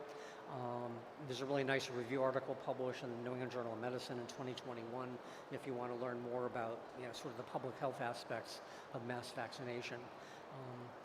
Mass vaccination is great, but in reality, any vaccination effort during a pandemic has to utilize a multiple strategy approach. People who live in rural areas, there's not masses of people to come together to be vaccinated. What about people who are in nursing homes or long-term care facilities, people who can't leave their home because of physical disability or don't have transportation, people who are suspicious and untrusting. So even though mass vaccination can be efficient and we can target a large number of people, we can't forget about those other populations to make sure that we're providing service and providing vaccination to as many people as we possibly can. And basically the idea is for every country, every state, every city, every village to develop general guidelines and approaches, but then when a pandemic actually happens, adapt your procedures to fit whatever is happening. So some of the elements of a mass vaccination program, certainly one is leadership. What you don't want in any public health effort is chaos and disorganization, so you need some central leadership. In the United States, we use the incident command system, which is a somewhat militaristic system, but it works really, really well. And the idea is you want standardized approaches to managing an incident. That incident could be an earthquake, could be a fire, could be a terrorist attack, or it could be a pandemic. And one of the ideas is coordination. Many people, many agencies are going to be involved in emergency response. We want to make sure that there's good communication and good coordination among all those different people and different agencies. Again, if you look at the website linked on the bottom, you can get a lot more information about the incident command structure. One thing we learned actually in the early 2000s when we had outbreaks of anthrax as terrorism in the United States is that when vaccines or medications are involved, pharmacists have to be at the table in the incident command team. We learned in 2001 when we were dealing with anthrax that our public health departments actually didn't know what pharmacists could do. So we had to do some education of our public health structure, and now literally we are at the table in the United States, and that has to occur in every country. So anytime there's medications or vaccines or other pharmaceuticals involved, when you're dealing with emergency planning or emergency response, pharmacists have to be part of that. And of course, we want to prepare for bad things to happen. We don't want to wait for bad things to happen before we do something. So plans should be developed, practiced, and in place before something happens. And the idea is we plan for any hazard because we don't know what's going to happen. Will it be a pandemic? Will it be a terrorist attack? Will it be a nuclear accident? Will it be a natural disaster? We don't know. So we have to prepare for everything. Now, I started being involved with my university with this actually in 2001 and started working with our county health department in 2003, developing plans both at the county or state level as well as at the university level. About now 12, maybe 13 or 14 years ago now, we actually developed a pandemic influenza plan for the university and practiced it many times, and then we had that on the shelf. And fortunately, when COVID-19 happened, we were able to use that influenza plan, adapt it a little bit, and it worked very, very well. So, point about practicing, this is a mass medication dispensing exercise. This was in the face of the anthrax outbreak we had in the United States, where we actually practiced or mocked an anthrax outbreak, mobilized our national medication system, and had the public serve as actors, as patients, and then we evaluated them and managed them. We were able to manage about 3,000 people in about a 4-hour period during this exercise. Now, this was not an exercise, this was real. Some of you may have heard of Hurricane Katrina, which hit the New Orleans, Louisiana area in 2005. Because Louisiana was completely inundated with flooding, they were taking people and bringing them to other cities in the U.S.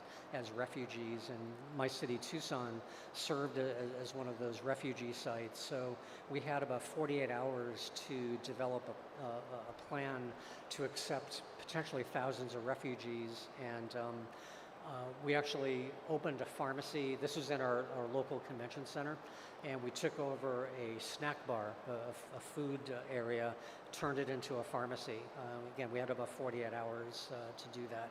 So this was real, but it was also great practice for us to learn how we could get people together, quickly develop a plan, and then implement that plan. So I mentioned our influenza plan that we had. It was mostly a drive-through vaccination plan. People would stay in their cars and be vaccinated in their cars. I know this is hard to see, and that's okay, but this is the plan we developed about 15 years ago for influenza that we then adapted for our university for the COVID pandemic. So again, most of the patients stayed in their cars, were evaluated in their cars, vaccinated in their cars, and observed in their cars. And this is the information that was given to the public as far as where they should drive, where they would stay. And again, just mentioning that point again, that communication, and particularly communication with the public, is really, really important, and making sure that communication is accurate and consistent so that there's not mixtures of messages being delivered to the public. So these are actual photographs of our mass COVID vaccination operation at our university.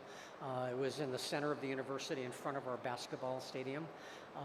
Again, so people were screened in their cars initially to make sure they were eligible to receive the vaccine. And then they drove under these tents to the vaccination area where we had individual vaccination stations. So at the peak, we were vaccinating about 5,000 people per day. And at times we were very understaffed, so it was very, very busy. We worked in teams of 2. We had a vaccinator, and yes, that's me there. And the woman next to me, she was a nursing student at the time. She's now a practicing nurse. So we worked together basically with each car to screen the patient, record their information, and actually give their vaccine. I have to say, giving vaccines to people in a car was somewhat challenging, but you have to learn how to make it work. Now, of course, India had its own mass vaccination programs. This article that was published a couple of years ago, labeled India's effort as the world's largest COVID-19 vaccination campaign. And again, with a population of 1.45 billion people, you have a lot of people to vaccinate. And India, you did a really great job vaccinating large numbers of people. Now, COVID was not the only thing we were dealing with. I'm not sure if this happened in India or not, but in the United States, in European countries, other parts of the world, we had what was called monkeypox, now it's called mpox outbreaks. So some of us were also involved with vaccinating high-risk individuals against mpox. And the smallpox vaccine, which is still available, is actually very effective in preventing mpox as well. So I've already mentioned communication, collaboration, and coordination. I can't emphasize how important this is in a mass vaccination effort. There's a lot of people working, there's a lot of patients. It can be confusing, it can be chaotic. People can be scared if there's an outbreak of some potentially fatal disease. So it's very, very important, again, that you have good communication internally within the vaccination effort, but also to the public. frequent meetings with your staff to make sure everybody's on the same page. And you want to make sure that however the vaccine is being produced, whether it's being drawn up in syringes or thawed out if it's frozen, ideally that should be very close to where the vaccine is being administered, so there's not going to be transportation issues to get vaccine from production to administration. Regulatory and reporting compliance, of course, that's going to differ from country to country and state to state, but someone needs to make sure they're keeping track and control of inventory, make sure that there's reporting, whether it's on paper, whether it's online, of vaccine administration. And of course, to have a mass vaccination effort, you need lots of volunteers. And you need to make sure, someone needs to make sure that those volunteers are actually qualified to do what they're being asked to do, that they have some sort of professional license, that there's at least legal opportunities to allow people perhaps to do things out of their usual scope of practice.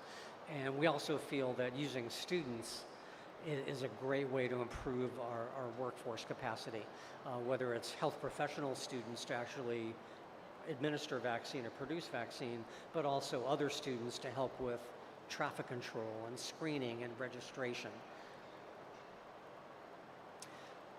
Now, another shout out for my profession, pharmacy. We're probably the best health professionals dealing with supply chain management, because that's what we do, whether it's in a hospital setting or in a community pharmacy setting. So, supply chain, especially when there's shortages of supplies, and all of you remember when COVID vaccine first became available, it was in very short supply.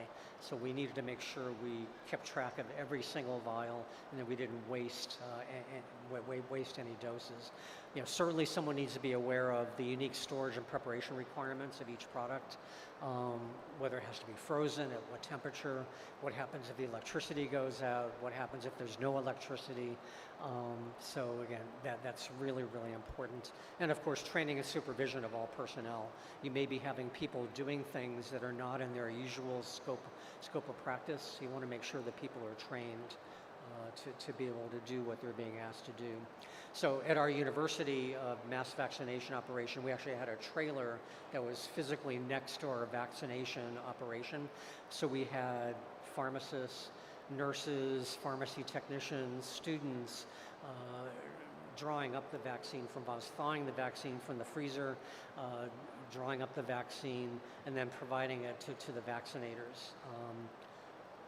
The person on the bottom right with the black mask on, he was actually the governor of the state of Arizona at the time. He came and toured our operation. So we had at least the political support to doing what we were doing. Now again, I'm focusing on my experience in the United States. Of course, the experience in India is different. I think certainly the good news is there's lots of information from your Ministry of Health and other agencies here in India to provide you as health professionals, but also the public with information about COVID vaccination. So, if you haven't seen this website, it may be worth taking a look at. As I mentioned earlier, everybody's concerned about vaccine safety. Of course, we're worried about effectiveness as well, but patients certainly are worried about safety. Parents of kids are worried about safety, and those concerns are completely valid. But we also want to make sure it's safe for the people who are working. You need to have adequate space for people to work. If you're doing a drive-through operation like we were, you need to make sure that there's traffic control. We don't want people being hit by cars. Temperature control, things like refrigeration. With the COVID vaccine, of course, the rule was we wanted to observe people after they received the dose of vaccine for 15 to 30 minutes to make sure they weren't going to have any severe reaction. And of course, we needed to have medications available to treat allergic reactions. So we had epinephrine, we had diphenhydramine, we had corticosteroids available. And with our mass vaccination operation, we had a physician who was always on site in case someone was having a problem. And of course, dealing with children, has its own challenges. Whether you can or should vaccinate women who are pregnant or women who are breastfeeding. Of course, that's going to be very dependent on what the vaccine is, but you have to consider those special populations who may not be treated as a, quote, typical patient. I've already mentioned staff resources. Again, we want to make sure that we have enough people. Sir, could you to please staff. conclude, sir? Time is up. Please conclude as early as possible. Time is up, sir. Okay, let me go to the last slide then. Thanks.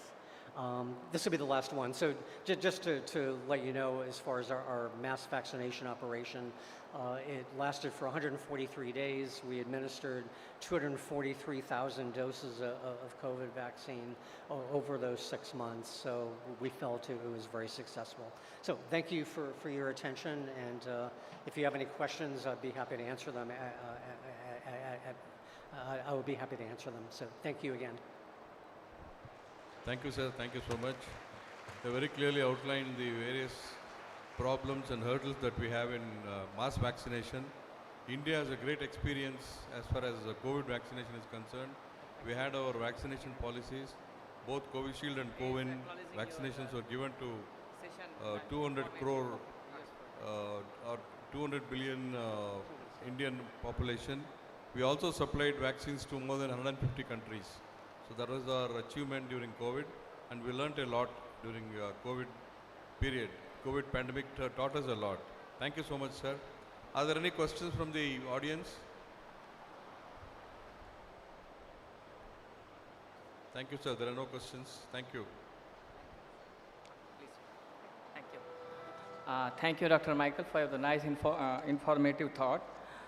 Now, I kindly request Dr. Pushpa Sarkar, Madam, Dean, School of Health Sciences, to facilitate, present the memento and certificate of appreciation to Dr. Michael Kurtz.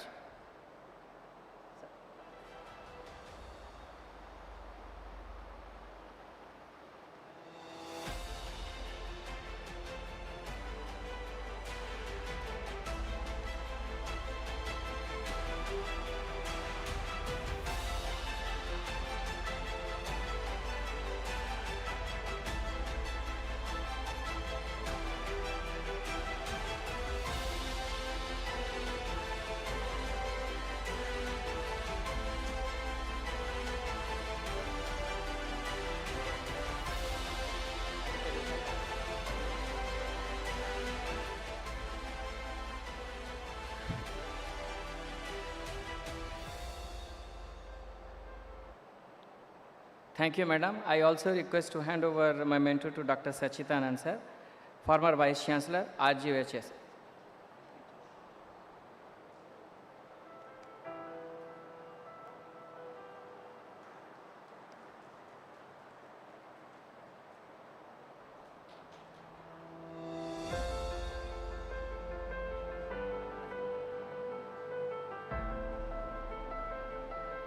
Thank you so much, Madam.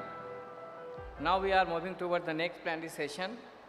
I kindly request Dr. Sonali Tharachand, Madam, Principal and Dean, MS Ramaiah Institute of Nursing Education and Research, kindly come up on the dais and carry forward the session. Also, I kindly request Dr. Teresia Amshi Mohan, Head Department of Nursing and Midwife, School of Health and Sports Biosciences, University of East London, UK.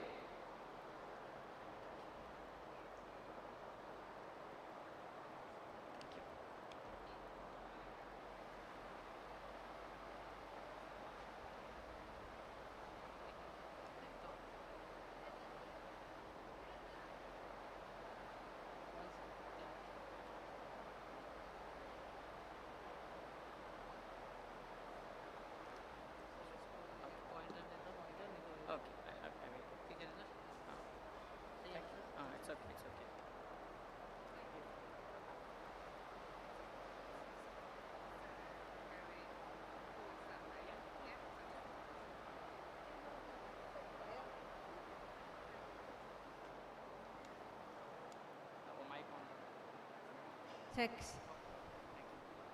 A very warm good afternoon to all. This is a nursing session. It's about the translational sciences, the evidence-based nursing practice. As we all know, research, whether it is in nursing or across health sciences, the ultimate purpose of any research is to bring a positive change in practice, education, or service. However, we have lots of difficulties in these aspects currently. In the last 2 decades, the nursing research has grown considerably in our country, India, with INC, the Indian Nursing Council, starting the PhD consortium, with bodies like Nursing Research Society coming up. There's a lot of motivation. A lot of nurses are now pursuing their doctoral degrees. There's also a lot of pressure on institutions to have their faculty do researches, publish papers, so that it becomes easy for NAC accreditations, for NIRF rankings. There's a big race of publications that's going across. However, I personally feel there's very little attention as to what are we doing with published research studies, how are we utilizing that evidence in practice. So we have Dr. Teresa McMahon, who is an accomplished academic leader in the field of nursing education and practice. She brings a wealth of expertise in critical care, academic leadership, and program quality assurance. She began her career as adult critical care nurse, where she worked with both the teaching hospital and district general hospitals in London City. With a strong passion for teaching, she has transitions from practice development roles in intensive therapy units to a senior lecturer position. There's an extensive experience she has as a quality lead in NMC correspondent, playing a pivotal role in program approval across nursing, midwifery, paramedic sciences, physiotherapy, speech language therapy, operating development, department practice, and physician associate education. She also has a critical, she feels that the critical care remains her professional passion, while her doctoral research focuses on nursing workforce retention, which is also a very important aspect for translational sciences, and a career pathways of nursing returning practice, which is a very apt thing, I think, for a person to get into translational sciences. So please give a big hand to Dr. Teresa McMahon, who's going to talk to us about translational sciences today. Over to you, Dr. Teresa. Thank you very much. Oh, there we go. So I need to show you this picture because there's a couple of our students from the University of East London. They're nursing students and they're involved in their course. And they're the most important people when you work in healthcare education. So today I decided to talk about a few different things because that title is huge and we could be here for a very long time and we won't be, so please don't worry. So if we think about nursing globally, I trained a long time ago, and I know that the nurse I was when I trained is not the nurse that will complete their qualification now. They're very different, but I've had to learn it along the way.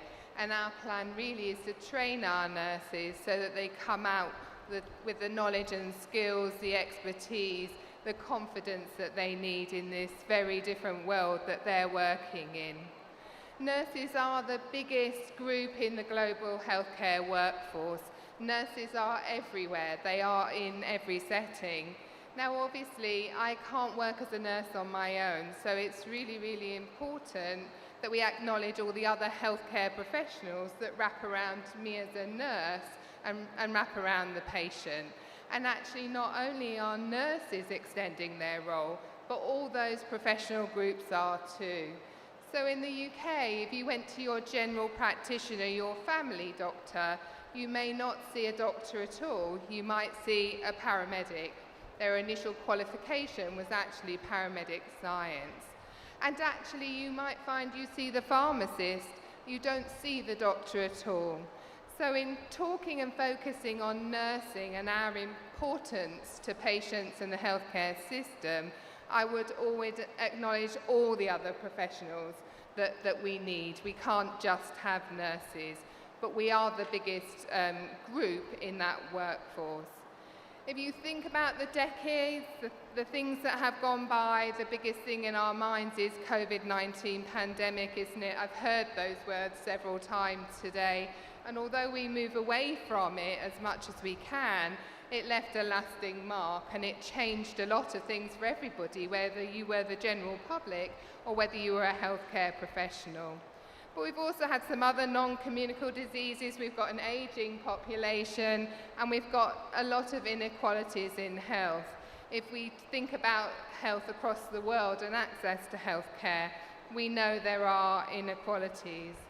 The university that I currently work at is very centred in the community of East London. And in East London, for a variety of reasons, we see some inequalities, disparities in health.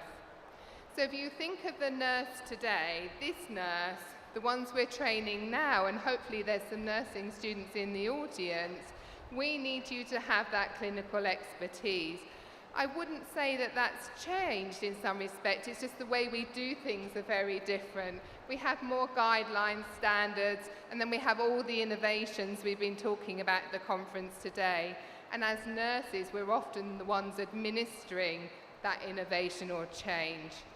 But we've also got to be culturally competent, and those are words that perhaps we wouldn't have used 10 years ago, but it's in all the literature that you read.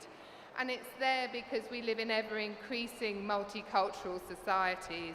So we've got to be able to care effectively and sensitively for all the communities that we serve. Now, nurses, if we don't stand up and be counted and get ourselves involved in policy and, dare I say it, politics, then we won't, there's a central part to change that we need to be part of. So the students that we train today are much more politically aware, and they're much more aware of policy and how they need to impact on it. And of course, we all need to be digitally literative in our everyday life. But as so many innovations are centered around AI, electronic patient records, digital means of seeing patients, you really have to have the best IT skills that you can have. So I'm setting up a picture of nursing today which is different to the world that I qualified into. And that's not about nursing in the UK, that's about nursing across the world, although your settings and situations may be different. So we need to be, I put the words responsive and resilient really to face the challenges, because we are, as I said, mainly there with patients, and there are some parts of the world where the only healthcare person or professional is a nurse. We've touched on cultural competency. There's so much written. If you don't know those words, you should know them. And some homework, because I can set homework because I'm a teacher, is that you go and read around cultural competence and just check in with yourself and make sure that you are fully aware of that. But what I think we need to be, which is why I'm so glad to be here, it's lovely to be in India, is that we should actually be a nursing community. And I think more and more we're becoming that community, because actually we've got so much that we can learn from each other, and practices from all over the world can impact patients wherever they are. And what we really want is this equitable care, really, and to reduce those health inequalities. But ultimately, whatever we do for patients, it needs to be of high quality. And we need to not lose sight of that, even given the challenges, financially maybe, or geographically, that we might have. Now, when I started training, they would talk about nursing being the handmaid of a doctor. What I've just been describing is not that nurse. do not have that supporting and subordinate role. But we'll come back to that later on when I talk about workforce, because I'd say it's not completely gone in attitudes and the way we work with each other. So nursing is this dynamic, exciting profession. And if you're a nursing student today or a healthcare professional today, I'm really excited for you, because you're at the beginnings of your journey, but at a really sort of important point, I think, as we move forward. So you will have key roles in clinical care and education, research and policy making, and you will be more and more autonomous in the way that you work. So part of that was thinking about nursing globally and nursing generally and how it's changing. But part of my remit was to talk about translational health sciences. And what we're really talking about is scientific research and how we actually get that into practice. We're hearing about all sorts of things today, really important innovations and changes. But if we are the nurse at the bedside or in the community, how do we make sure that that change actually happens and we use the innovations that are given? The traditional definition talks about bench to bedside. We've heard those words already today, I would say. And I think that traditional definition is very much geared towards your very typical drug trials, that kind of science. And the outcome of that is really important, and we still need it. But because new treatments, new ways of diagnosing come from that kind of work. But there's another widely recognized definition really that sort of is more holistic in its nature. It's not just about that bench to bedside. It's about the way care is organized and coordinated and how we change behaviors. There's so much focused around public health and promoting health. It's not just about let's just get this new treatment here. It's about how do we encourage our communities to be weller. So it's a more holistic definition that I prefer, because I think we've gone beyond that traditional bench to bedside kind of thought. Of course, if we translate innovations in practice, we improve the nation's health, don't we? Hopefully, in most instances. I mean, I think there are some cases where we find actually perhaps that some further modification is needed. But what we hear today, and again I've heard it already, that there is a bit of a gap. We talk about the gap in learning of theory to practice and narrowing that gap. And in this instance, we're talking about the gap between discovery and actually implementation in practice. So we need to shorten the gap in time from that discovery to practice, because our patients can't wait, can they? They want to be weller, fitter, more able to get on in their lives and not wait years for that treatment or diagnosis to come along. When I look in the literature, actually, there are a variety of terms that are used, and that can be translational science, translational research, implementation science, knowledge translation, and improvement science. All big words, aren't they? But I think probably what we need to do is get together as a community, a global community, and decide what we're going to talk about. Because where you have interchangeable words, and we do have some definitions, it lacks clarity, and we need clarity in this. If you want to shorten the gap between discovering and implementation, then we all need to be on the same page, talking the same language, knowing where we're all going.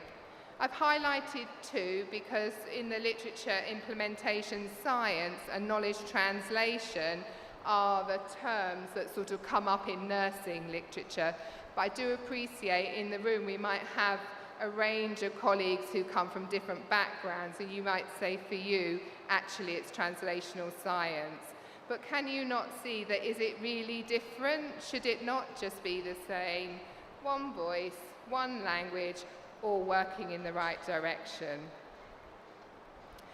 So it's about the implementation science, really, is about that implementation. It's the actual way that we make the change, really, the strategies that we use.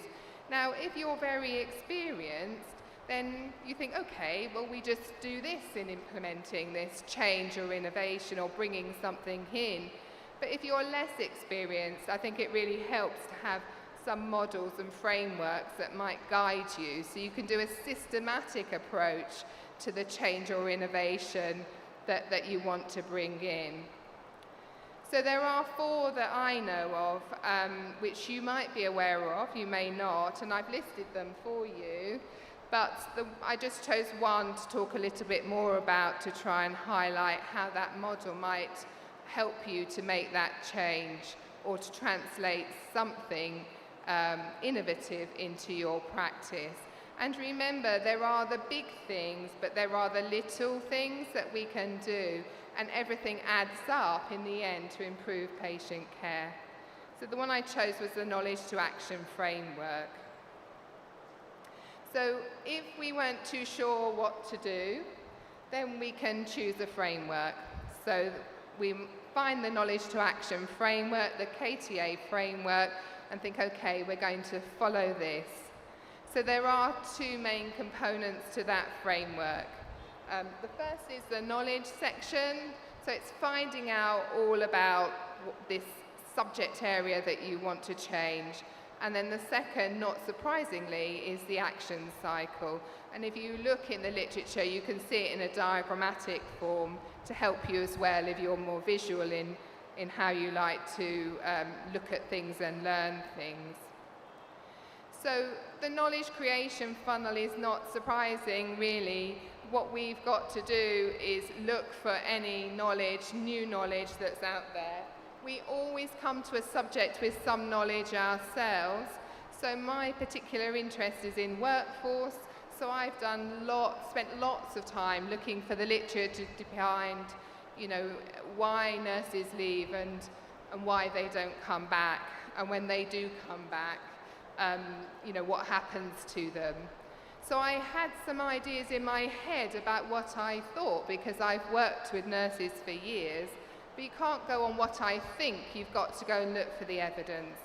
So I went looking with an open mind for primary research, which is the more reliable research. You always find some anecdotal and editorial type stuff that can add to the background, but we need the primary research, high quality. And then, having gathered all this information together, I spent a long time appraising that information, looking through and trying to look for themes, to categorize things, to just try and understand the complete picture.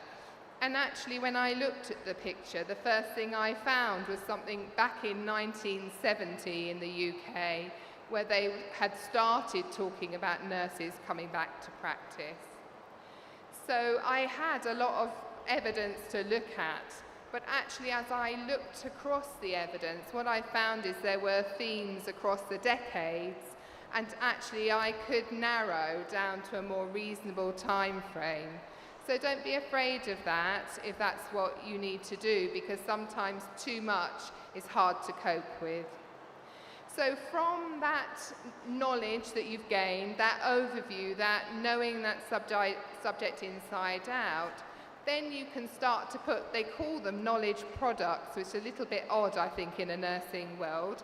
But it's about putting together some tangible tools, or it could be guidelines or policy that links to all stakeholders, if it's that kind of thing that you're looking into, so that you make sense, you've made sense of what you've actually found, and you can put it into a format. So from everything I'd read, I had a sort of an idea of what I wanted to look at, because when you move into the action cycle, you're looking for the gaps, aren't you, between what's known, what's currently done, and what do we need to know. So I looked that there was a gap actually in the evidence out there, and that gap was around the fact that we know that nurses leave, and we know some of the reasons why they leave, and we know a small proportion come back. But what we don't really know is if we look in detail at their career story, can we actually pinpoint the points at which decisions are being made, or could we make a difference? So there wasn't, in my instance, a product, if you like, but there was a framework for me to work with that helped me to develop, the data collection tools for my study. And then, of course, once you have implemented, so it might be guidelines in your case, we need to evaluate the outcomes so that we look to see did what we expected happen, did anything unexpected happen, and how do we move forward with it. I think the most important thing in this framework for me is the sustaining of the knowledge, because what we need to see is change that's maintained, that it isn't something that just happens and it's very trendy to talk about this today, but actually we've forgotten about it a little bit, and what we find is things start to slip and we're not in the place we were at.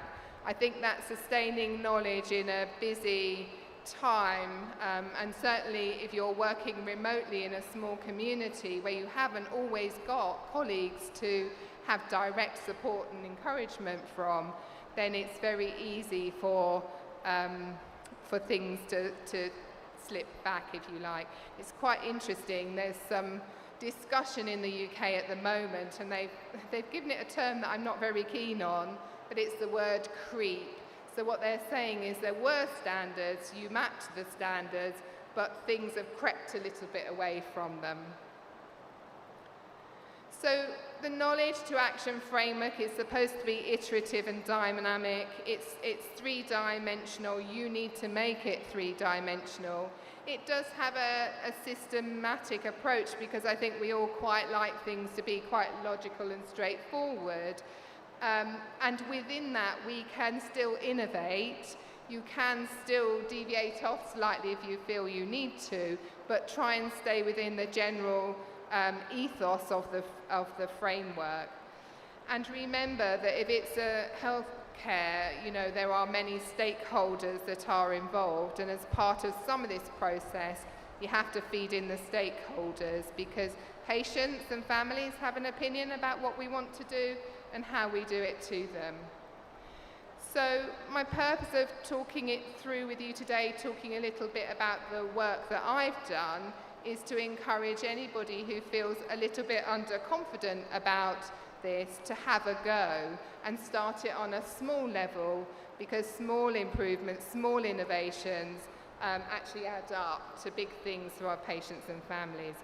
Obviously, huge things are coming along all the time, much bigger organizational things, but in every individual nurse can translate health science into their practice in some way.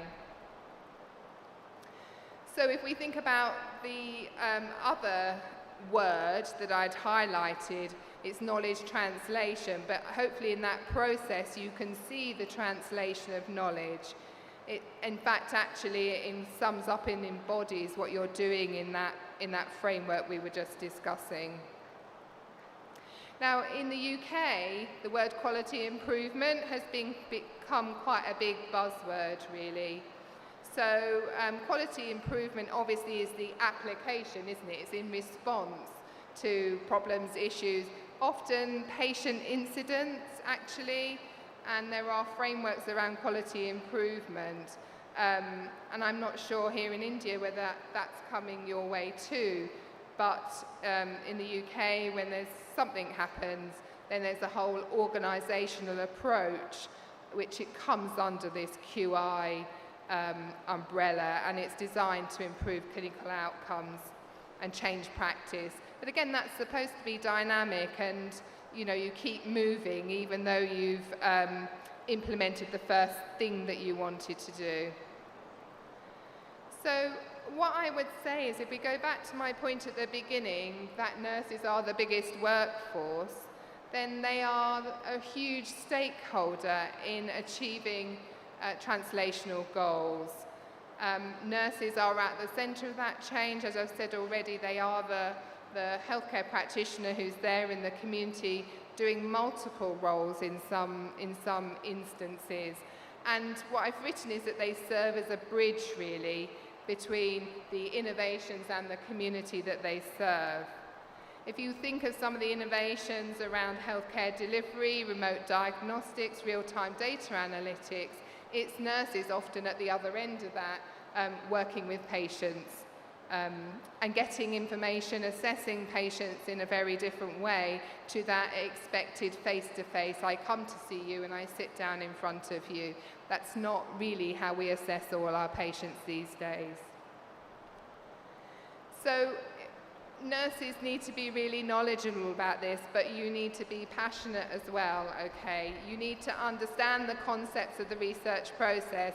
I've just talked through a framework of how you can implement change, but there's much more to it than what we've discussed today. We know that nurses are increasingly doing their doctorates and PhDs. They tend to be quite sort of theoretical in some respects, but they will be based around their subject of interest. But there are also nurses doing more practical professional doctorates.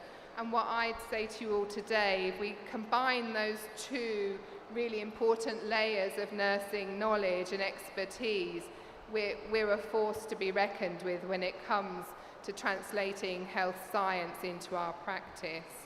And I hope you'd agree with me. So if we think of some examples, some simple ones, there are nurses in the world who we've already touched on really, they are implementing nurse-led telehealth centres that operate around the clock. That increases access for those patients. They don't have to travel long distances potentially. If you've got one or two nurses, you can see more patients, you can assess more patients, you can hopefully support health and well-being more quickly and more effectively. Of course, if you're an old nurse like me, you could fall back and say, but we have to be able to see and touch the patient, okay? Because if I can see and touch the patient, I can feel if they're warm, I can feel if their pulse is, regular, the rhythm and amplitude. How can I do that if I'm doing this through, other technical mechanisms? I think what I'd say to you is that those skills are still really important, but what you need to develop is your skills of listening and questioning to get the information that you need from your patients so you can still do a thorough assessment even though they're not in the room with you. And it's interesting because for me that probably takes a bit of confidence to do that because for so many years in practice my patients were right there in front of me. But if you learn in this world where that's how we care for patients, then it's second nature to you. You've just got to have really, really good skills.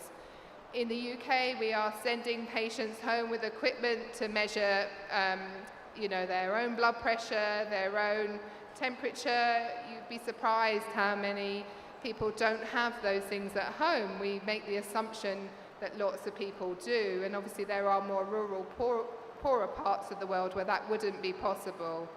That relies on the patient to take their own blood pressure and send that information to us.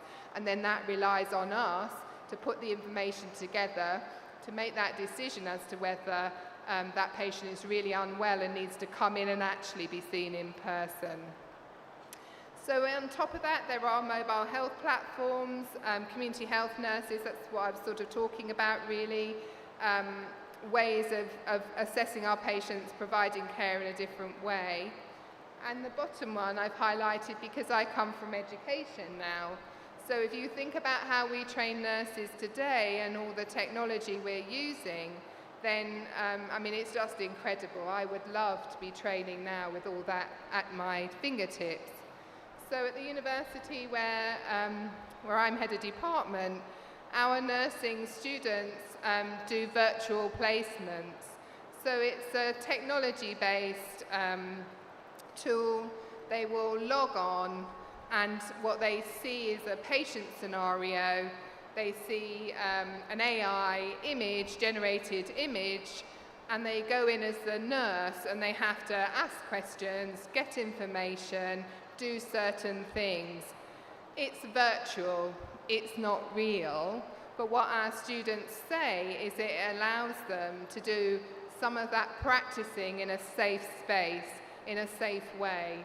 And actually what they find is it prepares them for practice much more than what used to happen, which is you're here, you have some theory, and before you know it, you're out on the ward.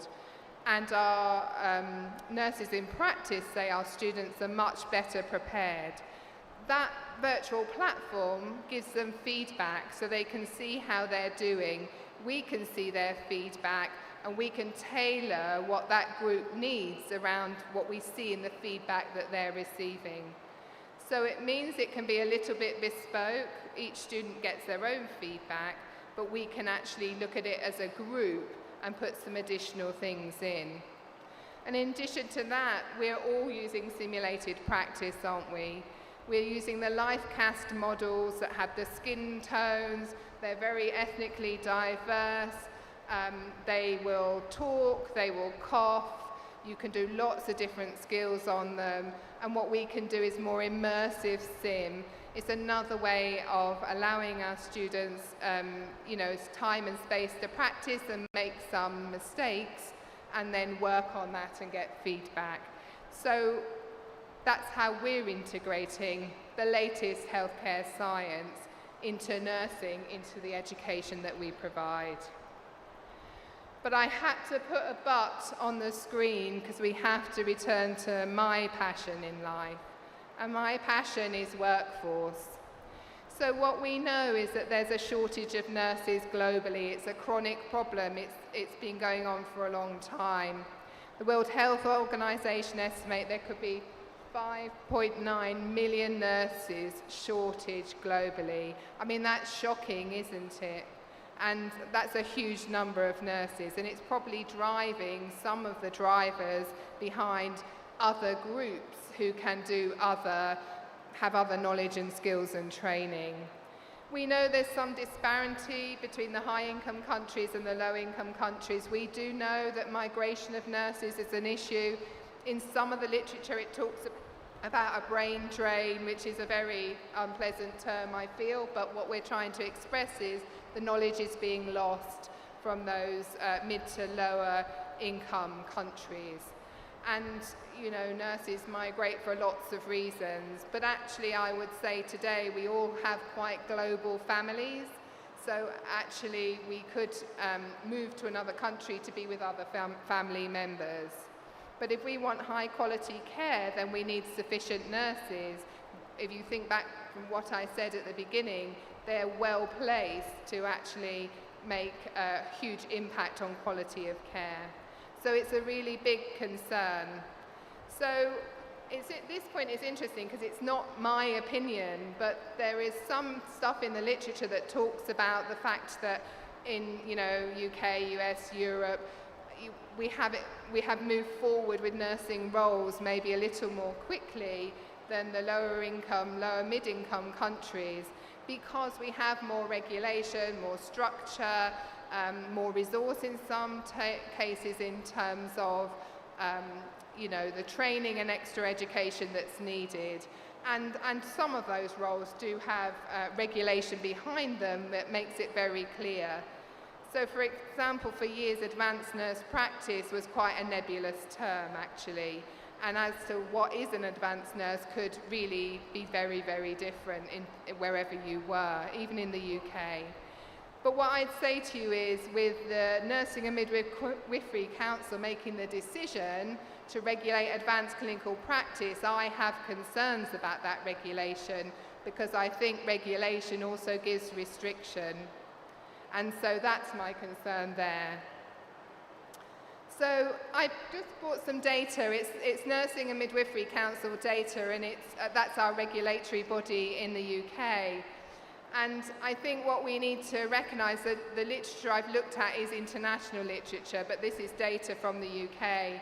And although in 22-23 there was an increase in registrants of new joiners on the register, I think that was the COVID wave, as we talk about, really. it really raised the profile of nursing and lots of people wanted to be nurses. However, actually we've gone over the crest of that wave, and applications in the UK are down across the sector for nursing, but I'm sure you'll have seen we've had some bad press around healthcare in terms of doctors on strike and nurses on strike. But I think the key point is what I've highlighted is that nurses are leaving much earlier than planned and they were unlikely to return. So having invested 3 years in their degree to become a nurse and go onto the register, they're not staying very long. In fact, early career nurses are being lost within 3 to 5 years of qualification, going on the register and going into practice. And within that is young leavers as well. If you look at the literature, we're losing the early career nurses and we're losing the end of career nurses, and in the middle is a group who aren't too sure. So the thing is, although the numbers on the NMC register increased, actually job vacancies in the NHS increased as well. So can you see there's a supply and demand issue there? The pipeline is not good enough for what we need. So looking at all the literature, there's so much information out there. There are nurses who become inactive, and they're nurses who are still on the register or still licensed, because obviously it's a license in other parts of the world, but they're not working clinically. They haven't allowed their registration to lapse, but they're not working clinically, and the question is, why? And then there's this group of nurses who are just leaving. They're not, they're letting their licenses lapse, they're letting their registration lapse. And when you look at the literature, it's all about working conditions, really. And it's about it being a very female-focused career, isn't it? So there are natural things that happen in a woman's life in terms of family commitments and children, and how difficult it is, the caring responsibilities, how difficult it is to match those two things up.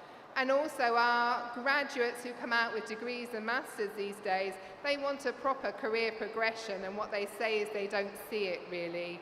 So they use their nursing degree to do something else, and that's why they're leaving early. Job satisfaction is huge amounts of things, and when I said, we're not doctors' handmaidens anymore, apologies to any doctors in the room, that's a very old-fashioned term. Actually, in the literature, there's still some tensions between doctors and nurses tend to leave because they don't feel valued, and they don't feel they're seen for the degree, master's level graduate that they are. And the question is about when and how and why those decisions are made, and that's what I'm sort of trying to look into a little bit. So this is my study at the moment. I'm collecting data at the minute. This is my last slide, don't worry. I'm collecting data at the minute, and so surveys out at the moment, collecting demographics and data around what qualification, when they qualified, when they left, how long they had been lapsed. The participants are return to practice students. I don't know if you have that in India, but if you've been out of practice for 5 years in the UK, you have to do a return to practice course to come back and come back onto the register. So it's very hard to find nurses who have left because they've left, but the participants you can find are return to practice students. So we'll look at their career stories. They're doing a survey at the moment, and then we'll do some interviews around their career. When did you become a nurse? What happened? And when did you make the decisions that you made? Because I'd like to influence workforce policy. But actually, this is a global problem. So we need to look at it across the world, not just in the UK. Thank you very much. Another picture.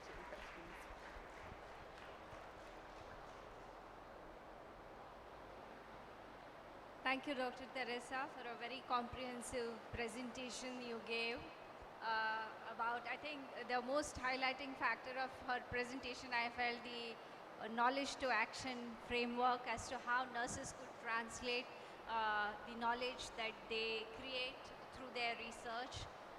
Some takeaways from her presentation for us as Indian audience. I feel we need to strengthen training of our nurses. We are just training them into research, but there's no focus on training them into implementation sciences. We need to probably look at that. Number two, I observed that she had in one of her slides where she's talked about the academic nurses on the education side creating the knowledge and the doctoral nurses on the clinical side implementing it. I think most of the nursing audience will agree with me that we have a huge gap between the education side and the practice side in India, that we do not have research training for the clinical nurses, and we do not tend to involve them in the implementation, which I think is very necessary. Another thing, I think institutional support for implementing the research findings we lack, so we need to work around that in India. And finally, as she highlighted, the nursing workforce retention is key for any sustainable work that we do in a clinical area, or even for that sake in education. We being the second largest exporters of nurses to OECD countries, we ourselves face a huge nursing shortage in the country. So yes, for us also these are the challenges that we need to look at. And once again, thank you for taking out your time, traveling so far, and enlightening us on these aspects of translational sciences. Thank you. Thank you, everyone. Thank you, Dr. Teresha. Now I kindly request Dr. Pushpa Sarkar, Dean, School of Health Sciences, to hand over the memento and certificate of appreciation to Dr. Teresha.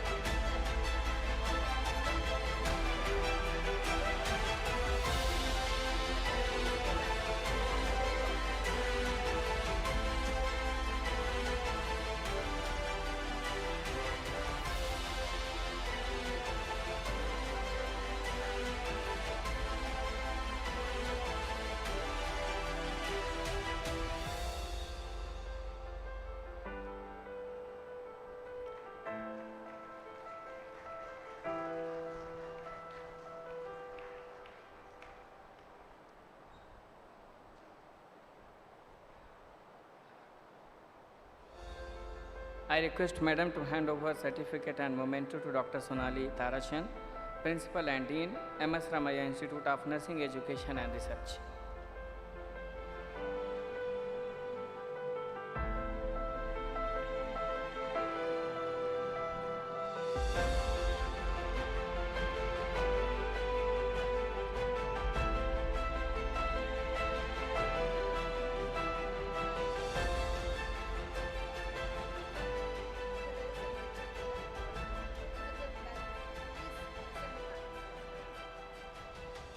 Thank you, Dr. Teresha. I request all the delegates. In this evening, we have the cultural event followed by the banquet dinner. So kindly assemble in the hall and enjoy the next event as well. Thank you. Now, I kindly request Dr. Hanuman to take over the next session. Hello, check. On.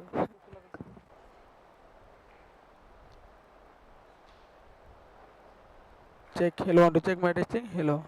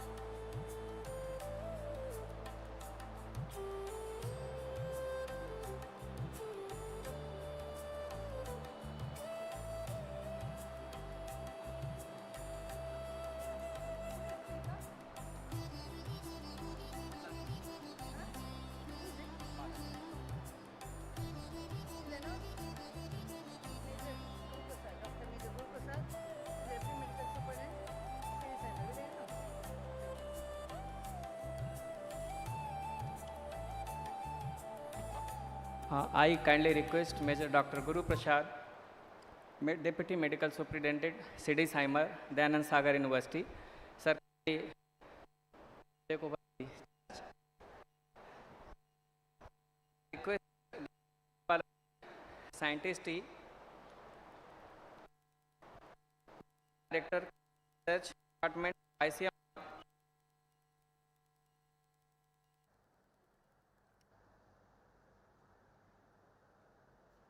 Ladies and gentlemen, a very good evening to all of you. We're coming to yet another very interesting session. I'd like to introduce our speaker, Dr. R. Balaji. So Dr. Balaji's special interests are in clinical trials and implementation research.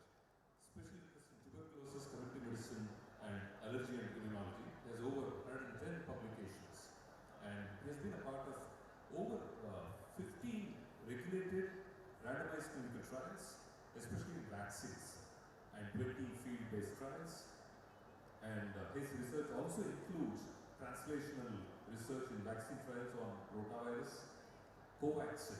You know how important Covaxin was, and it played such an important role during COVID times. And he has been a part of accelerated TB elimination in India, TB elimination in the SEAR countries, and he has been a part of several ICMR projects. Dr. Balaji, a very, very warm welcome to you. Please carry out with the sessions. Thank you. Thank you, sir. Thank you for that introduction. Good afternoon or good evening. Are you all with me? I could not hear any voice. Okay, or I should ask, ಎಲ್ಲರಿಗೂ ನಮಸ್ಕಾರ. ಹಂಗಂದ್ರೆ ಬರುತ್ತಾ? Okay, ಸ್ವಲ್ಪ ನನಗೂ ಕನ್ನಡ ಬರುತ್ತೆ. Because I started my research career just 40 kilometers from here in Bangalore. That's where I did my MD, and most of my mentors are also part of the academic council over here. So good to be here. I'm just stunned to see the institute, the campus, the clubhouse, the stadium, and the backdrop. Everything looks more like a cultural program arrangement, but a conference is having such a big thing is really nice. And so let's go to our topic, multidisciplinary collaborative pathway for accelerating TB research. So many of you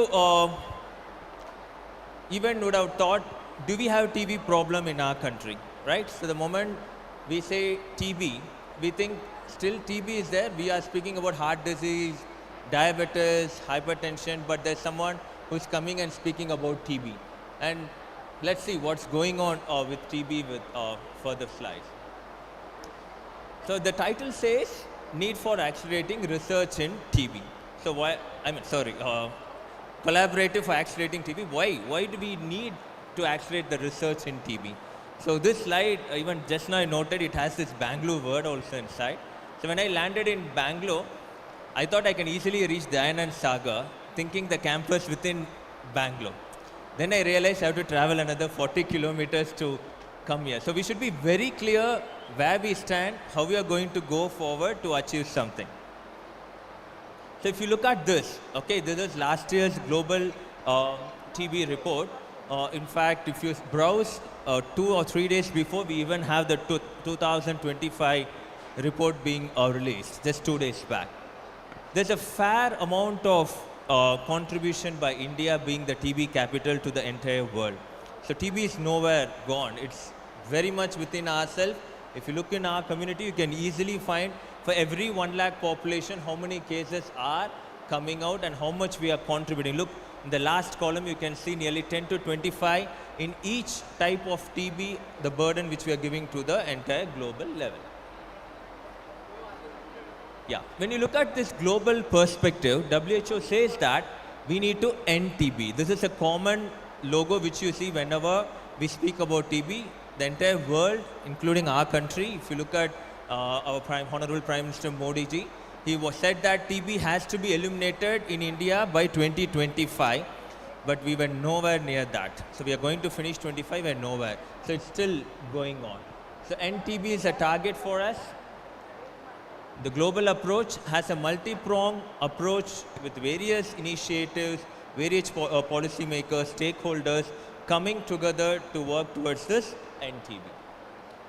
Just look at this graph, where we stand. Look, the 100 rate per 1 lakh per year, whatever. Okay, if you stand at 100 now, okay, this was made in 2015. And if you have to reach to the lowest level of 10, okay, imagine 2025, it's not going to be possible with the present trend. Where we stand, we don't even touch 75 or maybe 65 something. Okay, if you look at this approach which you have in between, okay, so multi-pronged approach which is required from various disciplines. As a doctor, it's not just my role to do whatever is right. It's all you people, every discipline who should come inside. Sorry, I could not use this pointer.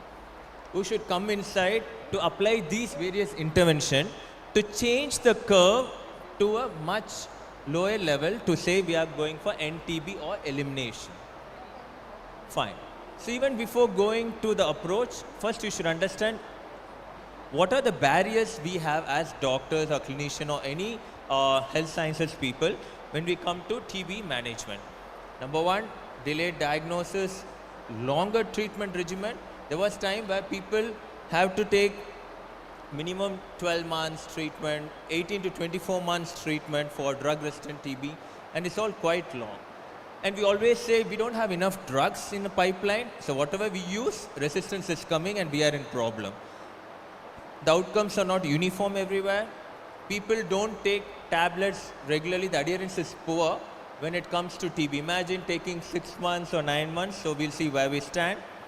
Lot of recurrence. I treat a patient with such longer regimen, still so many people get TB. So recurrence is an issue. Lot of social stigma. Even if someone we know that has TB, we'll try to avoid them totally. People lose their jobs. So many issues are happening because of TB. So these are some way why we are not able to remove this problem from our society. And a lot of cultural barriers as well. Just look at the left side. Leave about research. Even for me to go for TB prevention or cure, I need a set of specialists in different areas. Okay, not only medical, okay, paramedical, sociologist, okay, other health sciences, lab specialists, everyone should come in just to treat a patient or prevent someone from getting TB. Then imagine how much of people are required to collaborate to take the pathway towards NTB in TB research. So with this, I'm just going to the main topic, which doesn't say that it should be there only for TB research. For any research, if you want to go it in a fast manner, we need to have a collaborative approach. So what are the advantages of benefit? So many places, whenever people do research, what we understand is we all work in silos. We work separately and we publish our paper and we stop there. Okay? We most of the time fail to collaborate. Even before joining ICMR, I was working like that. We failed to collaborate with our interdepartment people to take things forward. But if you want to achieve something and if you collaborate, what are the benefits? There is an enhanced creativity when multiple people come. The access to resources are better expertise is there. Publication and the citation factor is increased because enough application happens. Accelerated progress and a strengthened networking. So in the morning session, I was watching on YouTube. One of the senior management person from here said, DSU, Dayananda Sagar University, is having projects where TRL 1 to 9 you're reaching, and in fact they're going to 10 based on sustainability. I was really happy that at university level people start thinking. It's not only at ICMR or some higher level people. So good things are going in good direction, and one such way to go is this collaborative research. And whenever we say collaborative research are required, we always have certain side enablers and certain challenges. If you have a carefully planned research projects or implementation project, meaningful engagement with various people and adequate resource, these are going to enable our research output. On the other hand, if you look at the challenges, okay, there are lack of like data information sharing. So India, they have restrictions, we won't share it outside. One institute has restrictions, they won't share it to others. So those things, then continuing the relationship, the cultural practices, like that, you can see multiple challenges which are going to be hindrance for any collaborative research, which you should think prior before framing your research partnership. So how do we collaborate? We need to think a lot. We need to bring our brains together to make sure this collaborative research works.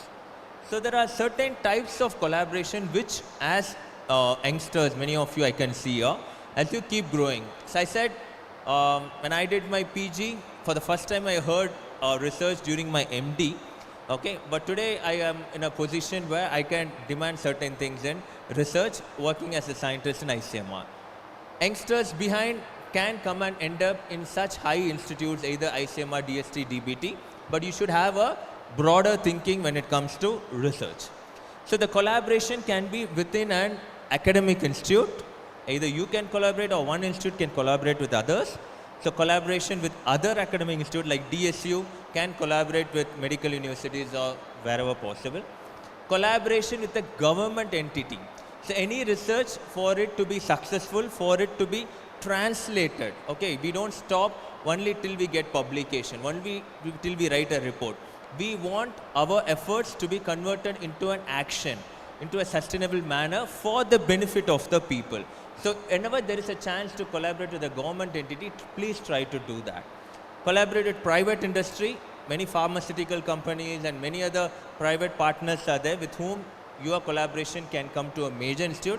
In fact, I think this conference would be a success because of such collaborations even with private industry and collaboration with international researcher. From morning I have been seeing names where international experts are coming and giving talks to the delegate. So it's not only collaboration for conference, for research, if you have such collaboration, it's going to be helpful in a major manner. So with this, now I'm going to use this concept for TB at India level. Okay, so this NIRT, National Institute for Research in Tuberculosis, or previously it's called TRC. It's not very far off. It's hardly 350 kilometers from your place, which is a pioneering institute with anything for TB, majorly clinical trial. You won't believe it doesn't give evidence only for our country. Many developed or developing countries also take our research output. So when we visit other countries or other institutes, when they introduce us, even we'll be shocked. They'll be like very proud saying we have partner from TRC or NIRT who has given us guidelines for us to do. So India is no lesser in research. India is doing wonderful job and it's all about our way to approach it. So it's a collaborating center with WHO. It is not only a laboratory which supports at the local Chennai or Tamil Nadu or for our country at national, it is also supranational. So this particular lab is developed in so way that we support research and also facilities at the lab level for other countries. It has an international center for excellence and yeah, mainly we build evidence for TB management.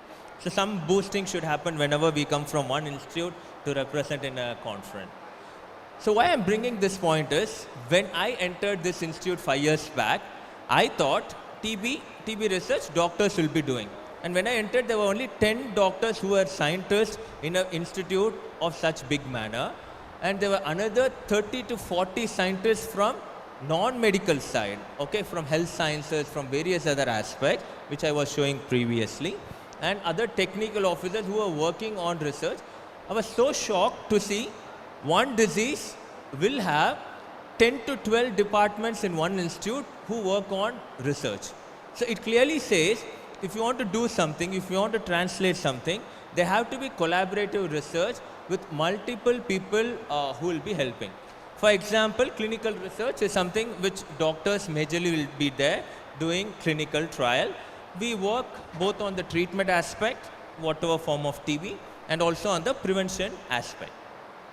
On the other hand, we also people who are epidemiologists, who are public health specialists, okay, lab specialists who are trained in bacteriology, because TB is a bacilli, the organism is a bacilli and bacteriology specialists will be there who contribute majorly. I'll also be showing individual contribution which can help you to understand how research is happening in our country. Socio-behavioral research, sociologists come and play a very important role. Immunology, biotechnology, clinical pharmacology, biochemistry, statistics, bioinformatics, health economics.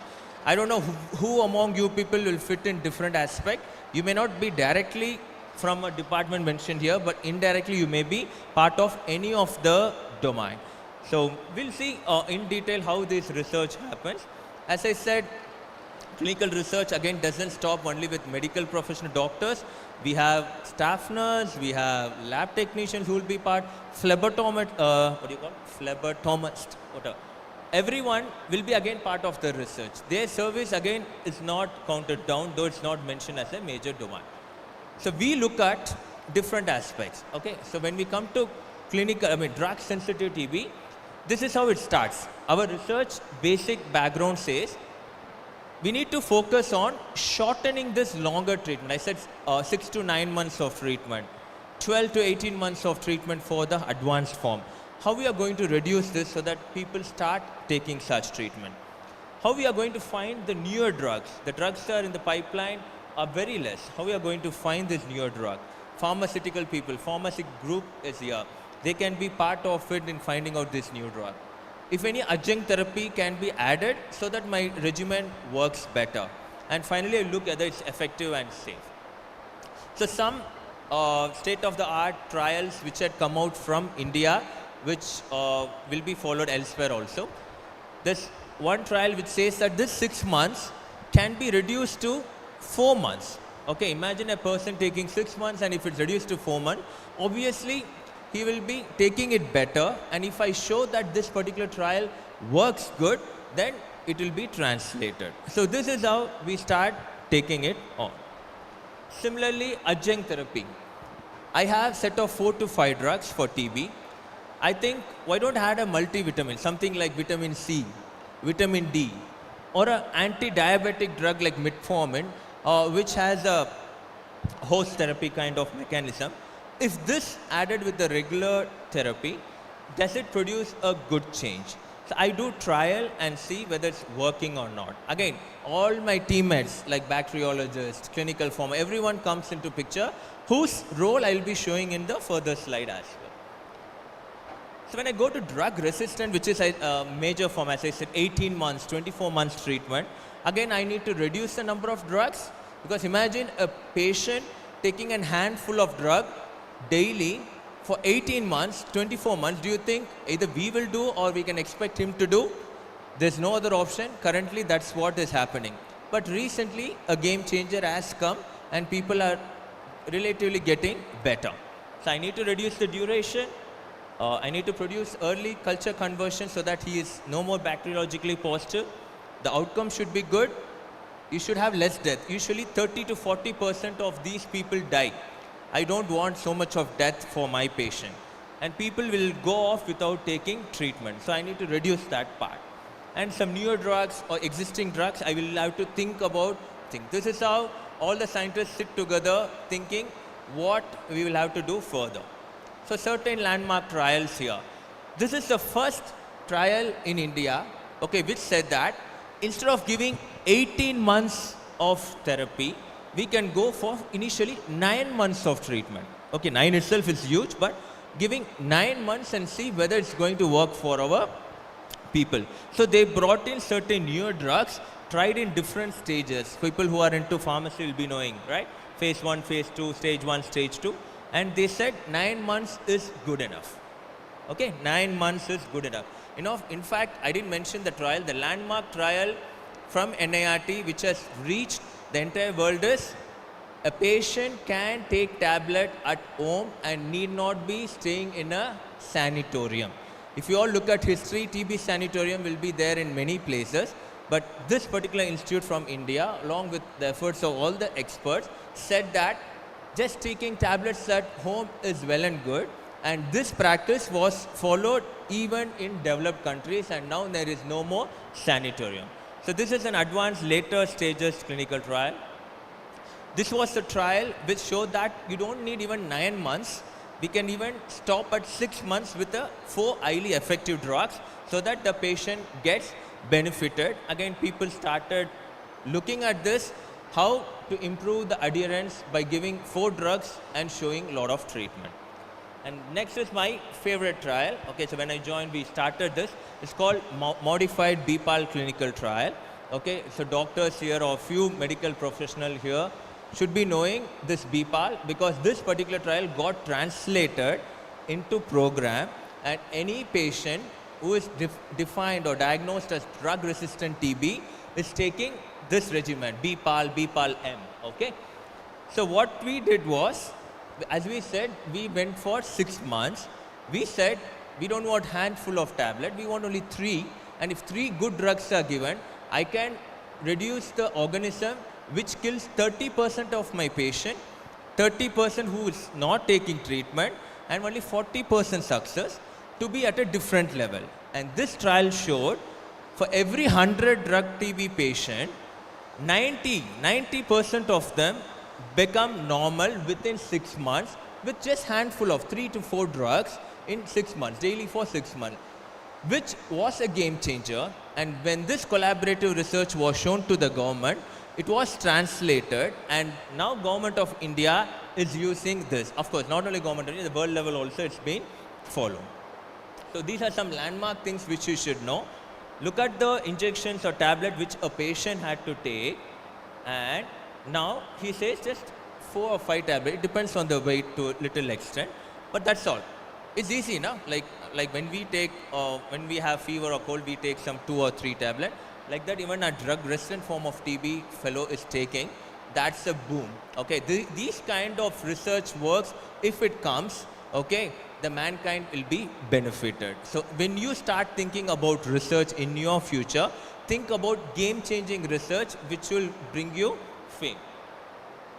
There are also multiple research which happens, which I'm not going to touch here. What I say is, when I come to TB, I look at different forms of TB. For each form, I need to work, find out newer regimens and take it forward. When it comes to preventive therapy, there are 2 aspects. One side, immunotherapy, we saw in the past presentations by the speaker. Then chemotherapy also is there. Okay, so immunotherapy means basically, I think everyone have a scar. Do you all have a BCG scar? Should be knowing. If you don't know, then I am not sure. So look at your left arm, unless you're too young, okay? It should be here. Even now we have a BCG thing, right? So BCG scar is there on the left arm for everyone, okay? And it was shown to give minimal effect. It's not a game changer as a vaccine. Till date, if any one of you want to get a Nobel Prize, or if you want to become a major researcher, if you find a proper vaccine with a good effectiveness, you will be a master of this field. So we are trying on different kind of vaccine to have at least 50% effect, not even 100%, at least 50%, but this bacilli is so strong that it's not allowing us to give out a possible, a good vaccine. COVID, my name was shown for Covaxin, right? Within months, we got one vaccine for that virus. We even eliminated the pandemic within a year, though it had some catastrophic effect. I mean, the disease had catastrophic effect. The vaccine was a game changer. So every government looks for this vaccine. Somehow, not many vaccines are successful. So NIRT or you people, if you're interested, should be working on vaccines. And not only vaccine, like revaccination, because we already took vaccine BCG. If we give another dose, whether it will work, again, that is a research which will be going on. Yeah, as I said, new vaccine, many candidates are coming. People from pharmacy background, you can work on, come with new vaccine candidate which can do wonders. Chemotherapy on the other hand, not only for treating patient, even for preventing TB disease. Imagine we are all standing here. Someone would be having TB disease, and if he coughs and if we get the infection, I need to have a preventive therapy well in hand so that I don't get the organism. And any of the health sciences people will be having the organism within us. The earlier we kill it or maintain our immunity, good that we don't have the disease, it will be going only as an infection. So a lot of trial happens for different forms of TB to come up with better. So one mention on the top, like 3HP, is something again got translated. Government of India took such regimen, saying that instead of taking 6 months of one tablet, they said 12 doses, okay, of 2 tablets, around 2 tablets, weekly once for 12 weeks. That's all. Weekly once you take for 12 weeks and we can be free of this infection. So now people are feeling better. Instead of taking 180 tablets for 180 days, right? So now I'm just taking 12 doses. Likewise, we keep trying out different things with our partners. When I look at field level, so if you look at lot of field-based researchers, technicians, everyone come here where we do surveys to find out what is the burden of TB in our country. TB is, as I said, TB is not less in India, it's too much, it's lot. Though when you look at 1 lakh people and look at other diseases, it might look small, but the way it can spread is different. And if you are going to miss one TB patient, he's going to transmit to 12 more people. Imagine if one person is having TB among your friends and not taking treatment, within a year, 12 more people will be getting that particular infection and disease. So the earlier you find through such prevalence mechanism, prevalence surveys, you are able to do wonders. So if you look at the recent report is released in 2021, which says what is the actual problem in India. It's a very big survey which was given to NIRT to do. Though we are clinical trial specialists, we did this and the huge task happened. So again, here not only a collaboration within our scientists, it was with the government, it was with the private medical colleges through an association, multiple collaboration happened for this 100 crore project. And what I'm showing, nothing stops with the lakhs. It's all in crores. That much of collaboration happened. And I'll just skip certain slide. As I said, people from microbiology or lab technicians, if some group is here, I say one department which is doing wonderful job, even more than doctor, is this bacteriology group who come up with newer diagnostics, develop newer diagnostic, they validate newer diagnostic from private partners, and they validate diagnostic not only with the sputum, with other material. For example, it's very difficult for a doctor to get a sputum from a pediatric child, right? Child will not be giving a sputum like an adult. So I need some other sample to find TB in that. So what will happen, these kind of basic science researchers, they come up saying urine or stool is a good specimen to be tested for TB, and those will be slowly translated into the program. So a lot of research happens here and they support. For example, if I do a clinical trial, for all the conversion and to say that my drug is working, I need a bacteriologist to show that the sputum doesn't have the bacilli. Only if I collaborate with that division, I can show. I can't say, doctor, you're treated, right? Without lab, I can't even treat a single patient, right? I can do it saying that, okay, in my practice, this fever could be this. But if I have a doubt, more than 3 days of fever, I just immediately write a laboratory sample to be done, this test to be done, rule out dengue, typhoid. Similarly, research, lab collaboration is required in lot. Not only disease, for infection, as I said, urine, stool, multiple diagnostics are coming up. This is one area I could see a lot of people come for internship to our institute. They do PhD in this area. And I usually feel doctors, we don't grow up that easily abroad, but all paramedical sciences, people who did PhD in this department, they just go and settle in abroad or major institutions. Not only basic things, some advanced level like whole genome sequencing, all those things are being developed based on not only bacteriology people, also biomedical engineering, IIT people come with us. Multiple collaboration happens to come up with these kind of diagnostics to take it forward. Yeah, just this is what I showed in the previous slide. So who are these people? Social and behavioral research. Why should I have, I finished doctors, I finished the lab people, I'm bringing in a different people called social scientists, okay? Or sociologists, what is their role? So it's easy to say, take sample, do the testing. It's easy to say, this is the treatment, take this treatment. But will the patient take? Will he follow those treatment? I don't know. So these are people who find out what could be the reason why we are not succeeding. So they find out the challenges when we go for the implementation of the program. How to improve the compliance and adherence. How to improve utilization. People know that I have a symptom, but they don't even say, okay. So on an average, if 100 people, if I check, at least 3 to 4 people should have symptom. But when I conducted a similar kind of research in Delhi or few areas, not even 2 or 3 from thousands come out with such thing. That too in an urban slum area. They say that we are the most immune, we won't declare. So imagine then how the utilization of service. So we need to do the sociology level of research to take these things forward. So to the finishing end, I'll also show the other domains, and last 5 minutes we'll cover these and finish it off. So we saw epidemiology, bacteriology, sociology, behavioral. This social and behavioral research, they do some kind of qualitative research, not only direct quantitative research, and they come up with some additional value points which should be considered by a program implementer or a doctor, whoever at various levels. Okay, let's look at the other 4 departments, what they do. Immunology and biotechnology, very advanced, very high tech. In fact, if you ask me questions in this, even I may not be able to answer because I'm totally a clinician, right? So this is one booming area which is coming in TB research or any medical research for that matter. So they work on identifying various biomarkers for not only diagnostics, for TB background. For example, I have an infection, whether I will break down and become a diseased person, TB patient. So I need a biomarker to find initially, then I can give some treatment. Phage therapy, put some virus or bacteriophages inside the bacilli and do some changes, that itself will work. So use that in a patient and make sure specified treatment happens. Again, very, very specific. These are all even not there in our country. Things are in very, developing stages where you guys can work.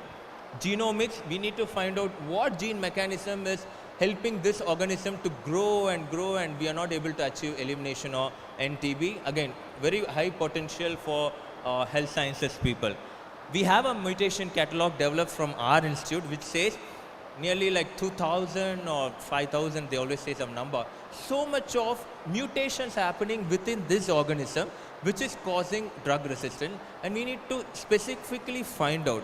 So imagine such a small organism is producing so much of issue for us that we are getting scolding from ministries and Prime Minister why you are not able to eliminate TB. On the other hand, coming to, I could see many pharmacology people here. Clinical pharmacology, biochemistry, this is damn good.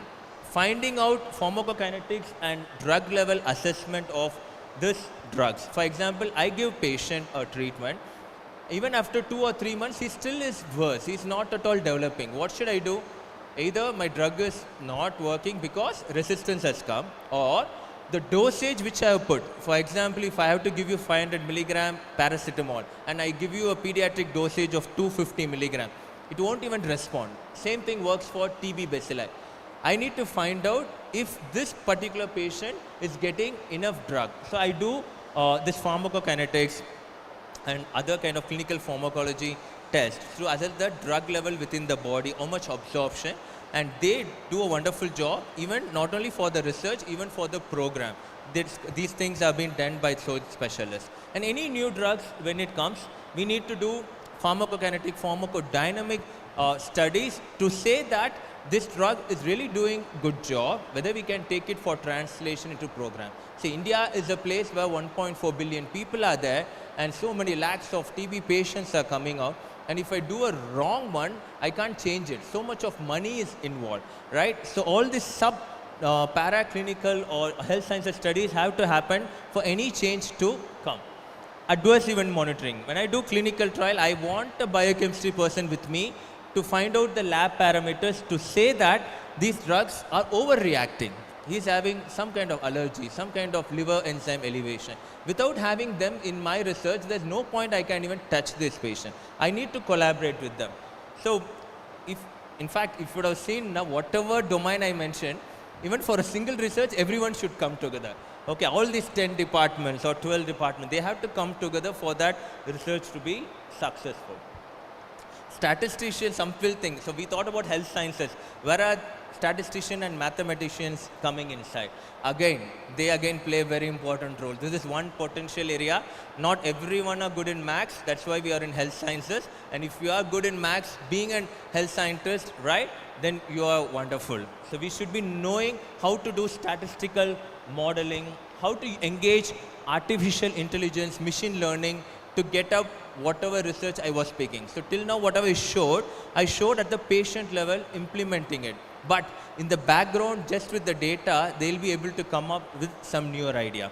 And they'll also have required for any statistic analysis, whatever PhD or PG program, without a p-value, you won't be submitting a report, right? So at any higher level of research, their role is important and they are the most powerful people because they handle our data. Bioinformatics, another booming area. Again, very less knowledge for me, but very potential area. Any research area now, any research unit, for example, ICMR has 27 institutes. Everywhere they're looking for bioinformatician because they work on, they are like combination like mathematics, statistics, some kind of health knowledge, computer science, and in fact, just at the room level, they are coming up with the molecule discovery, drug discovery by using those knowledge and computer. Personalized medicine. I say that I want some personalized medicine for this patient.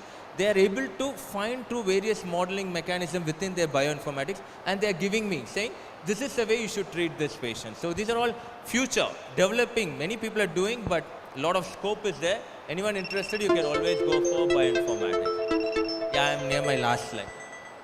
Health economics. All of a sudden, I moved again totally to an economist. Okay, and in economics, again, there's a portion of health economics. Just a matter of fact, in entire ICMR, where like many hundreds or even thousands of scientists are there in different institutes, but there's hardly one or two health economics who is there, health economic specialist who is there. Their role is to find out how much of cost if I put and what effectiveness I get. So cost effectiveness studies are being done. Any research, if I go and show my head DG, Director General of ICMR, or the program, or the ministry, they say, give me a health technology assessment, give me cost effective study. Only then I can put my money into it. Why should I waste my money if it's not going to be really helpful? So they do cost effectiveness studies for treatment regimen, diagnostic, any implementation method, and the big HTA department is there. So I'm finishing here. This is just for the institute. There are, being from ICMR, I'm saying that there are a lot of chance that grants have been included. Look at the number, from 3 crores to 30 crores. Fund will be, budget will be given if you write a good proposal under a specified theme. Okay, it's open for all institutes, not only, Dayananda Sagar University can use it. Only thing which they look is, okay, of course, multiple people will apply, but you should be smart enough. It should have multidisciplinary collaboration, multicentric, not only in this institute. The institutional capacity should be good. I think DSU has enough thing. And that proposal should have a translational value. Only then you will get this. So this kind of idea you have at even a student level or a junior faculty level, you can do wonders for this country. So thank you. This is my institute. If you guys want to send your students or anyone interested, you can contact us. Wherever it's feasible, we can do a collaborative research. Thank you. Thank you for the patient listening. Any questions? It goes.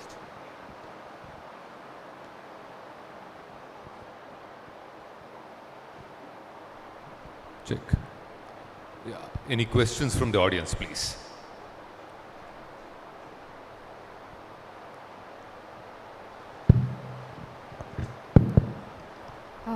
Thank you, Dr. Balaji, for this comprehensive talk regarding the tuberculosis and which all departments can come together for the research.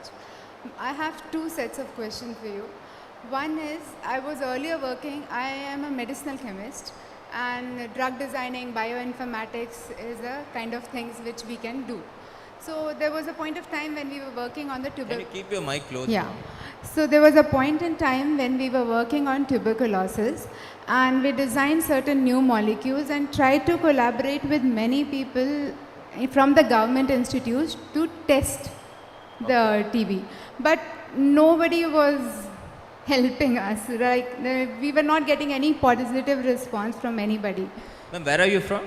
Dayananda Sagar. Okay, okay. Medical college or what you said? No, sir. I'm in a pharmacy college. I'm a professor of medicinal chemistry here. So we have PhD students who work on all these things. So I want to know that how much you are open for the private universities to collaborate like this. Okay. So yesterday there was, today also it's going on. Okay, I'm just landing from Delhi. There is an ICMR, the DHR summit. where they identify people who come up with such things, right? We also had an innovation summit because you were mentioning TB. So multiple platforms where I personally saw so many private partners who have come up with such ideas, and if it was proving to be useful, if the government is convinced that funding for such research or development, looking at the TRL level, at which stage you are 1, 2, 3, whether it's worth spending there, whether such technology is not already there, every assessment is done, right? Even for a simple student level research and all, we do get thousands of application, and from that, there are a lot of screening happening. It's not that every 1,000 of them will, hardly 10 to 15 will get. So this is one thing from government where they have some restriction, but we should not stop at that. That's my point. Okay, we should think about other further way of doing also, because government is not the only partner which will be doing. If government support is not reached, then we can try to reach a private partner, because again yesterday I saw a team which has worked, which has developed some kits and other thing. They gave it to a private partner to produce more and see at a larger level. Okay, again, sometimes when we find a research finding at a smaller level and it's not convincing, we need to show them at a more valid group with more power, with more rigor in your methodology to show that this is wonderful. So a lot of efforts are required. In fact, being from ICMR, it's not so easy for me to get a fund. I need to fight like a PG student, defending my thesis, saying this is what, and only then I can get fund either from India or like Bill Gates Foundation, wherever. So things are there. It's not so easy. We need to be really tough and competitive. Yeah, and it's more so for the private institutions, I believe, rather than the government institutions. Okay. Since ICMR is looking for translational research, so people like us are into basic research. Everything may or may not get translated. So we have very few funding agencies to support us. That is our main problem actually. I do agree, ma'am, that we need to lead in the race. That's the only point. It's not that private is not accepted, because one category was only for private. If you look at ICMR, you would have seen that extramural research. Previously, even we compete in extramural research, but the current DG has clearly said, you guys are already in ICMR. You can't compete for that. It is only for the other universities, and plenty of private partners are working, ma'am. There's no doubt. I saw yesterday also so many awards being given. So many young children are coming up with so many ideas, and it was encouraged. So we need to keep trying. That is my point. I'm not saying that it's not already well developed or ICMR is taking everything. We need to keep looking at the right platform and try to get it. That's the only answer I have. Yeah. Thank you. Any other questions? All right. So I think I must really congratulate Dr. Balaji for this wonderful presentation on a very difficult topic. Acceleration and collaboration. Most needed for us to defeat, destroy and decimate this disease called tuberculosis in our country, and we need to have a very duty-bound and disciplined approach. So you have covered almost every single gamut of things that one needs to do from a multidisciplinary, multi-pronged approach. So thank you very much for your insights today. We're very grateful to you. Request a very generous round of applause for Dr. Balaji, please. Thank you very much. Thank you so much.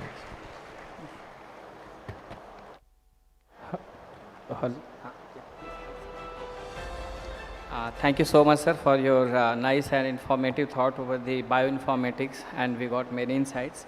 I kindly request Dr. Pushpa Sarkar, Madam, Dean, School of Health Sciences, to hand over memento and certificate of appreciation to Dr. Balaji.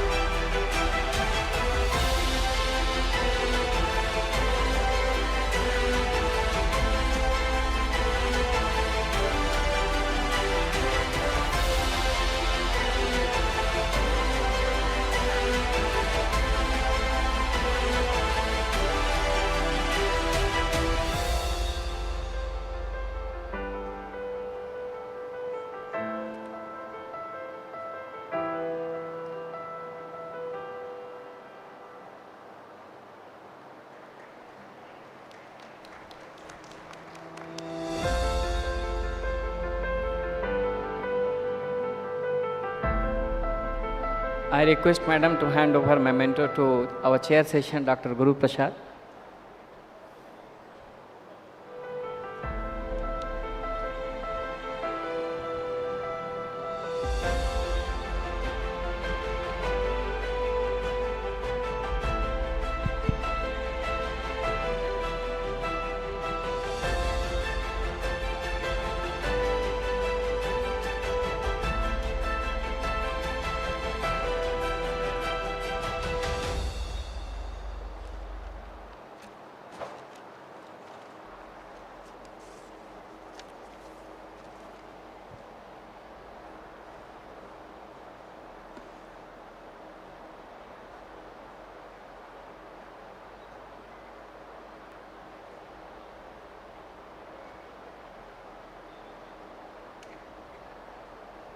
Delegates, please note, 6 o'clock we will start with the grand gala dinner and cultural extravaganza. So please stay back. 6 o'clock we are starting with a musical night and gala dinner. So after tea break, so half an hour will be there for you. Just relax to enjoy the cultural show and musical night. Right? Thank you.